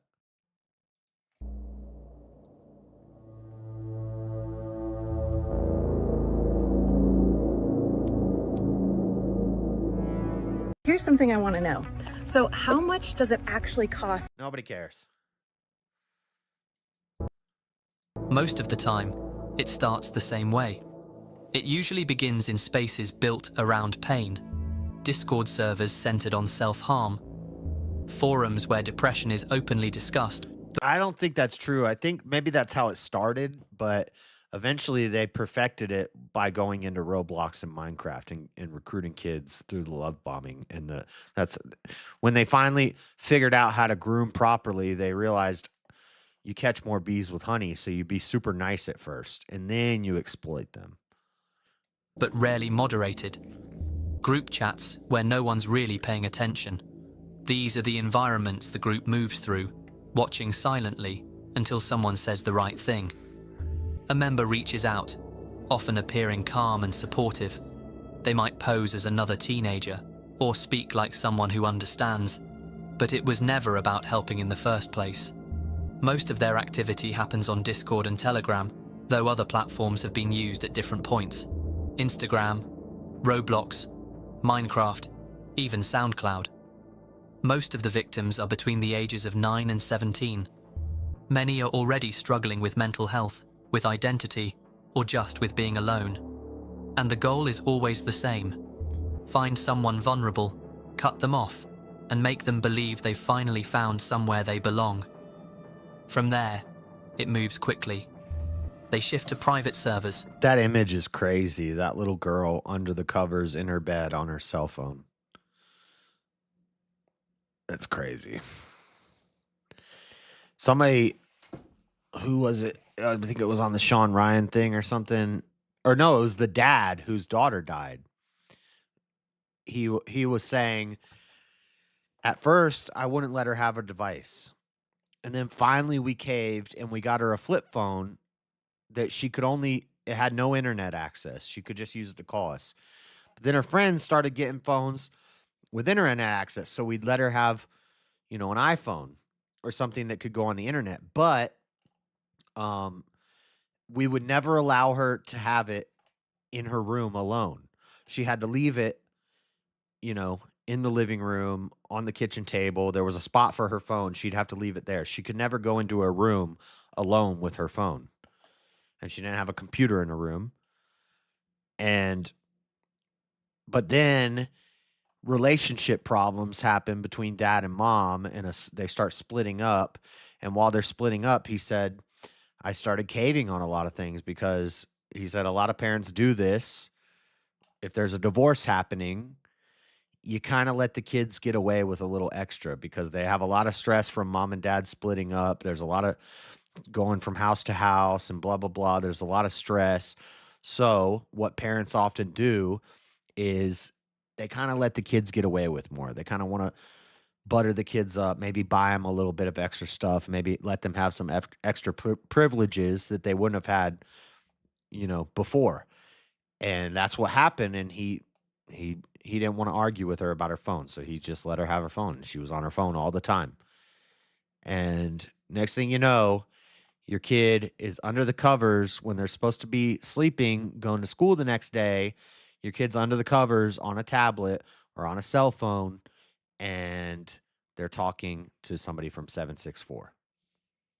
It's crazy. But we're supposed to think a bunch of beta males going to a gay parade is the most dangerous thing. I think this is worse than like the LGBTQ cult. A lot of them are probably in this, but like gay people doing gay stuff, promoting abortion, the whole world does that. And it's not because of the Mankind Project. It's not because feminism would be a bigger problem. Feminism is a worse cult. That's what I kept saying in the debate too. And Avarice knew I had him on that. That's why he kept trying to get off it. That's why I asked him, what's that book? Because before the debate started, we were talking about DebateCon. And basically Rachel and her book got brought up. And Avarice is like, yeah, I have it right here. I have her book right here, and I have it signed. And so in the debate, I was like, what was that book called? Because you said these men have been infiltrated by feminism, and feminism is they're becoming like feminists and they're pushing a feminist message. I said, okay, well, so wouldn't feminism be the worst cult? And he kind of was like, well, feminism isn't a cult. And I was like, what was that book? What's that book you got next to you? I know you got it next to you. And he's like, what? I don't know. What book are you talking about? I don't know what book you're talking about. I was like, you got it. You held it up where it's right next to you. I know it's right next to you. What's that book? Why don't you hold up? What's that book called? Occult Feminism? Huh. Voice calls and screen share sessions. Victims are told to follow instructions, sometimes framing it as a game, other times as a challenge. Occasionally, that first task crosses a boundary, but once it's done, that's where it starts. They ask for proof, photos or videos, something that can be saved. And once they have it, the tone changes. The messages get sharper. The victim is told that if they don't continue, their secrets will be shared, their family will be contacted, their lives will be ruined. It becomes a trap, and the only way out, they're told, is to keep going. Battle Tanks totally ruins the vibe. I downloaded this game. And a DLC for it because Epic Games was having and it looks really cool.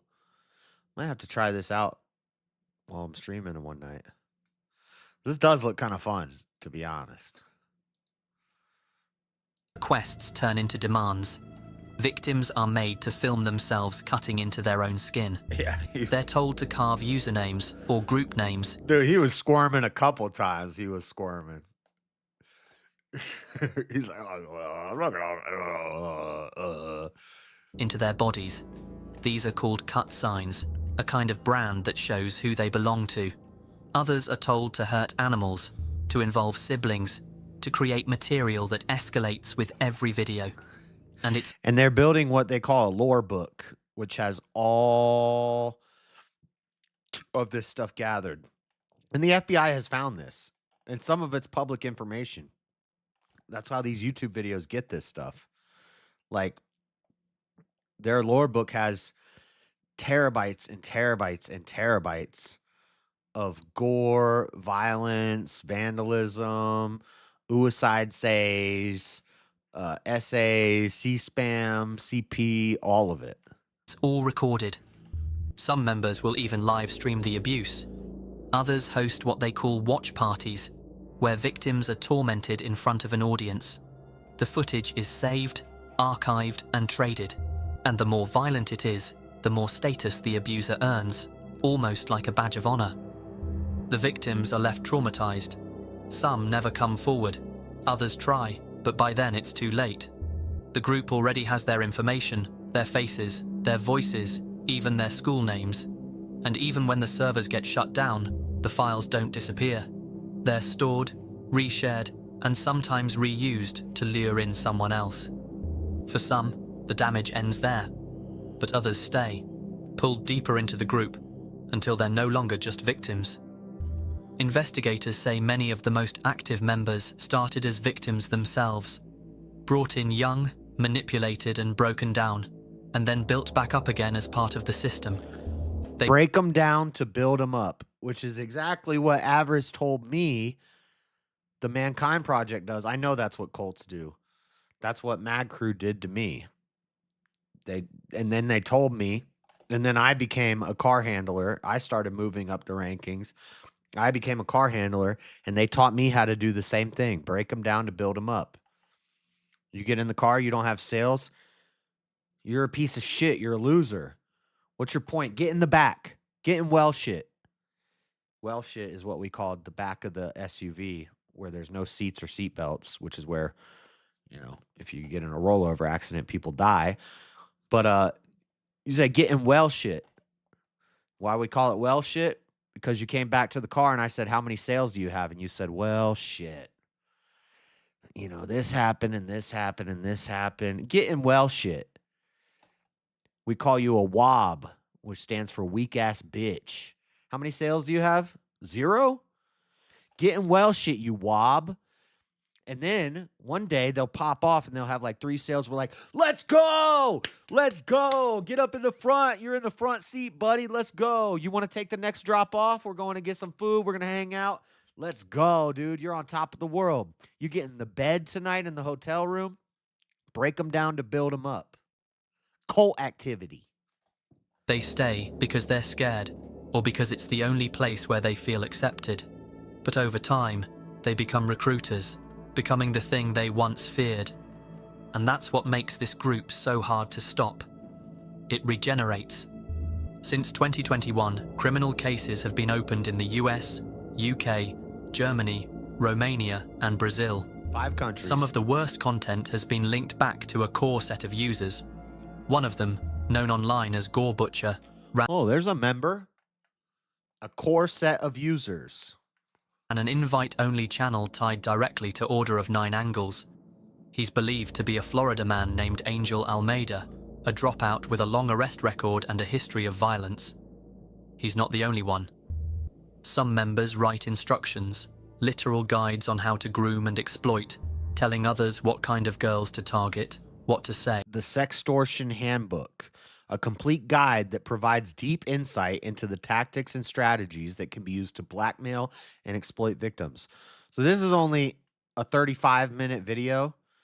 I watched two 3-hour, well, while I was at work, I listened to about 6 hours of documentaries on this thing. And one of them, he reads through this whole thing.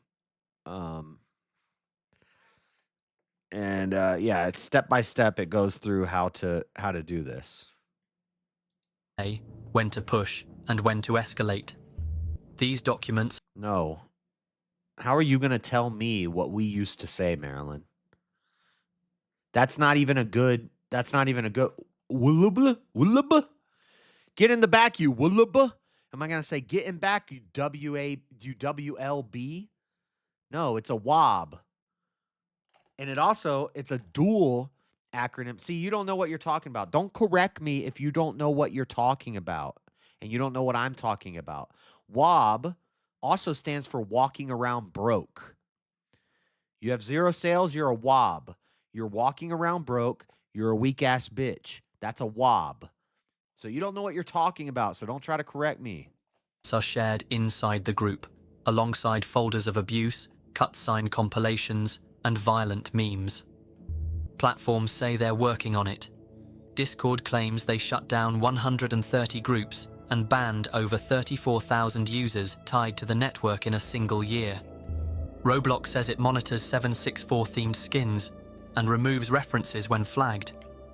Instagram and Telegram both say the same. When flagged, but you can still go find them on Roblox. But even now, hundreds of 764-related accounts are still active. Like those. The group simply moves faster. Some have... His shirt said, I love CP. ...spent years being manipulated. Others were pulled in and discarded almost immediately. But all of them were changed by it. And the stories that have surfaced since, both the ones that were recovered or told by the people left behind, show just how far this really goes. Dude, guess how much it cost me to make sure my family...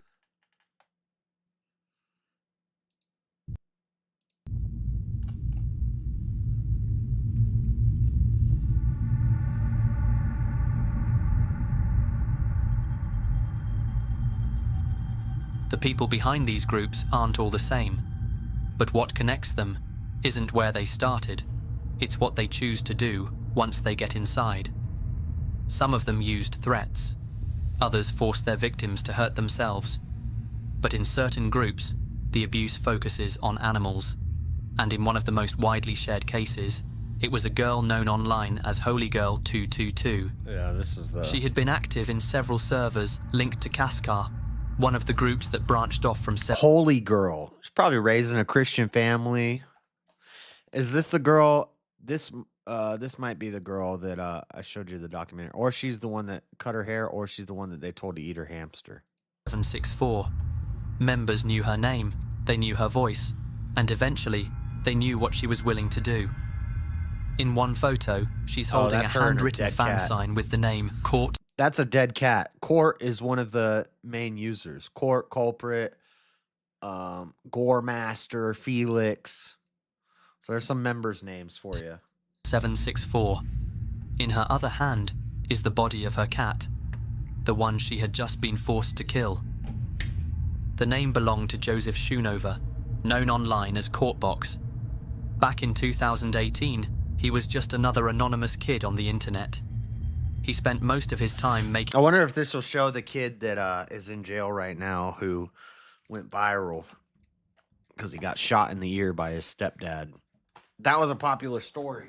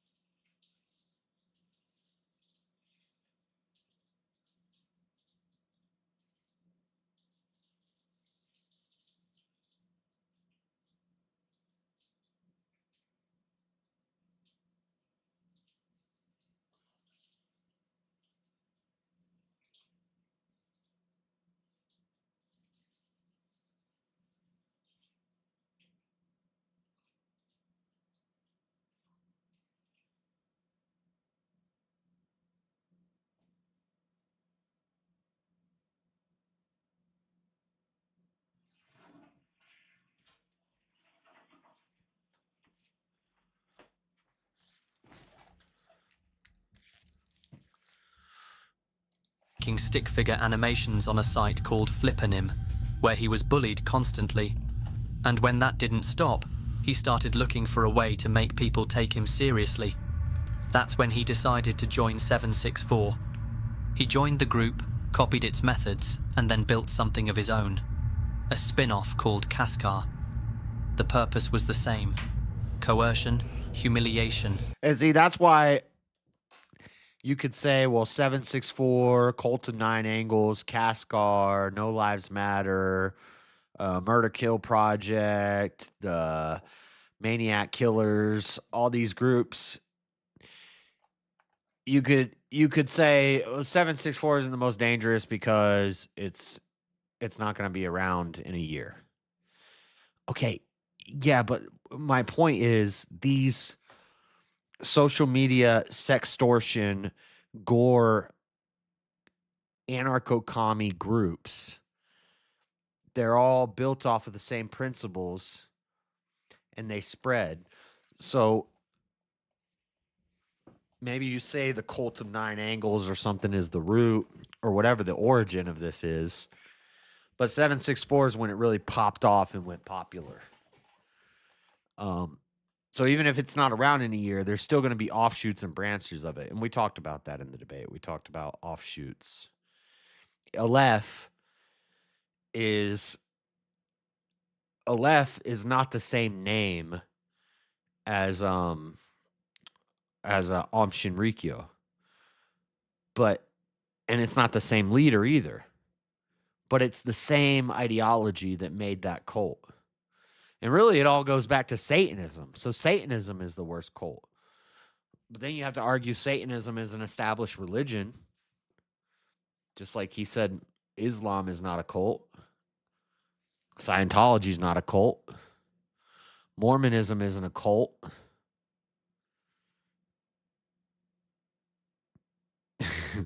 He's trying to get me to say that Christianity is a cult. But I pretty much answered why it's not and why these other are. I gave a clear,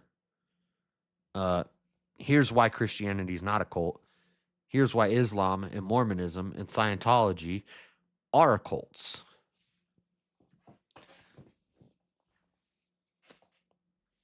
But Aleph is run by the son of the leader of Aum Shinrikyo. So they've rebranded. It's a new name. It's a new leader. Who's did I just say brother or son? I can't remember if he's the brother or son. But anyway, a family member. And they're dodging federal injunctions to report on their membership 5 times. So that cult is still active. It just has different leadership and a different name. Just like 764 or whatever these Discord, Roblox, Minecraft, young kids, sextortion cults, gore cults may have different names, may have different leadership, but it's the same thing. And it's more dangerous than...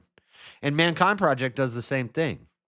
And Avarice acknowledged that there's many different shirtless man circles, drum circles, men.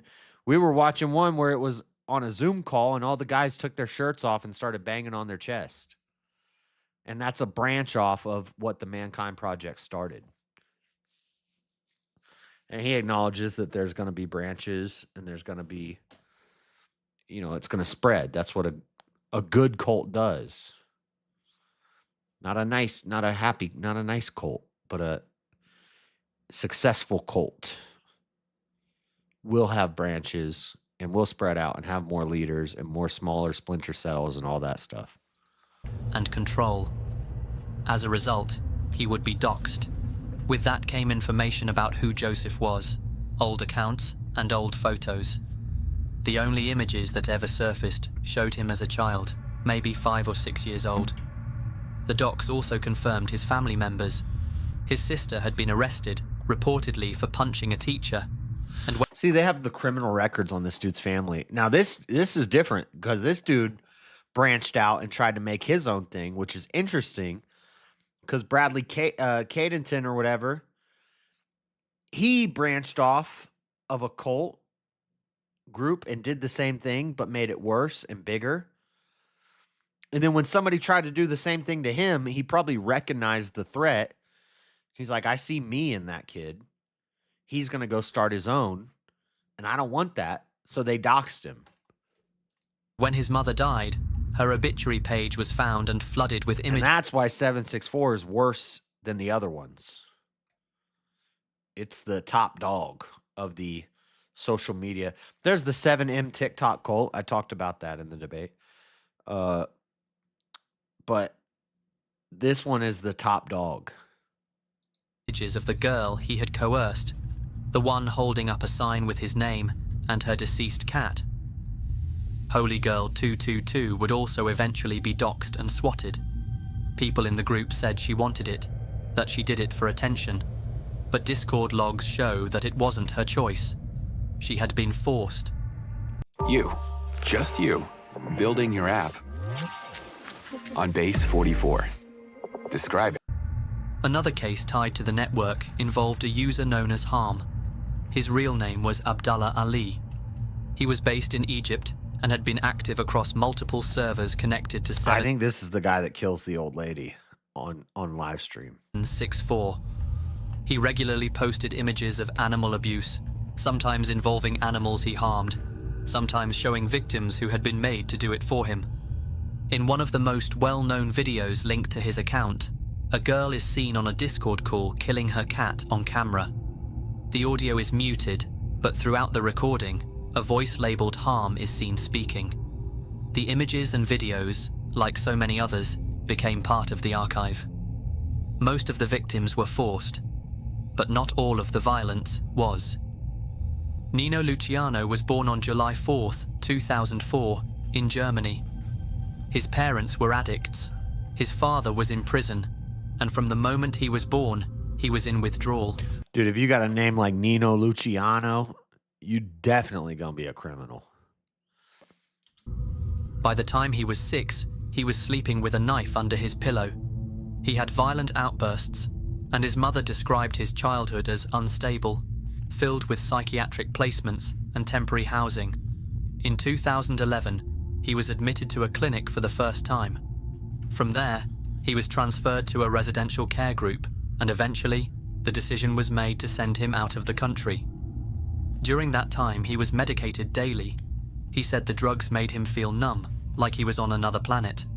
The German state covered the full cost of his placement, more than €400 per day, which included therapy, psychiatric consultations, clothing allowances, and pocket money. By the time he turned 18, the total had reached nearly €900,000. The support stopped the day he became an adult. 10 months later, he murdered someone. On the morning of April 12th, 2022, Nino was seen slashing the tire of a parked car in the town of Mediash. He wandered the streets for hours. At one point, he offered a one-lei note to an elderly man, then turned and followed him. The man became uncomfortable and ran, and so Nino moved on. 2 hours later, he found someone else. On Pultenish Street, a 74-year-old woman was taking out her trash. Nino approached her and said hi. Then he knocked her to the ground, kicked her repeatedly, and cut her throat. He streamed the entire attack over. So it wasn't Harm that did it, but it was this Nino guy. But yeah, this is a well-known 764 video where I think he stabs her at the end, but he basically kills this girl on a Discord call. A Discord. The killing was meant to prove something. He believed it would get him into a group called MKY, short for Maniac Murder Cult. That's what I was trying to think about. MKY, Maniac Murder Cult. Yes, it's good. The reason I couldn't remember it is because the acronym doesn't match the MKY stands for murder, kill yourself, or something like that. But that's so the acronym doesn't match the names, but I knew it was Maniac Murder something. Mania-based offshoot connected to 764. He had also been active in other cells, including one called 6996 and a smaller group known as Necrohunt. She was neither Roma nor Jewish, but Nino later claimed he believed she was, that the killing had been racially motivated. Later that night, he posted about the murder in a Telegram chat. He was arrested the next day and charged with aggravated murder, attempted murder, destruction, and possession of CSAM. In August, he pled guilty and was sentenced to 14 years in prison under an educational measure focused on rehabilitation. The court ordered that he remain under psychiatric treatment for as long as necessary. In a similar fashion... Also, I wonder how you get aggravated murder and attempted murder, unless he attempted to kill somebody else and they found that when they went through his stuff that he had tried to kill somebody at some point. That's what I'm thinking happened. But in the CSAM, yeah, once they got the guy who's posting about that, who's live streaming this on Discord, posting about it on Telegram, bragging about the lady he just killed on cam. Once they look into him, they find out he also tried to kill somebody else this one time. That's probably what happened. A 14-year-old boy began attacking strangers at night. Over the course of a few months, he stabbed 8 individuals in Hässelby, Sweden, recorded it, and posted it on Telegram to gain more status and promote the Swedish branch of No Live. 8 stabbings. How many Mankind Project members have went out and stabbed 8 people in the past 70 years and 100,000 members? None? None. But in 4 years of this, you got a murder, you got multiple murders, you got people killing their pets, you got multiple suicides. The self-immolation one is the craziest. This guy live streamed himself lighting himself on fire in a hotel room on Discord, and people are cheering it on. There's video of it. Lives Matter. 2 school shootings with 2 suicides and 3 deaths. The Antioch one, he only killed 1 girl and then he killed himself. The other one that I showed you, she killed 2 others and then killed herself. Those are both members of 764. 2 school shootings, at least 6 murders, 6 suicides, and God knows how much C-SPAM or CSAM. But over 70 years of Mankind Project and 100,000 members, they maybe got 3, maybe. He said there were 3 American suicides. I went down the rabbit hole on stream. I didn't find any of that. I found 3 wrongful death suits out of the UK for guys who left the camp and then they offed themselves. They didn't leave any notes that said it's because of the Mankind Project, so there's no evidence. It's just 3 guys in the UK who went through the wilderness adventure later went on to off themselves. That's the only credible, certified, cases on file, provable deaths as a result of Mankind Project. And then you could say, well, they tell their women to get abortions. I thought they were gay. They don't have women. What do you mean? They're gay, weak beta males. How are they telling all their, like, they're going around just banging a bunch of women, telling them to get abortions? Oh, man. The more I think about it, the more all of his arguments fall apart. This is my debate review. Actually, I'm really digging off into 764. I might have to do a whole part of Dreaded Conservative show. I don't know, or we'll just do it now. But yeah, like, this is crazy to me. Which he ran. His victims were mostly elderly. His username was Slain764. He would eventually be caught and charged. Solna District Court ruled that the boy was guilty of attempted murder after a hearing, but since he was under 15 years old, he couldn't be convicted of the crime and simply had to pay damages of over 250,000 krona, or just over $26,000, to the man. Another name that kept coming up was Vincent Collison. He called himself Yuki. He was 18 and a member of Cashapp. Yuki was one of the most active extortionists linked to the network. He moved across platforms like Discord, Instagram, and Roblox, and targeted minors through private messages and server invites. Once contact was made, he pushed for more.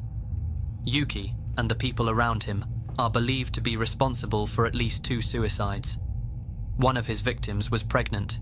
He threw a brick through her window, and the sudden shock caused her to go into cardiac arrest, killing both her and her baby. It got stuck in the branch That's called bricking. I talked about that in the debate. that it was growing on, and then Yuki also ran a service called Brick Squad, a pay-to-order operation where people could pay him to target someone in real life. The options included Molotovs, drive-bys, and home invasions. His team would show up, film the damage, and send it back to the person who paid.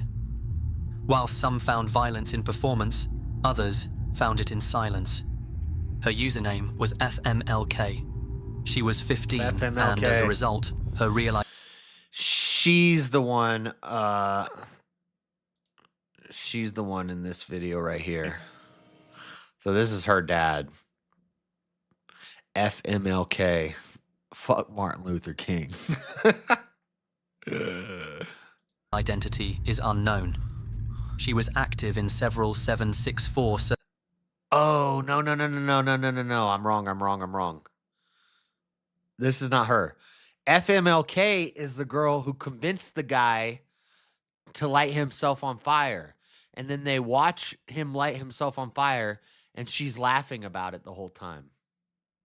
Servers, fluent in English, and already trusted enough to move between chats that most people never saw. And that's how she found him. His name was Samuel Hervey. Yeah. She basically sextorted this guy to light himself on fire, and he's probably going to play the Discord call where they're all laughing about it, and she's like, let's go. He was 25 and grew up in International Falls, Minnesota. He studied biochemistry and began transitioning after turning 18. But after the pandemic hit, everything fell apart. He dropped out of university, his marriage ended. This is him, by the way, the one on top here. And he stopped taking his medication. In late 2020, he was committed to a psychiatric hospital and diagnosed with schizoaffective disorder. A few months after being released, he left the country. He ended up in Kyrgyzstan, moving between hostels in Bishkek. In early November, he created a Discord server. He called it an Hero Tempest. Maybe I'm getting mixed up with the wrong one, but I'm pretty sure this is the guy that lights himself on fire, and she cheers it on. An infamous online term used to reference taking one's own life. The messages made his plans clear. He talked about what he was going to do and how it would happen. Yeah, this is him. Most users ignored him, and a few tried to talk him down. But FMLK didn't. She reached out and moved the conversation into private calls. She asked for updates and told him people would be watching, that this was his chance to be remembered. Samuel's messages shifted between panic and calm. One night, he said he couldn't stop crying. The next day, he said he'd bought the gasoline. Yep. On November 7th, he left his hostel and took a bus to Rescue Mountain, an ancient pilgrimage site on a mountain just south of Bishkek called Tashtar. Oh yeah, he did do it by a mountain. I thought he did it in a hotel room. He found a spot in the snow. Okay, yeah, I've seen this. Yeah, he did do it by a mountain. This is him. And he douses himself in gasoline, and he self-immolates on a Discord call. And you hear her, FMLK, who got him to do this, basically saying, let's go, cheering it on. Set up his phone and lit himself on fire. The entire ordeal played out live on a Discord call. At least 29 users were in the server while it happened, as he was propping up his phone, sitting on the ground, praying, then dousing himself. Some were recording, others were cheering. In one clip, someone shouts out the group. Another calls her by name. Hey, shout out to Discord people. Shout out to fucking Xanax. Shout out to fucking 764. Shout out to everyone fucking free. Big shout out to Money and big shout out to FMLK. And we gotta say, it took him so fucking long. We fucking it's did it, 6323 She just said he's screaming so fucking loud. is better It's than so funny. 764. That's the worst death possible, man. After Samuel's death, she took control of the server. He had made her an administrator the night before. That gave her full access, and she used it. A few months later, someone told her about a girl in another server. She had been posting about taking her own life. The girl was young, still a teenager, and so FMLK reached out. She brought the conversation into her own space, the same server Samuel had created. Just like before, she pushed the girl toward it. 15 people watched the stream. She put a plastic bag over her head. I didn't even know about this. This is new information to me. And filled it with helium. FMLK stayed on the call until it ended. Put a plastic bag on her head and filled it with helium. Huh.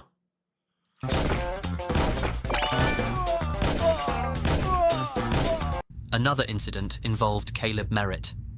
He was 21 years old, living in Texas, and a member of Cult, one of the earlier groups connected to 7.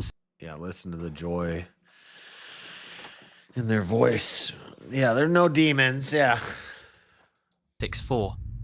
He had already been active across Discord. I don't know. I think all this stuff is way more dangerous than some gay guys in the woods.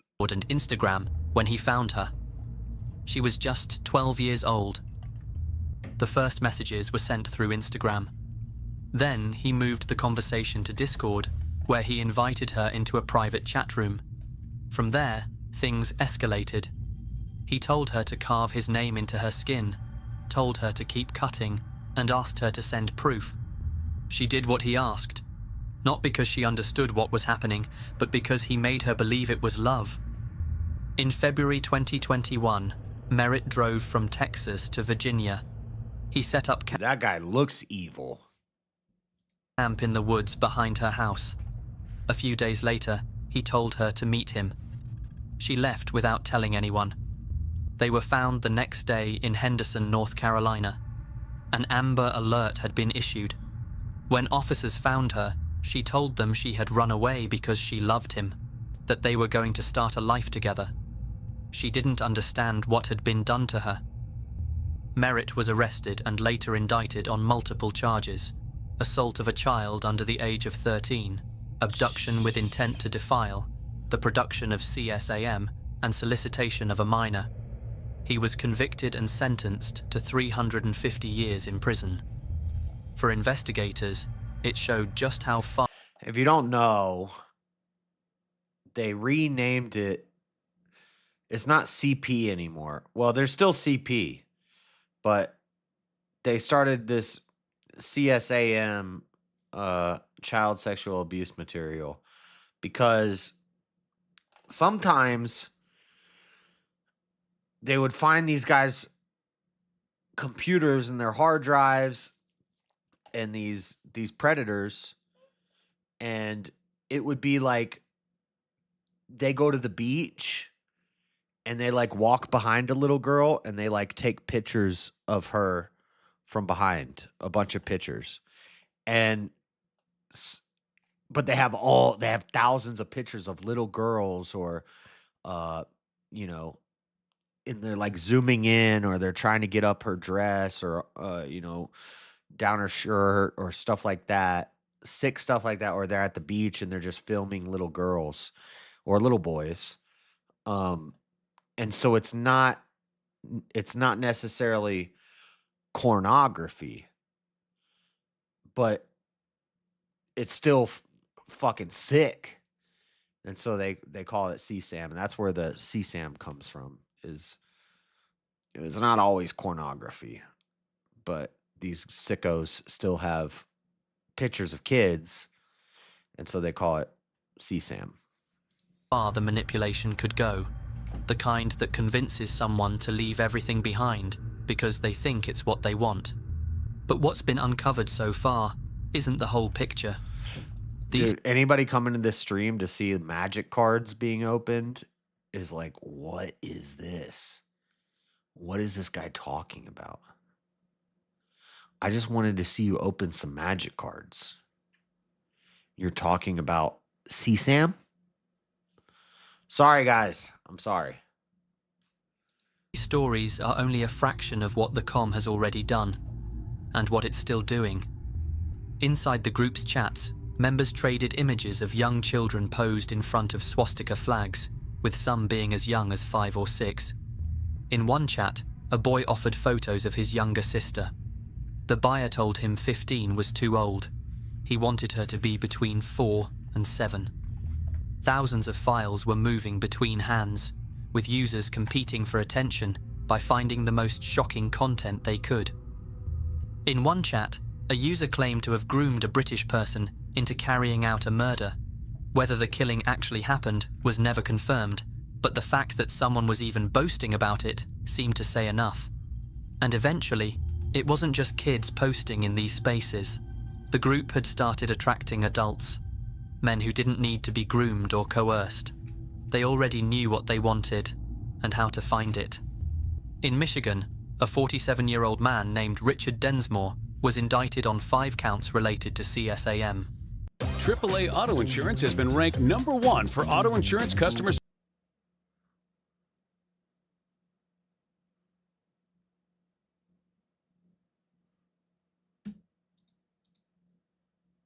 And online, he used the handle Rabid. He ran a Discord server called Sewer, where minors were streamed harming themselves and performing on camera. In one video, he filmed himself sailing toward what he called CP Island, a place he claimed held his stash. And in Florida, police arrested 34-year-old William John Scott Tulco Jr. His screen name was iKids666. His Discord bio read, "Unfathomably based father with the assault-loving daughter." He was active in multiple comm groups and had been for years. Inside this network, suffering became the currency. And for the people running it, there was always someone new to spend it on. The calm. Oh, the fallout. The first major break came in the summer of 2021. Bradley Cadenhead, the teenager who started it all, was arrested by the FBI. His laptop was found during a search warrant, containing over 20 images of underage girls engaged in inappropriate acts. He pled guilty to 9 counts of possession of CSAM and was sentenced to 80 years in prison. Group 764 didn't collapse when Cadenhead was arrested, but he's already up for parole, by the way. He's already up for parole. Now, hopefully he doesn't get paroled, because there was a note made on his file that he's still dangerous. So hopefully he doesn't get paroled anytime soon, but he's technically could be paroled any year now. But it marked the moment things started to surface. By 2022, the FBI's investigation had already grown beyond a single name. That autumn, a team from the FBI traveled to the Europol conference and gave a closed-door briefing to European law enforcement. It was the first time investigators in Germany and France had seen just how widespread the network had become. Interpol joined soon after to help coordinate the growing caseload. Over the following year, the response widened. New criminal cases were filed in the United Kingdom, Germany, and multiple US jurisdictions. Europol issued a formal intelligence notification, warning of a new kind of grooming cult, one designed not just to exploit, but to radicalize, corrupt, and inflict serious harm. That same year, Discord confirmed it had removed more than 130 servers and banned over 34,000 accounts tied to the network. And the FBI issued... They banned 34,000 accounts tied to the network. Those are just the ones they banned and that they found. A national warning. And that's in 4 years. 34,000 accounts in 4 years. formally classified 764 as a Tier 1 domestic terrorism threat. All 55 field offices across the United States were now involved, and the RCMP in Canada also released a public bulletin. A US senator even pressed Discord's executive team for answers, and Telegram announced its plans to provide some user data to authorities in a bid to help tackle the growth of 764. And by May 2025, the FBI had opened more than 250 active investigations. So that just leaves us... That's by 2024. It's 2026. There's 450 investigations. 450 criminal charges so far. With one question. Where are they now? You'd think things would have started to slow down, but in 2025 alone, more than 15 people have been arrested across the world, all tied to the same cause. On January 21st, 15 people across the world. How many people have been arrested because of Mankind Project violence? Zero? Zero in 70,000 years with 100 million members. Zero arrests have been made. a 17-year-old known online as... We have 15 in 1 year. 15 in 2025. In multiple different countries. King was arrested in Romania. He was part of XVN, a subgroup linked to 764. Investigators say he sent hundreds of bomb threats to schools and synagogues in the United States and the UK, along with hospitals and government offices in Romania. He had also coerced teenage girls in the US into producing explicit material and pushed them into self-harm. Then, on January 30th, the US Department of Justice announced charges against 4 members of cult. They were accused of grooming at least 16 minors, coercing them into creating CSAM and sending images of self-harm. All 4 faced the possibility of life in prison. On February 12th, a teenager in Bolzano, Italy, was arrested. He had been collecting weapons, manufacturing explosives, and, according to police, was planning to create a snuff film. He was charged with terrorism, illegal possession of firearms, and the distribution of CSAM. He had links to both 764 and the Order of 9 angles. You're 1 sentence away from launching your website with Base 44. There's never been such a month, another arrest made headlines. Aidan Harding, a member of 764, was charged with possession of CSAM. He had also allegedly been planning a mass casualty event. Police found 20 firearms at his residence. Jairo Jaime Tinajero also pleaded guilty to multiple charges, including racketeering, CSAM production and distribution, cyberstalking, and conspiracy to murder. Along with another member, known as Vitali, Tinajero had planned to murder a 14-year-old girl who had cut off contact with them. The plan involved acquiring a firearm and dissolving her body in acid. They had already coerced her into sending explicit material. They also targeted a 12-year-old girl, pushing her into self-mutilation and urging her to end her life. Authorities confirmed they had coerced at least 3 minors in Kentucky alone. Police in Spain also arrested 23-year-old Hugo Figueroa in late February. He had threatened a mass shooting and bombing in Valencia, which triggered evacuations across the city.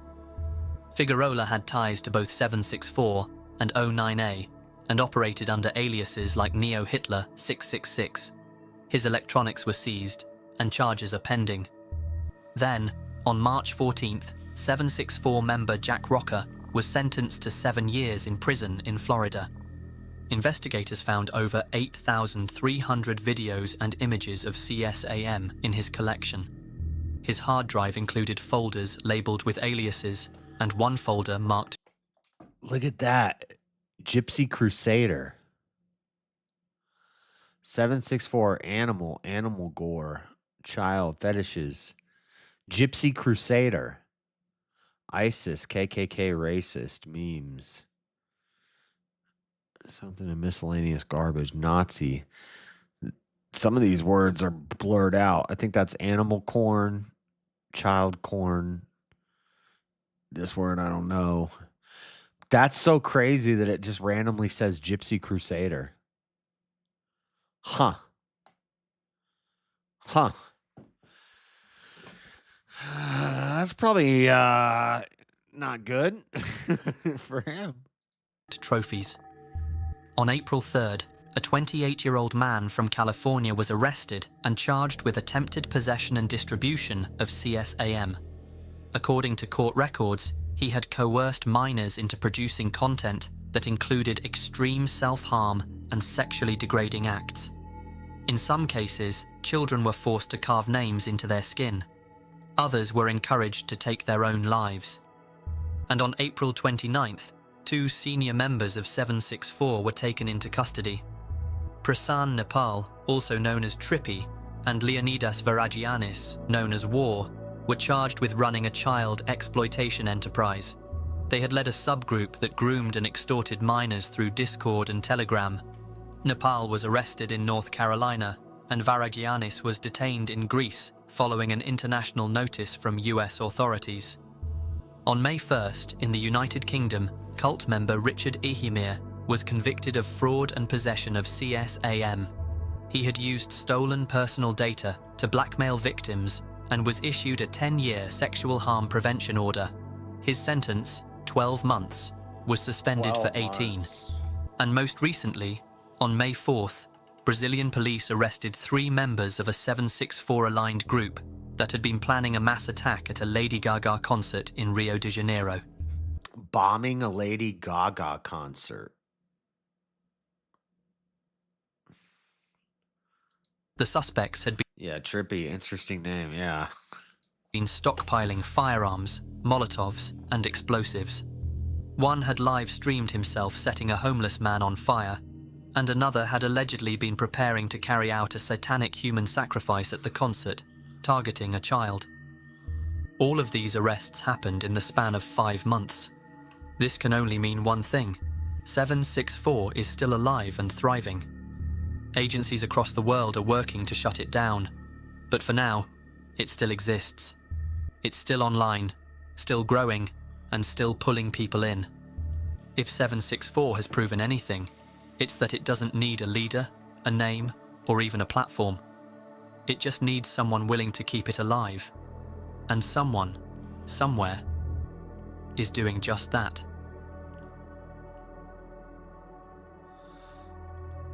That, ladies and gentlemen, is the most dangerous cult.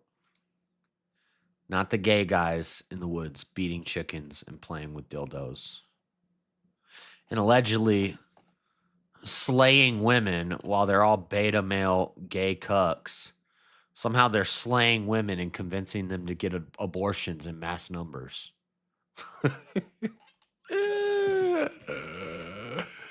Oh, man. I wish I would have thought about how contradictory that is during the debate, but I didn't.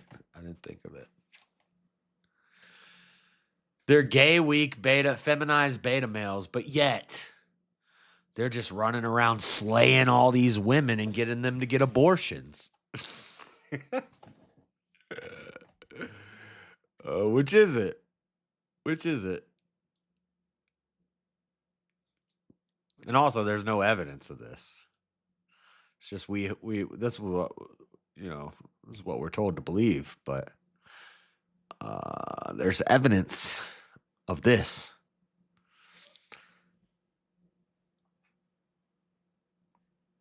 Not even close. Yeah. Wow. All right, guys.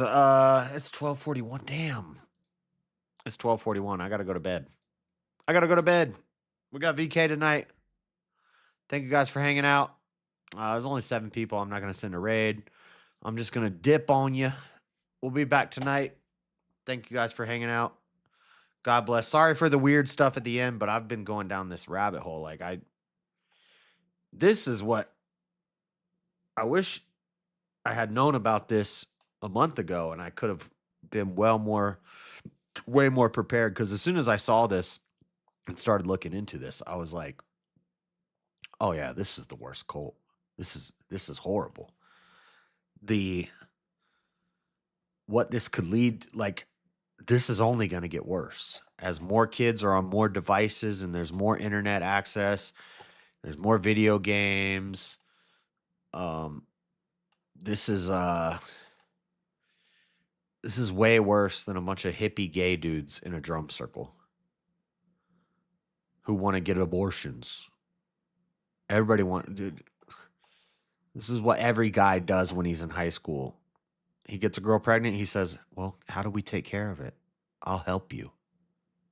It's what every young guy does who doesn't have any sort of like religious grounding or moral grounding.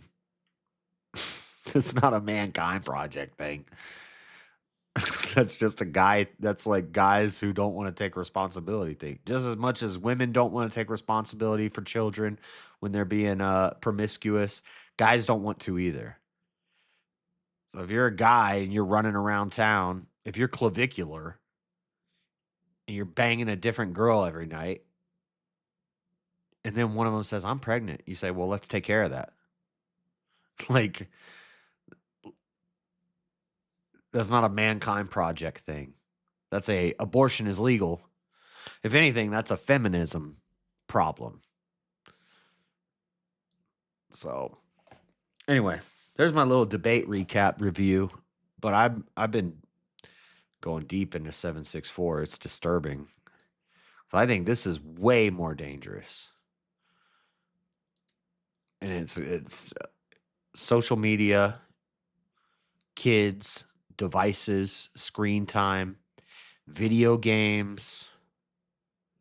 And all this is just icing on the cake of what the video games and the social media is already doing to the kids. Naturally, it's naturally bad for them. But then you add this on top of it, to get those dang cell phones and tablets out of your children's hands. These kids should not be on the internet at all. It's crazy. But anyway, later, Cameron, Jeremy, everybody. God bless, guys. Have a good one. I'm out of here. Peace.